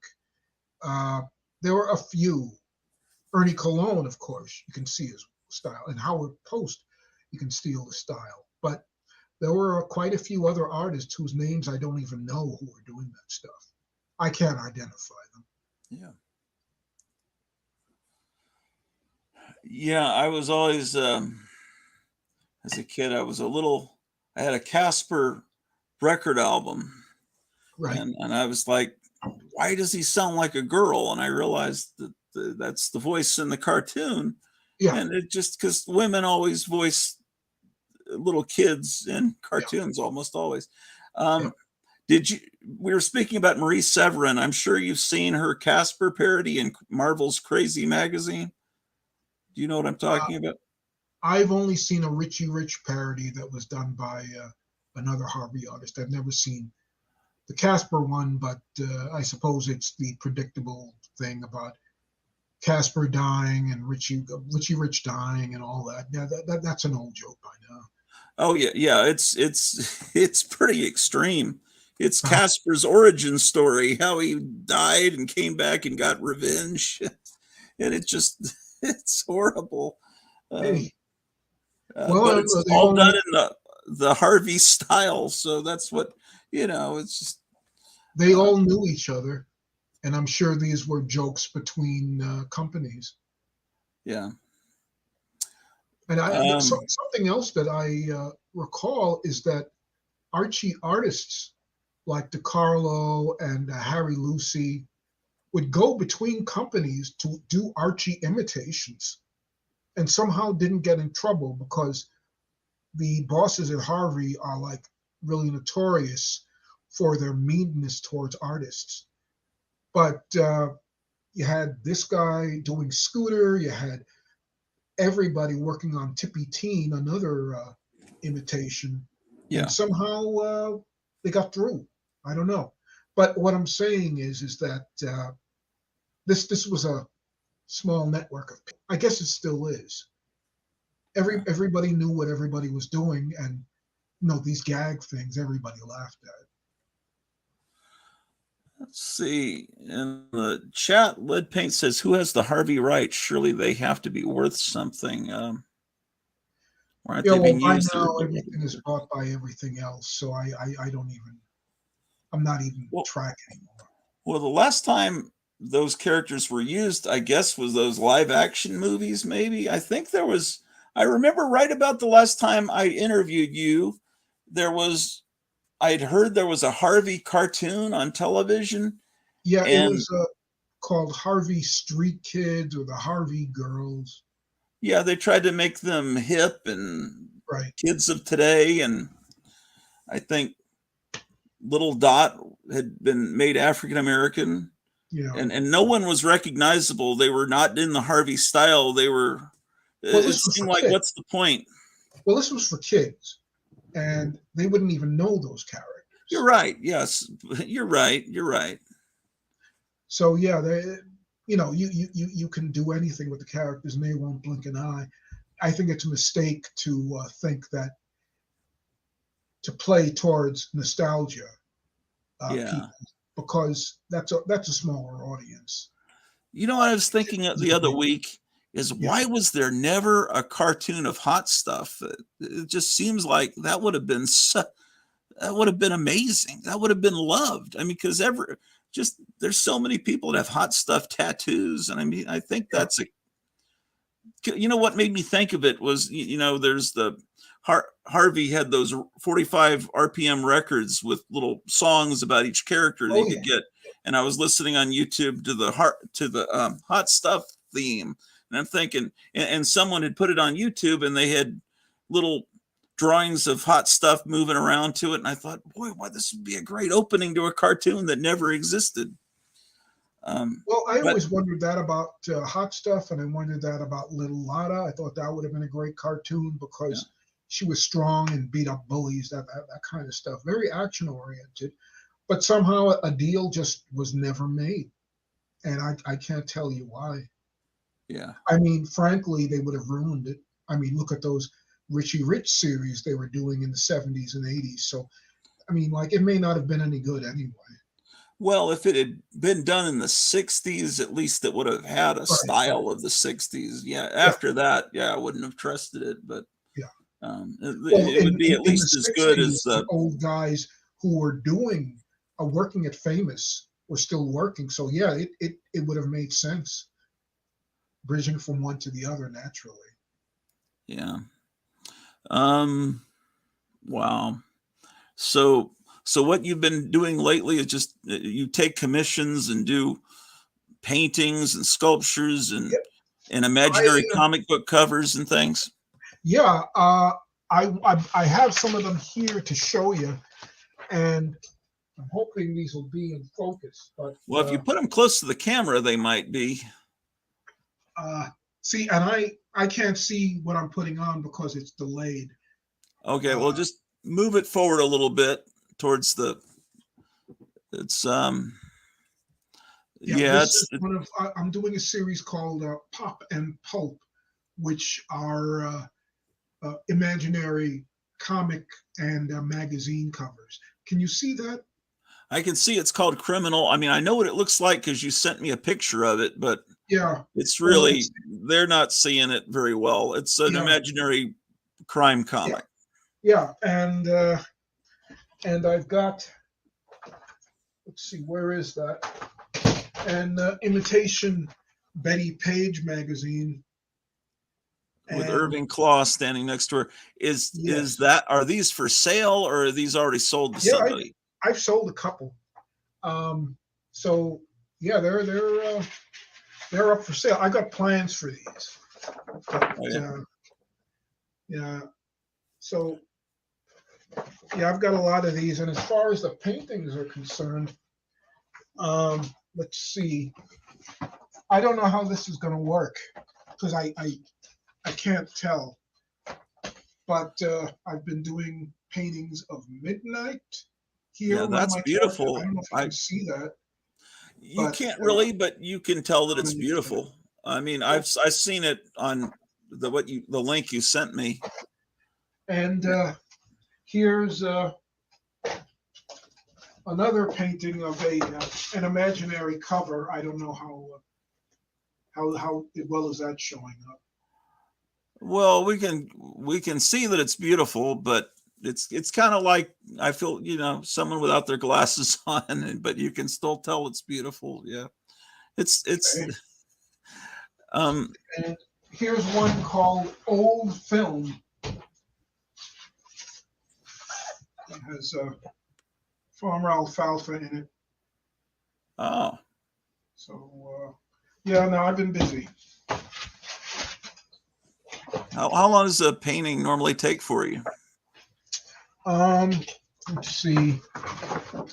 It can take up to a week. Okay. It may take 2 weeks because I'm working on different things at one time. I'm also working on I can mention it anyway, the an animated cartoon of my own. Oh, cool. So yeah, I'm doing a lot of different things, different projects. Can you do are you making the animated cartoon there in your place? Yes, Okay. it's So one room thing, all in under one little apartment roof. when do you think, what is the timetable for that? When would it I be? I don't even have a timetable. Um, I've been working on it for years, and my life has been interrupted by certain issues, and I would go back on it. So I'm That's well. not, is When that I the say, one about the teenager from the oh, no, oh, no, no, no, no. It isn't that one. Be honest with you, I abandoned that one. Uh, for one thing, well, for a bunch of reasons. One of the main things being that it was geared towards getting a show started, uh-huh. and because I'm not into teenagers really, but so I went off it, and I started this other one, which is about adults, which is a subject I'm dearer to my heart. Yeah. So yeah, and also they have different dimensions on a screen now. So that would have been the old, you know, what do they call them? You know, size and shape of screen. So this one I'm doing on 8.5 by 14, typing paper, and uh, everything's been made a lot easier. Uh, I can complain about what computers technology has done to animation, but that's the people's fault. It can be used for so many things. It's such a shortcut. I recall to get film shot, you'd have to wait like weeks to see, art developed, the film developed, the tests, and that might break your heart. Yeah. It broke mine sometimes, but nowadays you just scan it and put it together in some program, and there it is. And I think it's too bad that Hollywood has turned off so greatly to drawn animation, because now it should be cheaper to make than ever before. It should be, but they always find ways to waste money. Yeah, I mean, if you can do it on computer and use tricks to make it look like it's hand drawn, without, I don't mean like put little lines and flaws like it, to make it look like an old film, but there's got to be ways. I mean, I remember when the CGI first came along, my friend said, who worked in Hollywood, he said, stop motion animation is still the best, but you can use the CGI just to kind of blur thing, just to add some, to smooth it out a little bit, but it shouldn't just be all CGI, because it winds up just looking like a video game. Yeah. And there's no sense of reality that this is a real object that takes up space. Well, And the thing about stop motion, thinking about something like Gumby, it was very not perfect, but you had like little quirks, little imperfections that gave it that handmade approach. It was clay, and you could see it, and that to me was a delight. So if they're going to do a Gumby now, they would do it in CGI where everything's smooth. be too And perfect. the appeal is just simply not there. And it's like the Lego movie. That's CGI too, and that's a total scam. Uh, for a a movie or a Lego movie, it should be Legos, which would be hard to do. But it's like, what are they trying to fake me out? I just don't like it. Yeah. Well, there's a movie coming out. David Allen, the animator, died, I think, in 1999, but he'd been working for the last 12 years of his life on a movie called The Primevals that looks like Willis O'Brien, like and meets it looks like it's like they rediscovered a Ray Harryhausen movie. They're finishing the movie now, and I think it's already been released a couple of months ago. Of course, I can't see it here in the little town I live in, but there's a trailer for it on YouTube, and it's just amazing. To see stop motion animation, because it's just, I remember when Empire Strikes Back comes out, those giant dinosaur walking machines, that was so amazing. And now these Star Wars movies come out, who cares? It's just all computery. Zero says, I agree with you on the dilution of manga in the US, more junk than authentic. Well, the thing is that if you can tell it's a special effect, if you can sit down and say, oh, well, look, here's a special effect, it's not a good special effect. They're not doing that. I'm supposed to believe everything, it's a movie. So, yeah, no. But stop motion animation, I can automatically tell, okay, that's stop motion animation. I know it's a special effect, but I'm so charmed by it. Yeah. And it's so I don't know why, some people, oh, look, it's jerky. Well, that's what's so cool about it. I love that they don't move. They move a little like something in a dream. It's what makes it amazing to me. I don't know. Some people can see it, some people can't. Well, the thing about CGI monsters or whatever is that they don't know weight. They don't know what a character weighs to like have it move.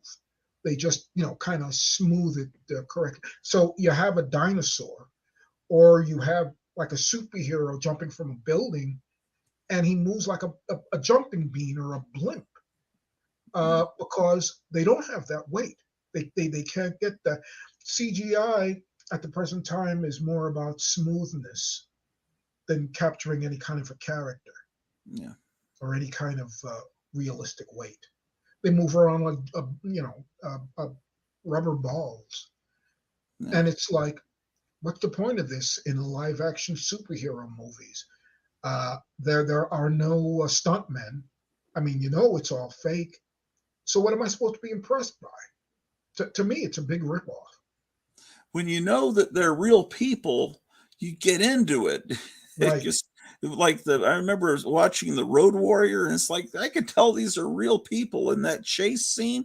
It's like, how are people not being killed? I think maybe someone was.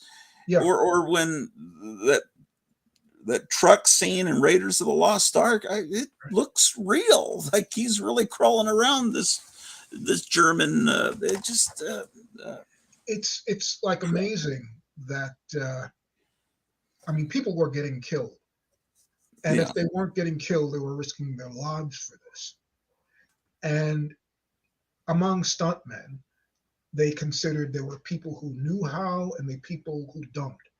And when somebody would get smashed up, they would, oh, he was a kid, and they were full of contempt because he just didn't do his job. That's the way it was thought of. And now I wonder where all those stuntmen are. I don't know if that role exists anymore. Maybe they have. You're right. But that's a lot of people out of work. Yeah, I think if something's dangerous, they just fake it with CGI more than likely. Yeah. That's why there's just no excitement in these adventure movies anymore. They're just all the same. What are they like now? I mean, you can tell me because I don't see anything.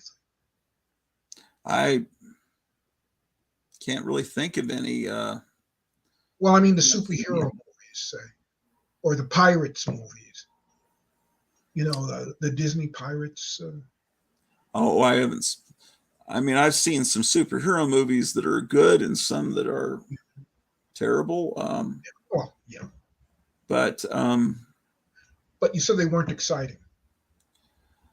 There's something missing. no, I mean they can be, but usually if they work, it's because of the not the special effects scenes. It's the same reason that this old Spider-Man comics worked for me. I mean, I remember the way it would be in those old 60s comics or 70s comics. There'd be a fight scene that would last about 4 pages. And then Peter Parker would be dealing with his friends and stuff. And that I couldn't wait to get past the fight scenes and get to that part. Yeah. Where, you know, because that was what was interesting is the human interaction when he's not wearing his mask and he's trying to put together his apartment and his girlfriend's looking at his record albums and talking about how old fashioned. That's interesting to me.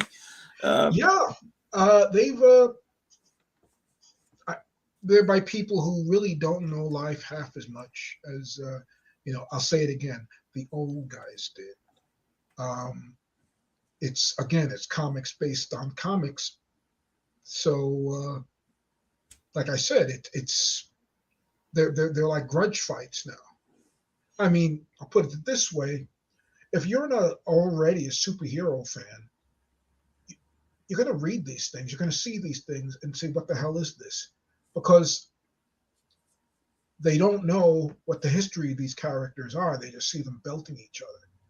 So there's I don't think they get new fans just from the comics. The movies are another story, but you gotta know all of the mythos before you can like really get a comic book story. Sometimes they can get it right, and I think people that have never read the comics, would never even thought of reading the comics, get a taste of it, and it works. Okay. Like the first Iron Man movie with Robert Downey Jr. Well, that was a movie. Again, it was a movie. Oh, I thought that's what you were talking about, the movie adaptations. No, I'm talking about the comic books. Oh, yeah. Well, you mean the modern versions of them? Yeah, I mean the new stuff. Would you think you'd be Oh, able I don't to know. pick up a copy and like get into it, or would you have to have read the last 5? See, that's what I'm talking about. Yeah, I don't know how you get into that. It's like, yeah, I wouldn't know how you would get into an X-Men comic, and you'd have to know decades of past stuff. But Exactly. And they're assuming, I mean, they're doing it for readers who have. So you're not going to get new people that way. no, they don't. They're not even trying to. I don't know what they're doing. I don't know how the industry is just being. I guess it's being propped up. I am told that the reason Marvel and DC keep doing comics is for raw material for the movies. Yeah, they're just on life support. Yeah. If that's the way people want it, you know, it's nothing to do with me. You know, nothing exists now that, again, like I said about animation, nothing exists that gives me what I loved about the medium in the first place. If I was a kid now, I would have nothing to hold on to grasp, because there's simply nothing out there that appeals to a human being. They all appeal to fans. You have to be a fan for 5 years before you can make anything out. Yeah. It's stupid. Well, I mentioned to a coworker that I collect antiques, and I meant old toys and old comic books, and she says, "Oh, I've got a whole bunch of old comics. I'll just give them to you," because apparently her husband's brother was trying to get her son interested in comics and gave him all his comics, and they're just in his closet. He has no interest in them at all. And I said, "You know what time period they're from?" She said, "I think they're from the 70s. No, she's supposed to bring them to work tomorrow. They'll probably be from the 90s, more than likely, but I'm hoping they're really from the 70s. And she says, "We're just not going to tell him that I gave away the comic," because but the kids don't care. But what was going on with these Marvel movies, why they were successful for about 10 years, is they were going back to the original. They were changing them somewhat, but they were adapting the stuff from the 60s and Yeah, into the right, 70s a little bit. The storylines changed up a little bit, but enough of it was there that and where I was enjoying them. And then Yeah. all of a sudden they started adapting the brand new stuff that's being done today that is with little teenage superheroes, and it's very different. It's just very jarringly different from the old classic stuff. Well, stuff has to be different. It's just like I'm all for change, but why can't it be improvement? Why does it have to be a degeneration? I'm trying to find the word. It seems like nothing changes for the better. Well, add new characters, but Thor doesn't have to be made into a woman, and you don't have Uh, to change all the characters. Add new characters and expand the. What do you think? uh, they're grasping at markets, at demographics, and they're getting people who are normal movie like writers and creators rather than cartoonists. So these people, they grab onto something, some character, and they say, "What the hell am I going to do with this?" And they add these soap opera elements to make it something that they can relate to. Now, you just talked about uh, Peter Parker and his home, but with the superheroes now, when they have soap opera, it's this overblown, pretentious kind of thing. So even as they're trying to be quote unquote real, they get further and further away from it. It's never going to. They don't know how to write human beings, is what it is, and they're out of touch. That's all I can say. So they're making such a character a woman. I think so they can sell more merchandise. They have about how many versions of Batman? So you've got this version a woman, this version an African American. You got this, you got that, and I don't think maybe the creator was sincere about it, but then it gets put through the Hollywood machine. It's it's a whole thing that has really nothing to do with. It has more to do with striking, a chord. It's like, put it this way: nobody in Hollywood wants to be first, but they break each other's necks to be second. It's copying the right stuff, and they'll wait till somebody else makes a hit with it before they make an original move. I mean, Disney will never be a creative leader again. Yeah, yeah,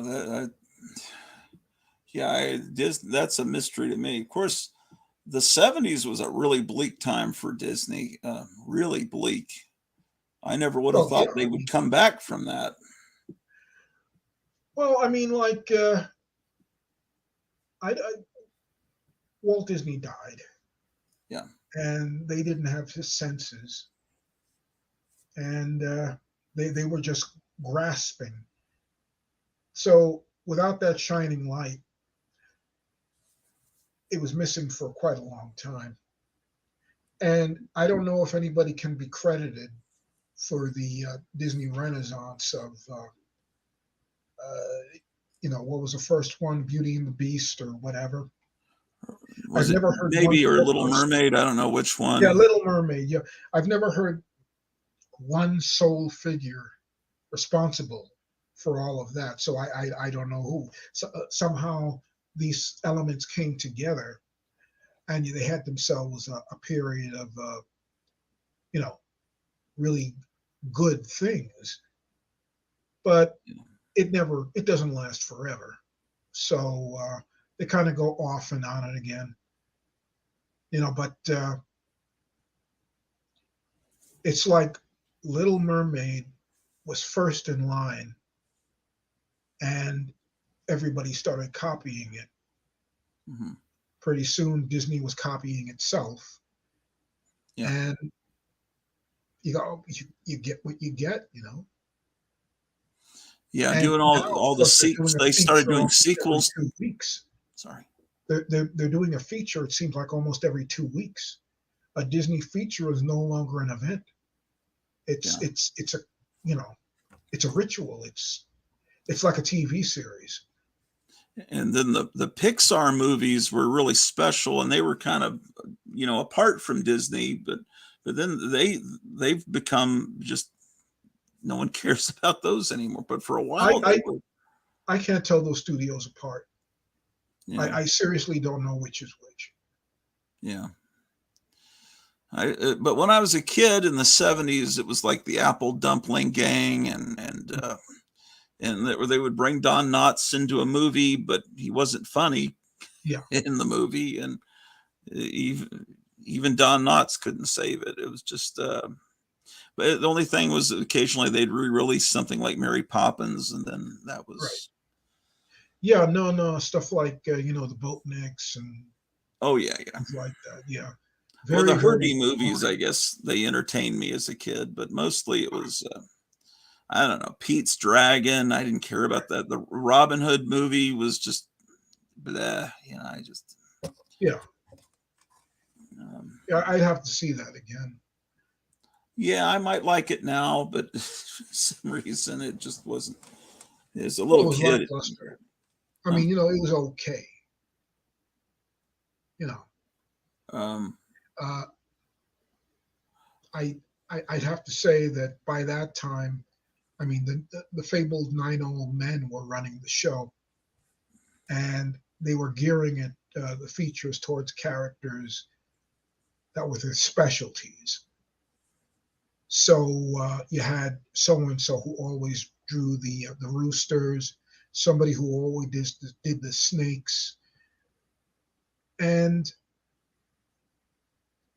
at that time in the 70s, animated studio stuff was almost all old people who had been there from the beginning, yeah, and they were very protective of their jobs, of their positions. So there was a time there where comics badly needed new blood, and they weren't letting it in.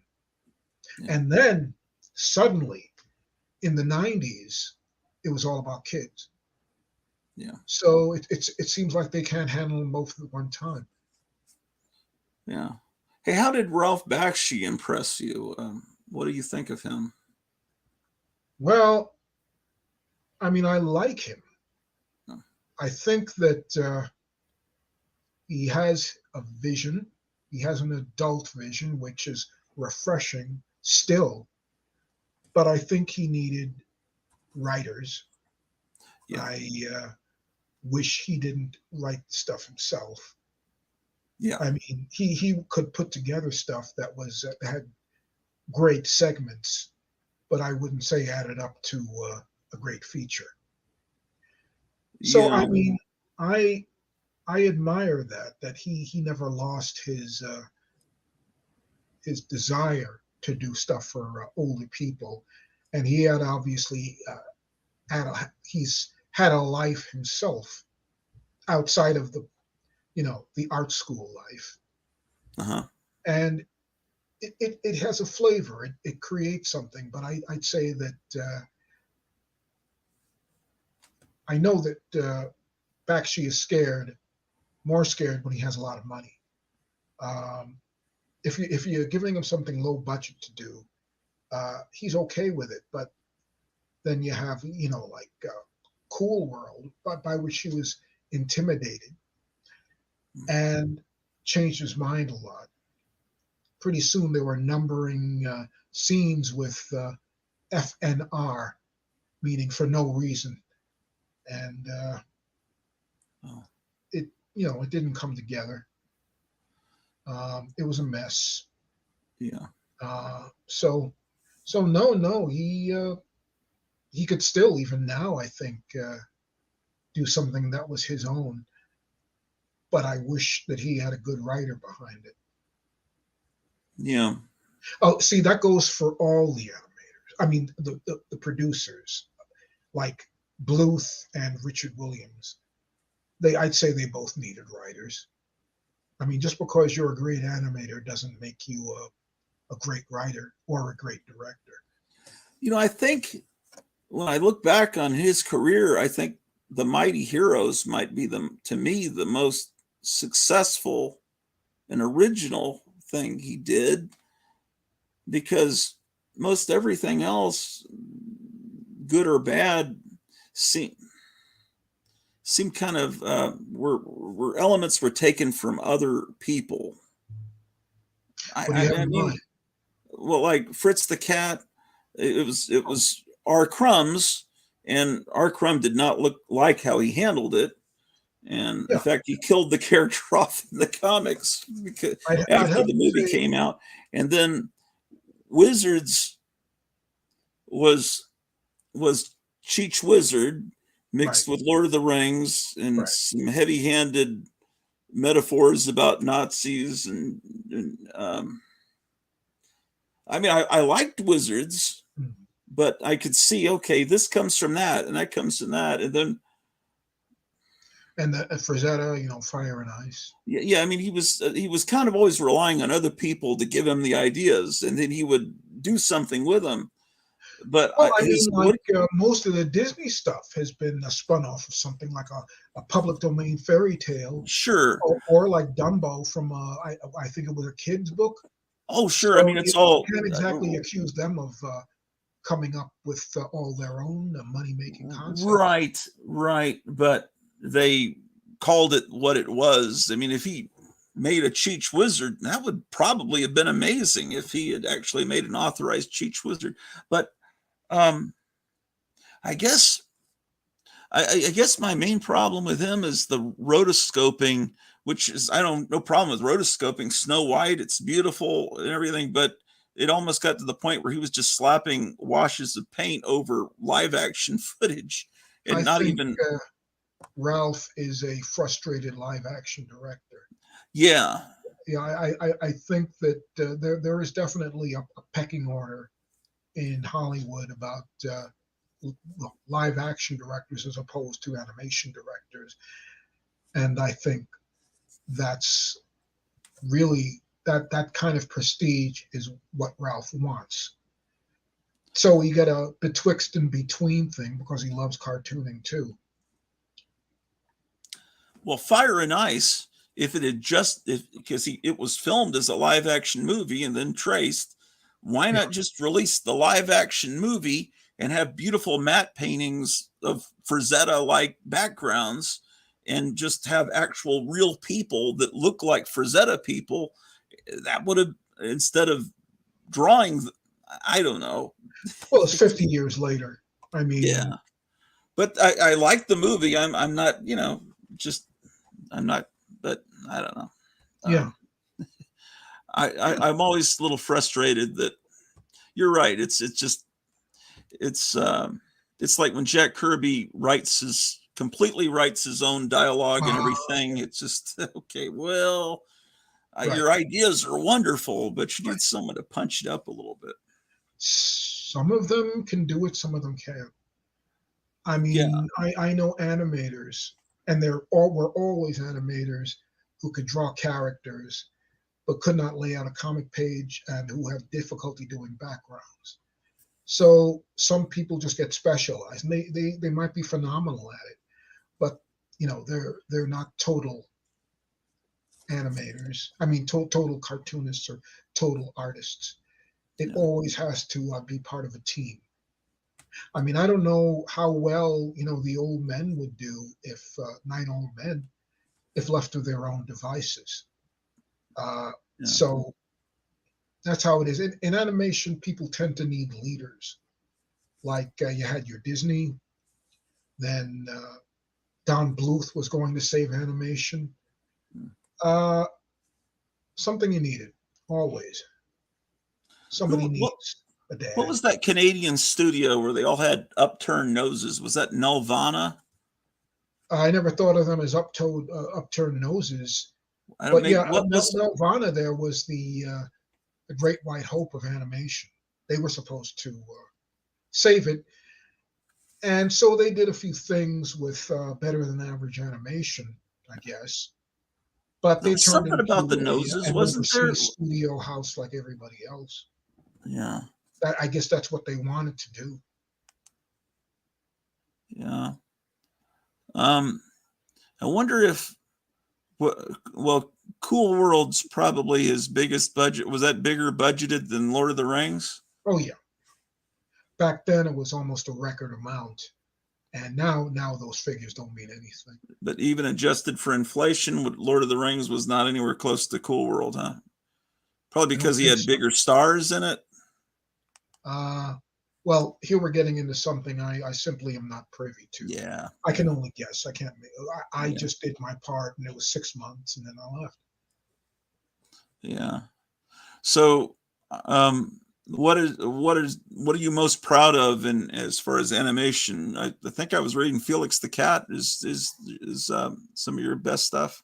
Felix the Cat came out more the way I wanted than anything else that I've done in the studio system, and I am genuinely proud of some of that stuff. And I think it's a shame that Sonic and Robotnik gets more attention. But people are going to make their own choices. So you were directing, and then how many people worked doing animation under you? Well, I mean, you got to realize that the animation was sent overseas. Oh, okay. So you never met those people. No, So they I got did lecture some of them once. They kind of regarded me as an example of what they wanted to do. So there was one time I talked and had a little show. They said they got it. I'd say to a large extent they did get it. But yeah, meeting individuals, no. And it was too bad because there are scenes where if you see a piece of animation you like, you want to give them to that person, get him to do this. But you can't do that because nobody knows who did what. oh There's no way to cast. It's by the studio, and they get paid per show, not per foot of film or time or whatever. were they in English speaking I animators? would imagine there were representatives there. I would imagine a lot of them did not speak English. And where was it done? Korea? I guess so, but that's another thing I'm not privy to. I just did my part, and Yeah. that was it. I directed, wrote, And they laid stuff out, but then it and, went out of my hands. And by the time the first one came back, and I started learning what I was doing, of course, that was the end of the series. So there was not a chance to take that kind of education and apply it. I mean, I didn't see the first episode until after the show was on. It was too late to do anything with it. yeah. So is there anything any in modern times? Is there any animation that's coming out that you think is superior? Interesting things are coming from independents, and they're on the web. But as far as studio stuff is concerned, I mean, they've gotten a lot more slick. I got to say that when I see the Hanna-Barbera stuff, like updates of old characters, I say, hey, well, that's a lot slicker than what we were doing in the 90s and what they were doing in the 70s. And smooth movements, detailed drawings. I mean, they have all that, but they're lacking. Generally, content-wise, they're stupid, Yeah. and they don't have, to me, the charm of the old cartoons. It's even what was going on in the 70s. I don't know. It's slickness for slickness itself. There are a lot of overly talented people working in animation in Hollywood. I mean, it's brimming over with great people, Mhm. but they're part of the network, part of the machine, and so few people get a chance to shine. An artist can't be any better than the creator. Otherwise, you mess up the whole system. So you're not going to get artists who stand up. You might get creators who stand up, but nobody who's working on the program. If you do know their names, it's because of inner workings, not because it's public. So they have good-looking shows, but they don't interest me a bit. Okay, yeah. What was the last thing that you really thought was great? How long ago was that, and what was it? Let's see. That's I a can really hard think question. about that a long time. I mean, if you're talking features, Or TV, anything. well, in features and TV, there were kind of a renaissance that nobody speaks about because there were all sorts of exciting things being done in commercials. And some features like the ones Bakshi was doing, and that was the Yellow Submarine. And there were other features that nobody even remembers now, where you had a great creative drive. So I was impressed with that. And I've been impressed by some independents since. I really have to like stand aside and make a list. But studios, I just feel I kind of forget it. It's just geared towards making crummy stuff. Hmm. If anything gets out that's decent, it'll be by accident. Yeah. And then everybody will be copying it. I mean, it's just the way it is. Yeah. Well, how many? I was not a big fan of Ren and Stimpy. All that stuff that was thought of as great then, it never captured me. Yeah, I like the use of the library music. I'm a big fan of library music, and Well, even that, it's become an old joke.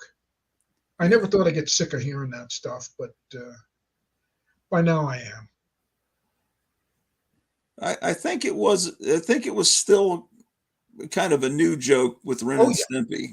oh yeah, But yeah, by now you're right. Just to use that classic library music with gross out cartoons, that was funny for a yeah. little bit. But then I guess he's just become a complete pariah because of all the allegations. Yeah. I mean, people never speak of him well, Chris No, Falusi. but one thing, he went to Japan, and borderline pedophilia pop culture is more accepted there. Oh, And okay. So he's still making cartoons? I don't think he's as much making cartoons as doing drawings. I don't keep Oh, up with him, yeah. but I do know that his work might be a little of a less of a hassle there than here because you got all the panty shots and this and that. I mean, they're into that. Was he the last celebrity animator as far as just a well-known person that goes on talk shows? I mean, has there been anyone since then? Well, I mean, there's been that the guy who created everything, the one who did that teddy bear movie at the Oh, urinal. yeah, of course. Yeah, okay, yeah. Oh, Yeah, right, right. And the South Park guys, right. right. Okay, So yeah, yeah, I yeah, forgot people about people them. know about them. I mean, they know it exists. Yeah, okay. So those are and South Park's still going and Oh yeah, oh yeah. Well, I mean, trends are not changing. yeah. It's South Park has been going on for 30 years. I'd say Yeah. animation has been stuck for 30 years. I mean, if you look at the 30 years of any period during the 20th century, you'll see a tremendous change. I mean, you get Steamboat Willie, and then you get, I don't know, Sleeping Beauty. In fact, I think it was just about 20 years. And you look at animation from the 90s to today, and there hasn't been a great advancement. I mean, everything, they're still using the Spumco tropes, and it stagnated as a form of art and a form of commerce. It's stuck. Yeah. They're not encouraging new talent. I mean, everybody's come from the same art schools, and so you get the same circle of people. It's incestuous.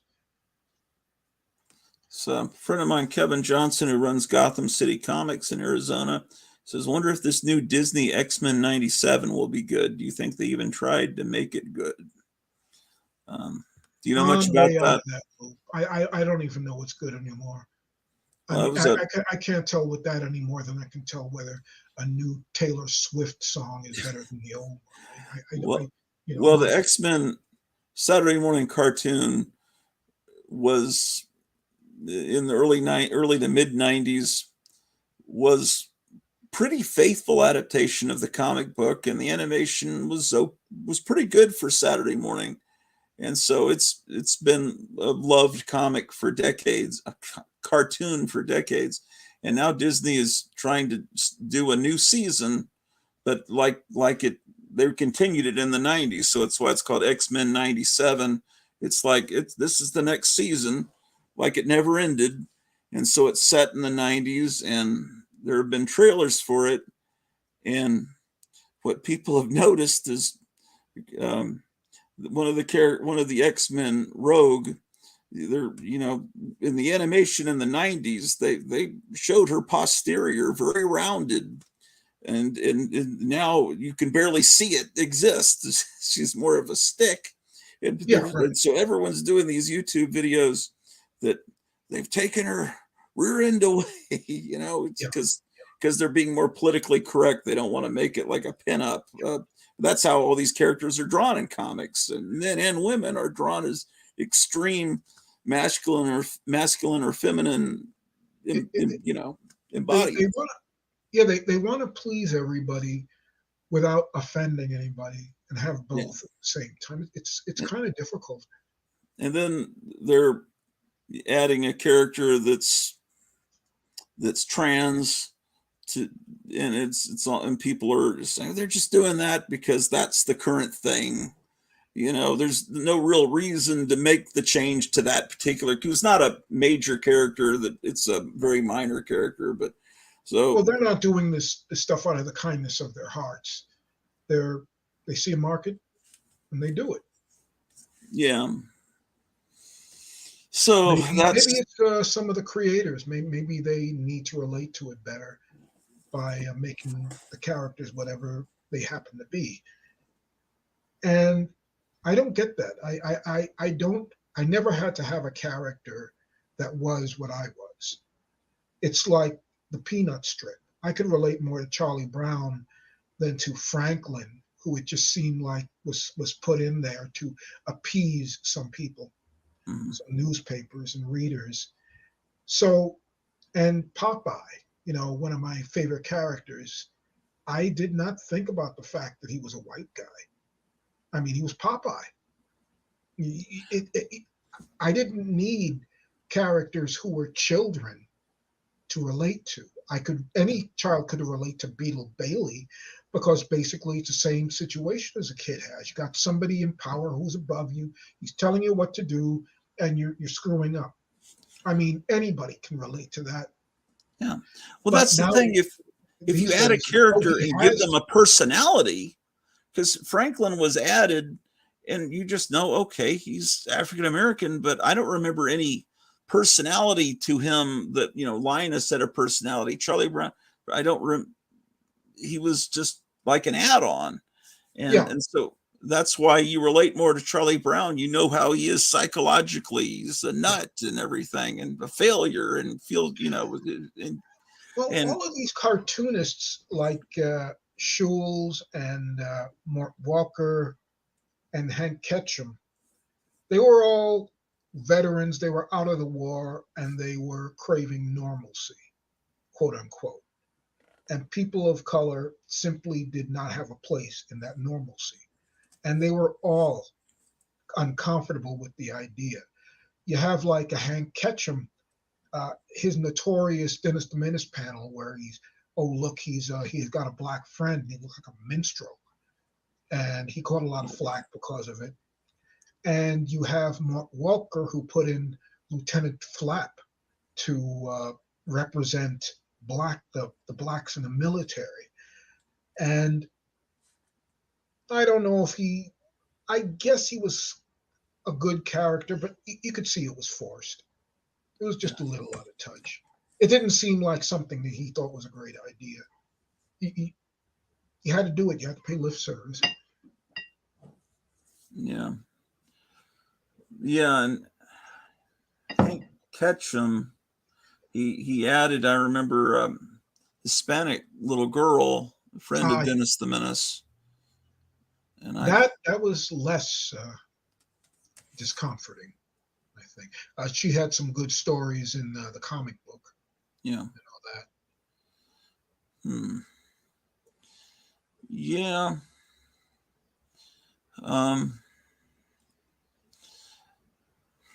Then it, then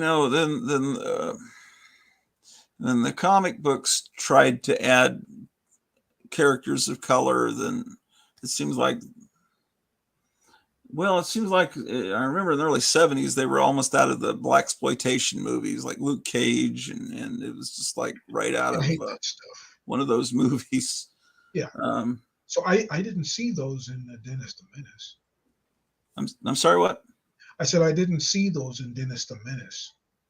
Are you talking about Dennis the Menace? Oh no, I'm already back talking about Marvel Comics again. Oh yeah. I was talking about Luke Cage and just his personality was right out of a blaxploitation movie. That's really what that comic was a comic book blaxploitation movie. And then they were making comic book martial arts movies with the Master of Kung Fu, which was basically a Bruce Lee movie. They were getting on every trend they could. Oh, I'd say that was more of a movie trend than a cultural trend. And I mean, like Marvel Comics have a huge African American readership, and so I know that the African Americans were a big audience for the blaxploitation movies, and so which I don't like them, but so it had an audience, and they fulfilled it. Sometimes the creators were black even, so it's what they do. It's what they did. Yeah. Some of the movies were better than others. You just pretty much blanket don't like any of that whole trend. Yeah. Me? Yeah. I found them loud and pretentious and meaningless. I like the ones with Pam Grier. Oh, you're talking about I thought I might change the topic. Movies. You were talking about blaxploitation movies. Yes, that's what I'm talking about. I think they're minstrel shows with guns. You're right. Actually, that is actually what they are. But they were popular with African American audiences, I guess, because they were the only movies that had only movies. Yeah. But the thing about they would say, "Oh, black film. This is black film." No. These same producers would do beach movies. So it's no more a black film than a Roger Corman picture is. What do you think of Cooley High? Huh? You like Cooley High? I've never seen that. Okay. That one had an African American director. It was like an African American graffiti kind of. It was set in the early, maybe about in 64, 65, a bunch of teenagers and their hijinks, adventures, and Garrett Morris was their one of their teachers. And it was kind of halfway turned into a sitcom. What's happening? Yeah. But it was pretty much unrecognizable, although you could kind of tell, okay, the guy with the glasses, that's kind of the character from that movie. But it was about as much like Cooley High as Happy Days was like American Graffiti. We can kind of tell they share some of the same DNA, but not that much. I get you. Yeah, Cooley High. That was a good movie, I think. I think because it was actually directed by an African American. We were talking about records the last time we. Records, yeah. Yeah, I pulled out a couple here. Sure. And, do you know of a YouTube channel called Atticus Jazz? I've heard the name. I might be subscribed. Yeah, it's great music from that time period, and they set photographs to it that are amazing, like French postcards kind of stuff. Yeah, I'm probably a member of that. Well, anyway, I interrupted you. Yeah, let's see your records. Just pick out a few. I'm out of sync, but here's one. I don't know. Can you see that? No, not really. Tell us what the title is. It's Fats Waller piano solos. So let's see. There's that from the 20s, early 30s. Yeah. And what's even better, or is this organ music? It's so creepy. Yeah. Fats Waller on the organ. Yeah, no, I love those. This is what I'm talking about here for anyone out there. Atticus Jazz. And it's just, it must be thousands of records from the 20s and 30s. And it's all with great photographs. I'm pretty sure you're already subscribed to it, but anyone else out there, make sure you subscribe to Atticus Jazz. It's like you're in a 1930s cartoon. After a while, you let that music stream and you feel like you're in a cartoon. Anyway, yeah, keep going. I'm sorry, I didn't mean to interrupt. No, it's okay. Here's an orchestral thing. I have it because of the novelty cover, shall we say. And we really are out of sync. I can't see myself holding. No, you're holding it, but it's completely blurry. You have to tell us what the title is and everything. Oh, it's called With Strings Attached. Okay. I guess this isn't going to work with the records. I don't know what the problem is. Well, if you just tell us the titles, are these records that you could just listen to on YouTube? Are they available to stream? More and more of them are coming on YouTube. More and more of the records in their entirety. Yeah, if you just tell us the names of some artists we could look up, that'd be fine. Well, I mean, like a lot of these are records are names that you might not have heard of. Here's a Xavier Cugat record from his earlier years, and it has Dinah Shore singing on it.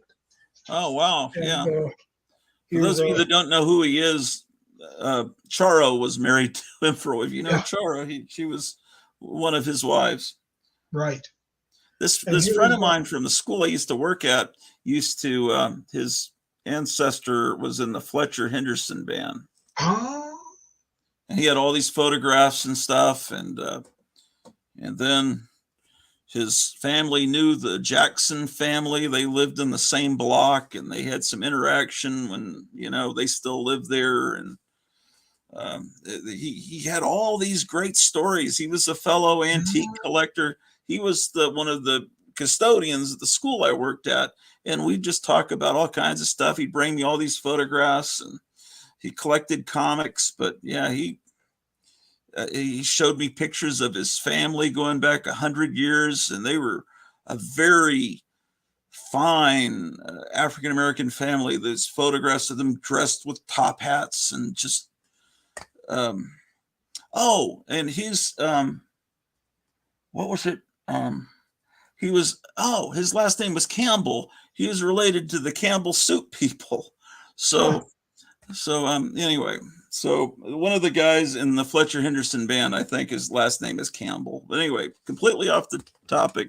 But Fletcher Henderson, for those of you out there, is a great band to listen to. Another one of these great bands that sounds like 1930s cartoon music.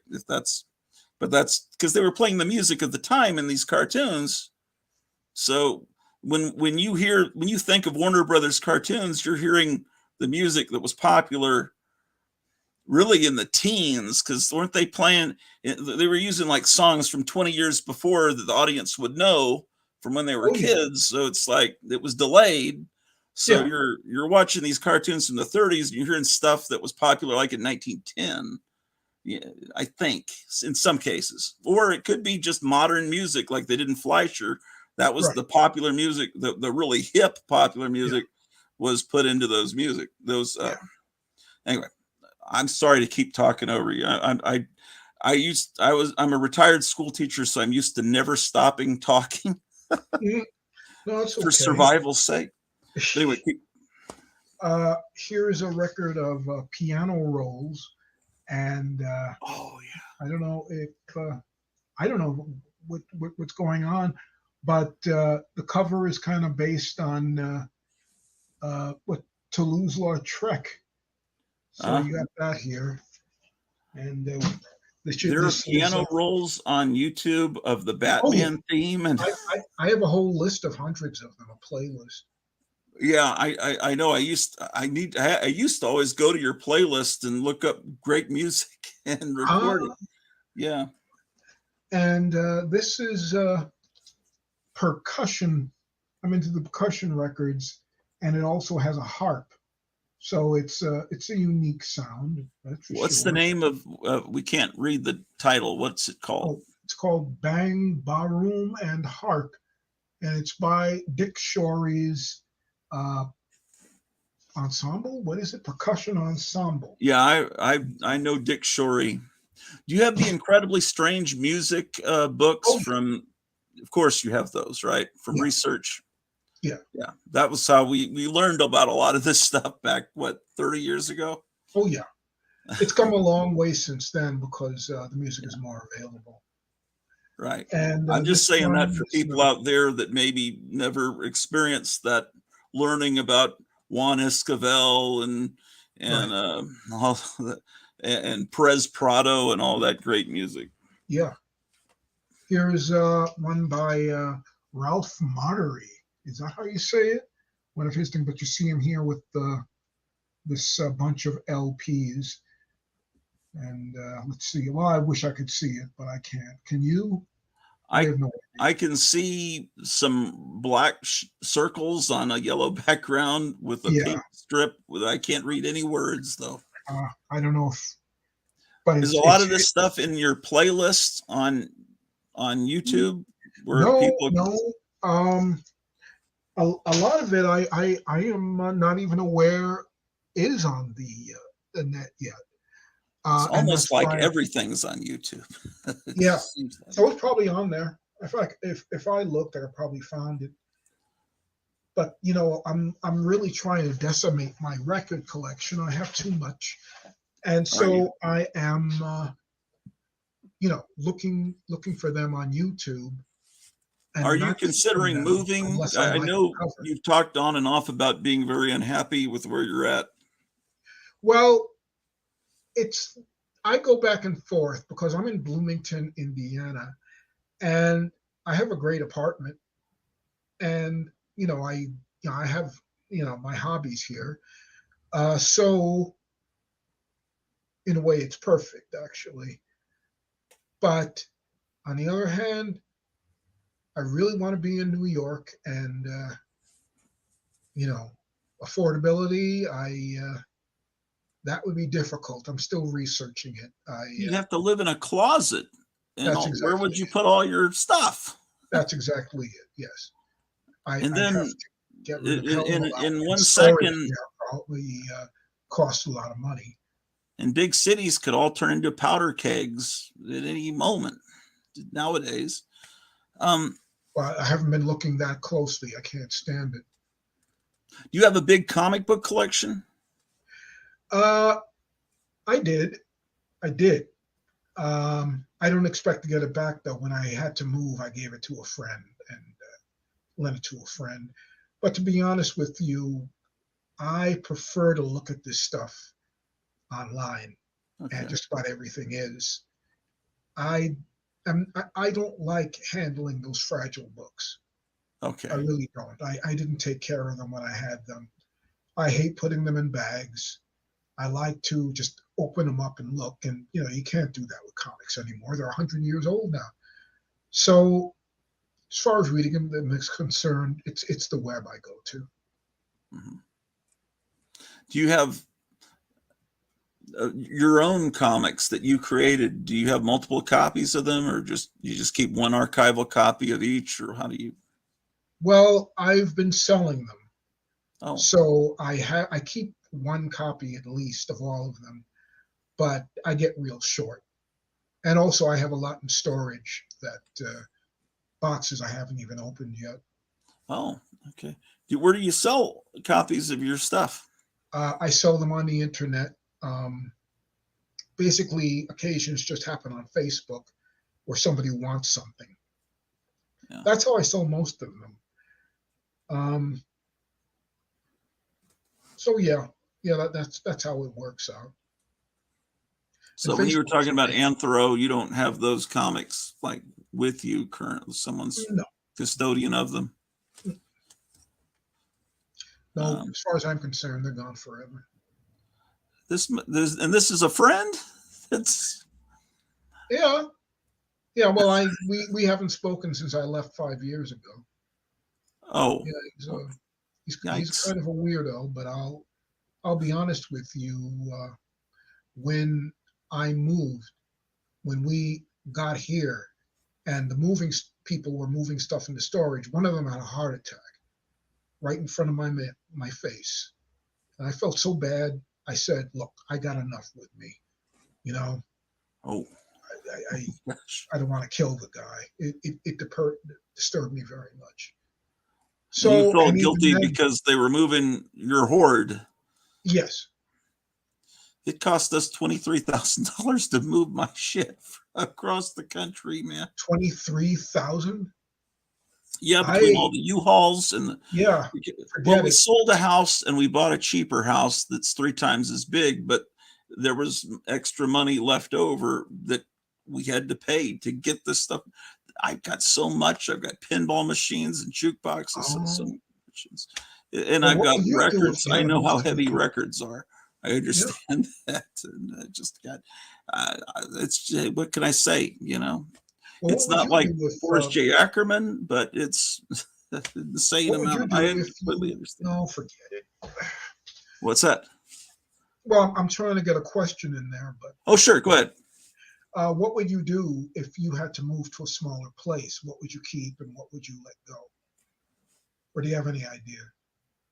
I don't know. Yeah, I have that same hard time. Yeah, that's something I don't think about, but maybe I should. Well, that's the way it is with me in New York. I mean, what would I do? I'd have to keep the stuff in storage here to be able to afford it. Can't afford storage in New York. Are you kidding me? Forget it. Yeah. Yeah, I mean, I've seen people show their little tiny apartments in New York, and it's like, I don't know, 6 foot by 6 foot, and then they have a bunk bed. And I can't live that way. Yeah, you'd have no room to draw or anything. Yeah, I can't do it. I don't want to do it. So if given a choice, yeah, I'd give them to friends. There was a lot of stuff I gave away or got rid of. Yeah. Had to. Yeah. But I'm not that attached to the stuff, to be honest with you. I've learned not to get that attached to anything. Yeah. Yeah, that's a problem I have. Yeah. Understood. Understood. I'm not going to lie about it. Yeah. Do you have but storage? I admire people that are more mature than me. Do you have storage, or do you keep all your stuff in your house now? Since you have a big house, No, I don't have a storage. Everything's here, but that's I good. mean, look at how it's piled up just in this one room. All these That comic room, books. that room looks neat. I mean, from the angle here, that's perfect order. Now, it's the same with me. If you just saw the rest of the place, forget it. If you saw the floor and the papers around it, forget it. Oh yeah, yeah. That's why. Yeah, on YouTube you have careful. You don't point down with the camera, but yeah, you have certain angles you always show. Not you, people in general. Yeah. Yeah. Oh, that's a great collection of stuff. I didn't mean to be talking over you a second ago. It's hard to hear, and you were like, "Oh shit, will he ever shut up?" Oh, It's no, great. it's okay. It's okay. I mean, you may be missing a gem here and there, but your loss. Oh boy. Let's see. Oh, this is my wife talking that I would cram it all in there. LOL. You mean your stuff? Yeah, that's what she must be saying. Now she's saying maybe upstate New York, or I think you're wanting to live in New York City where the action is, right? Yeah, well, I'd want to. I don't know how much stuff would be fittable even. Well, they say cheap, but I'm not relying on that. I still have to do more research. It's difficult to want to give up this place, to be honest with you. What are the drawbacks of Indiana? Well, the public transportation does not leave the town. Uh, it's called Bloomington Transit, and everything is here. And certainly not an exciting place. There is nightlife, but it's mostly for the kids because this is a college town. Oh. I just started going to jazz clubs here, so that's nice. So it's kind of a town that is kind of schizophrenic. You have the more thinking artistic crowd, and on the other hand, you have people who are quite boring. And you can go a block, blocks, and it'll change the atmosphere completely. So, it's not my ideal life, but I'm okay until like something gets better. Yeah. Well, here where we're living, there are no jazz clubs. There is no public transportation at all, in or out of town. It's just basically a little town surrounded by farmland. And I mean, there's a movie theater that's been there since the silent movie days. It has one screen. It only runs movies 3 days a week. There's only about a handful of restaurants. Like, there are no stoplights in the entire county, only stop signs. Sometimes you'll hear horses go by because the Amish buggies, with the horses will go by the street outside. There's a supermarket. There's no, record store or comic store. It's probably good for me that they aren't there. Yeah, right. Are you fine with it, or do you miss anything, or what? I lived where there were all these comic stores and record stores real close to me. There was an amusement park I could almost walk to, the original Six Flags Over Texas. I'm not a football person, but the Dallas Cowboys, I could have walked to their stadium.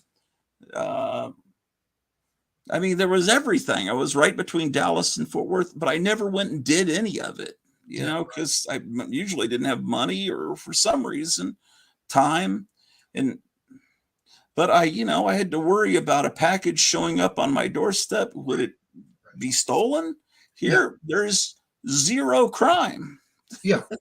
So I don't have to worry about that. A lot of people, if you want to live the Andy Griffith life, Mayberry, where you don't lock your, well, I lock my door out of habit, but a lot of people don't lock their doors or the doors to their cars, or they don't have any fear of being, I got mugged in Dallas, wound up in a hospital. I don't worry about getting mugged here. So to me, it's almost paradise. But yeah, there's things you're missing because there's no comics. There's a bookstore a block from me, but it's just a romance bookstore just for women. Yeah. Wow. So oh well.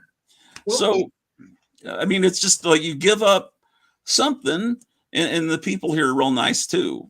So, and there's at least a few good restaurants, but am I going to get Thai food, or there's one Mexican restaurant? I'm not going to get Chinese food. Now I could drive 45 minutes or an hour and wind up in a big city with everything. Yeah. But I don't know. How do you feel about that? Could you handle a town like that?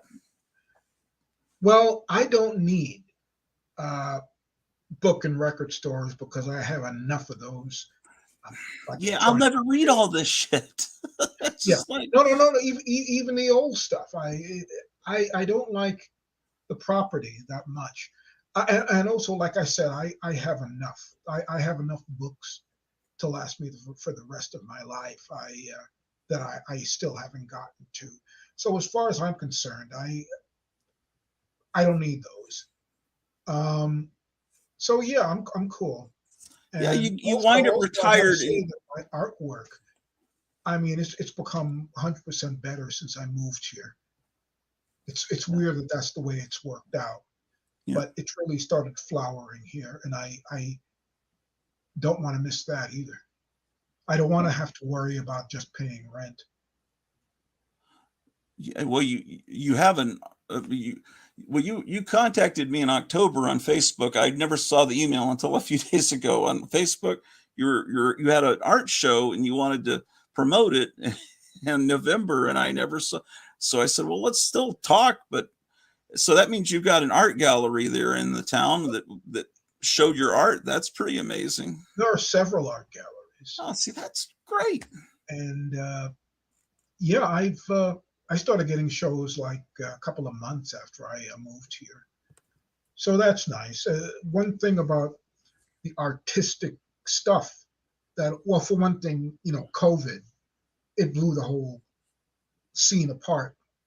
Yeah. Now they don't even let you into the the radio station. And the thing about those sort of places here, they don't have enough, regular clientele. So places will go broke easily. And, I don't think it's the sort of thing you can depend on. I'll tell you the honest truth. One thing that's happened a couple of times was that I would have a show and I might have a video of it. And then somebody would call and they'd want to buy it after the piece is finished, after the show is finished, which is good because I don't have to fork over, 30% or whatever. It's cool. It's cool with me. And I feel I just really found myself, especially in the painting since I moved here, because I look at the paintings I did when I first got here, and I looked at the ones now, and like I'm using the brush a lot better. So in that way, maybe because I'm isolated, that went great. That has gone great. Do you paint with acrylic, oil? What are your Acrylic. medium? Yeah. Acrylic on canvas or canvas board. Yeah. And a very great variety of brushes. Let me just, these are actually thinner ones, but I would point the camera over to my desk, but it's real messy. But I have a lot of bigger ones too. Here's one I use. So Holy smoke! No, I love paint. I love paint, and have these things with styrofoam on them. No, it's great. So to that extent, Bloomington is great. Yeah. New York, though, yeah, I'd rather move there, but I'd be giving up a hell of a lot. It's a trade-off, I guess. My wife says that Lodi, New Jersey is right by New York City, but is hardly any crime. A plus they gave it in crime. So that could be a solution. Well, you got no crime, but about the rents and the space, no, Well, I that's don't. true. Yeah. Yeah. And so yeah, that's those all those pieces you showed us earlier, those are all for sale. Yeah, So until is there something somewhere comes on up. online people can look at those pieces and the prices there, or do you need they need to contact you for prices? Uh, Contact me, please, either on my Facebook page, which is my name, or let's see, I have a Patreon page. Let's see, it is well. I'll just tell you while I'm looking for it. I have a site called MiltonNightMenu.blogspot.com. That's where I show paintings for sale and stuff, but I haven't updated it in a long time. Really should get back to it. And at MiltonNightMenu.blogspot.com, I have links to all of the presences I have on the web, all even the novel that I wrote. I've posted that there. You can find everything on different links. And I'm looking for my Patreon right now. Still waiting. I can't believe it doesn't usually take this long. But yeah, that's where you can see my most recent stuff. Maybe I'm having trouble signing in because I'm on with you on this thing. But Could be. it's Milton Knight. Uh, if you look for my name on Patreon, you'll Yeah. find me there. And also, I have my channel. I have a new channel on YouTube, and a lot of times I show new paintings on there. That's called Milton Knight's New Channel, Uh-huh. and so you can see videos of my stuff, videos of the show and whatnot. I've sold a few pieces through that too. Yeah, sometimes you'll show little 5-second clips from a cartoon, and I'm like, wonder what the name of that cartoon is. But I always Right. figure it out. What's Yeah, that? if somebody asks, that's when I'll tell them. Yeah. Um, he likes the creativity with the website and channel names. You know, I was thinking you were doing these biographies of like jazz greats, weren't you? Well, Like not as as for much. children's books? Well, what I did was a story called Jazz Dancing, and that caricatured a lot of represented a lot of jazz stars, and so there was that was in a book called C.L.R. James. It was on his. It was mostly a an autobio of his younger days, and as for his influences, they put the jazz dancing thing in there too.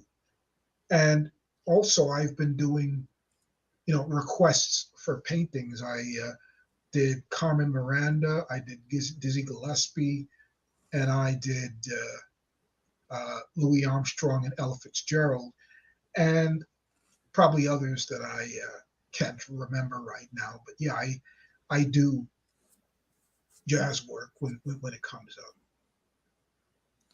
I was thinking, what about if you were to do little animated shorts about different jazz greats and then end with a animated version of one of the songs that maybe is in public domain or Well, that is a good idea, but doing animation is a hell of a lot of work. It wouldn't be an easy thing to do unless I went very low on the drawings.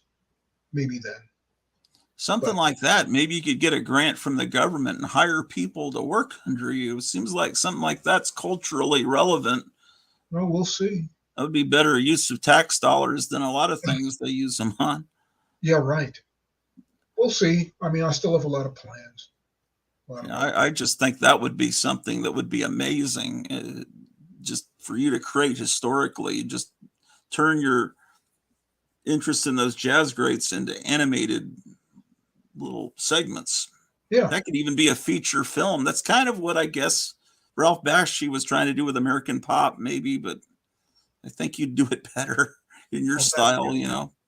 Thank you. How old is Ralph Bakshi? He's getting up there, huh? Is he in good health? I have not heard from him. He's still doing stuff. He's still showing paintings on and selling them on his website and web Really? contacts. But I've never heard anything about him being sick. He must be. Well, I know he's in his 70s, maybe late 70s. But he seems to be getting along okay. Yeah. Well, I guess I shouldn't keep you here all day. Is there anything else cool going on, or? Well, I guess we've just covered everything. I mean, it's been very, very cool talking to you again. Yeah, I feel like I've been looking at you blurred, and I feel like the picture was I feel better. like I need to find my glasses and put them on. I thought you said the picture was better, but It's okay. I mean, I can hear you. That's all that matters. Because to me, when you do these live streams, I always listen just to the sound and treat them like podcasts, like radio show. If this was a radio show, it's perfectly okay. But yeah, right. it's just I feel like, where are my glasses? But it's cool. It's at least we can hear you, and there's no horrible echo. That would have driven people absolutely insane. Yeah. But yeah, it's sure fun talking to you. We need to do it more often than almost every 2.5 years. Yeah, right. Yeah, but I also need to check my Facebook messages. I mean, you tried contacting me in October. That's nuts. But anyway, it's great talking to you. Yeah, I'll have to get the address for this so I can link to it on my Facebook page. Yeah, it'll just you can just link to the everyone's going to think, oh, these people have never seen this show before. I don't know if you saw the first, I was just eating cookies for the first half hour of the show. They're going to tell them to fast forward to, what is it? You came in about the second hour, 2 hours in. Yeah, well, at least more than 1 hour. Yeah. Did I miss many people? Huh? Did I miss many people? No, I mean, at the highest we were about 18 people. Now we've got 13 people. Well, that's pretty good. We've got a consistent number that have stuck with us throughout the entire almost 6 hours. That's good. And then I tend to get more people that watch it later. Right. They're like at work with headphones on, and so there'll be more viewers tomorrow.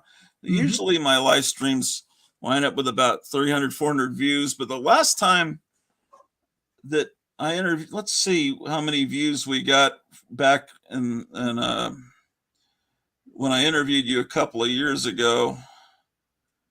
That should be in the history here. Well, of course, that was years and years ago.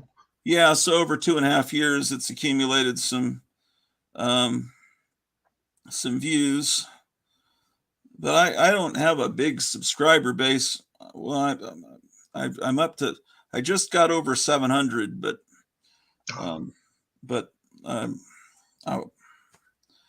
because basically people tune in, and all I do is complain about how much I hate everything.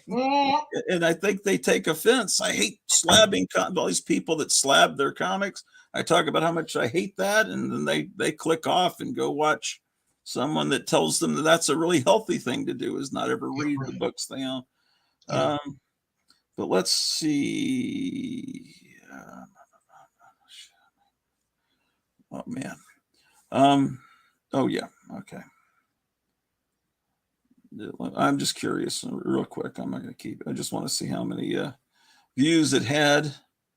It's got 16 likes. 649 views for the old show. That's the original interview from, it says 2 years ago, but it was more like 2.5 years ago. Yeah. Anyway, sure nice talking to you. I'll talk to you real soon. And my wife said there was 22 people at the highest. So anyway, take care. Yeah. You see too. you, see you, everybody. Bye-bye. Take care. That's. So I guess that's it. What should I do? Just cut off the window, I guess.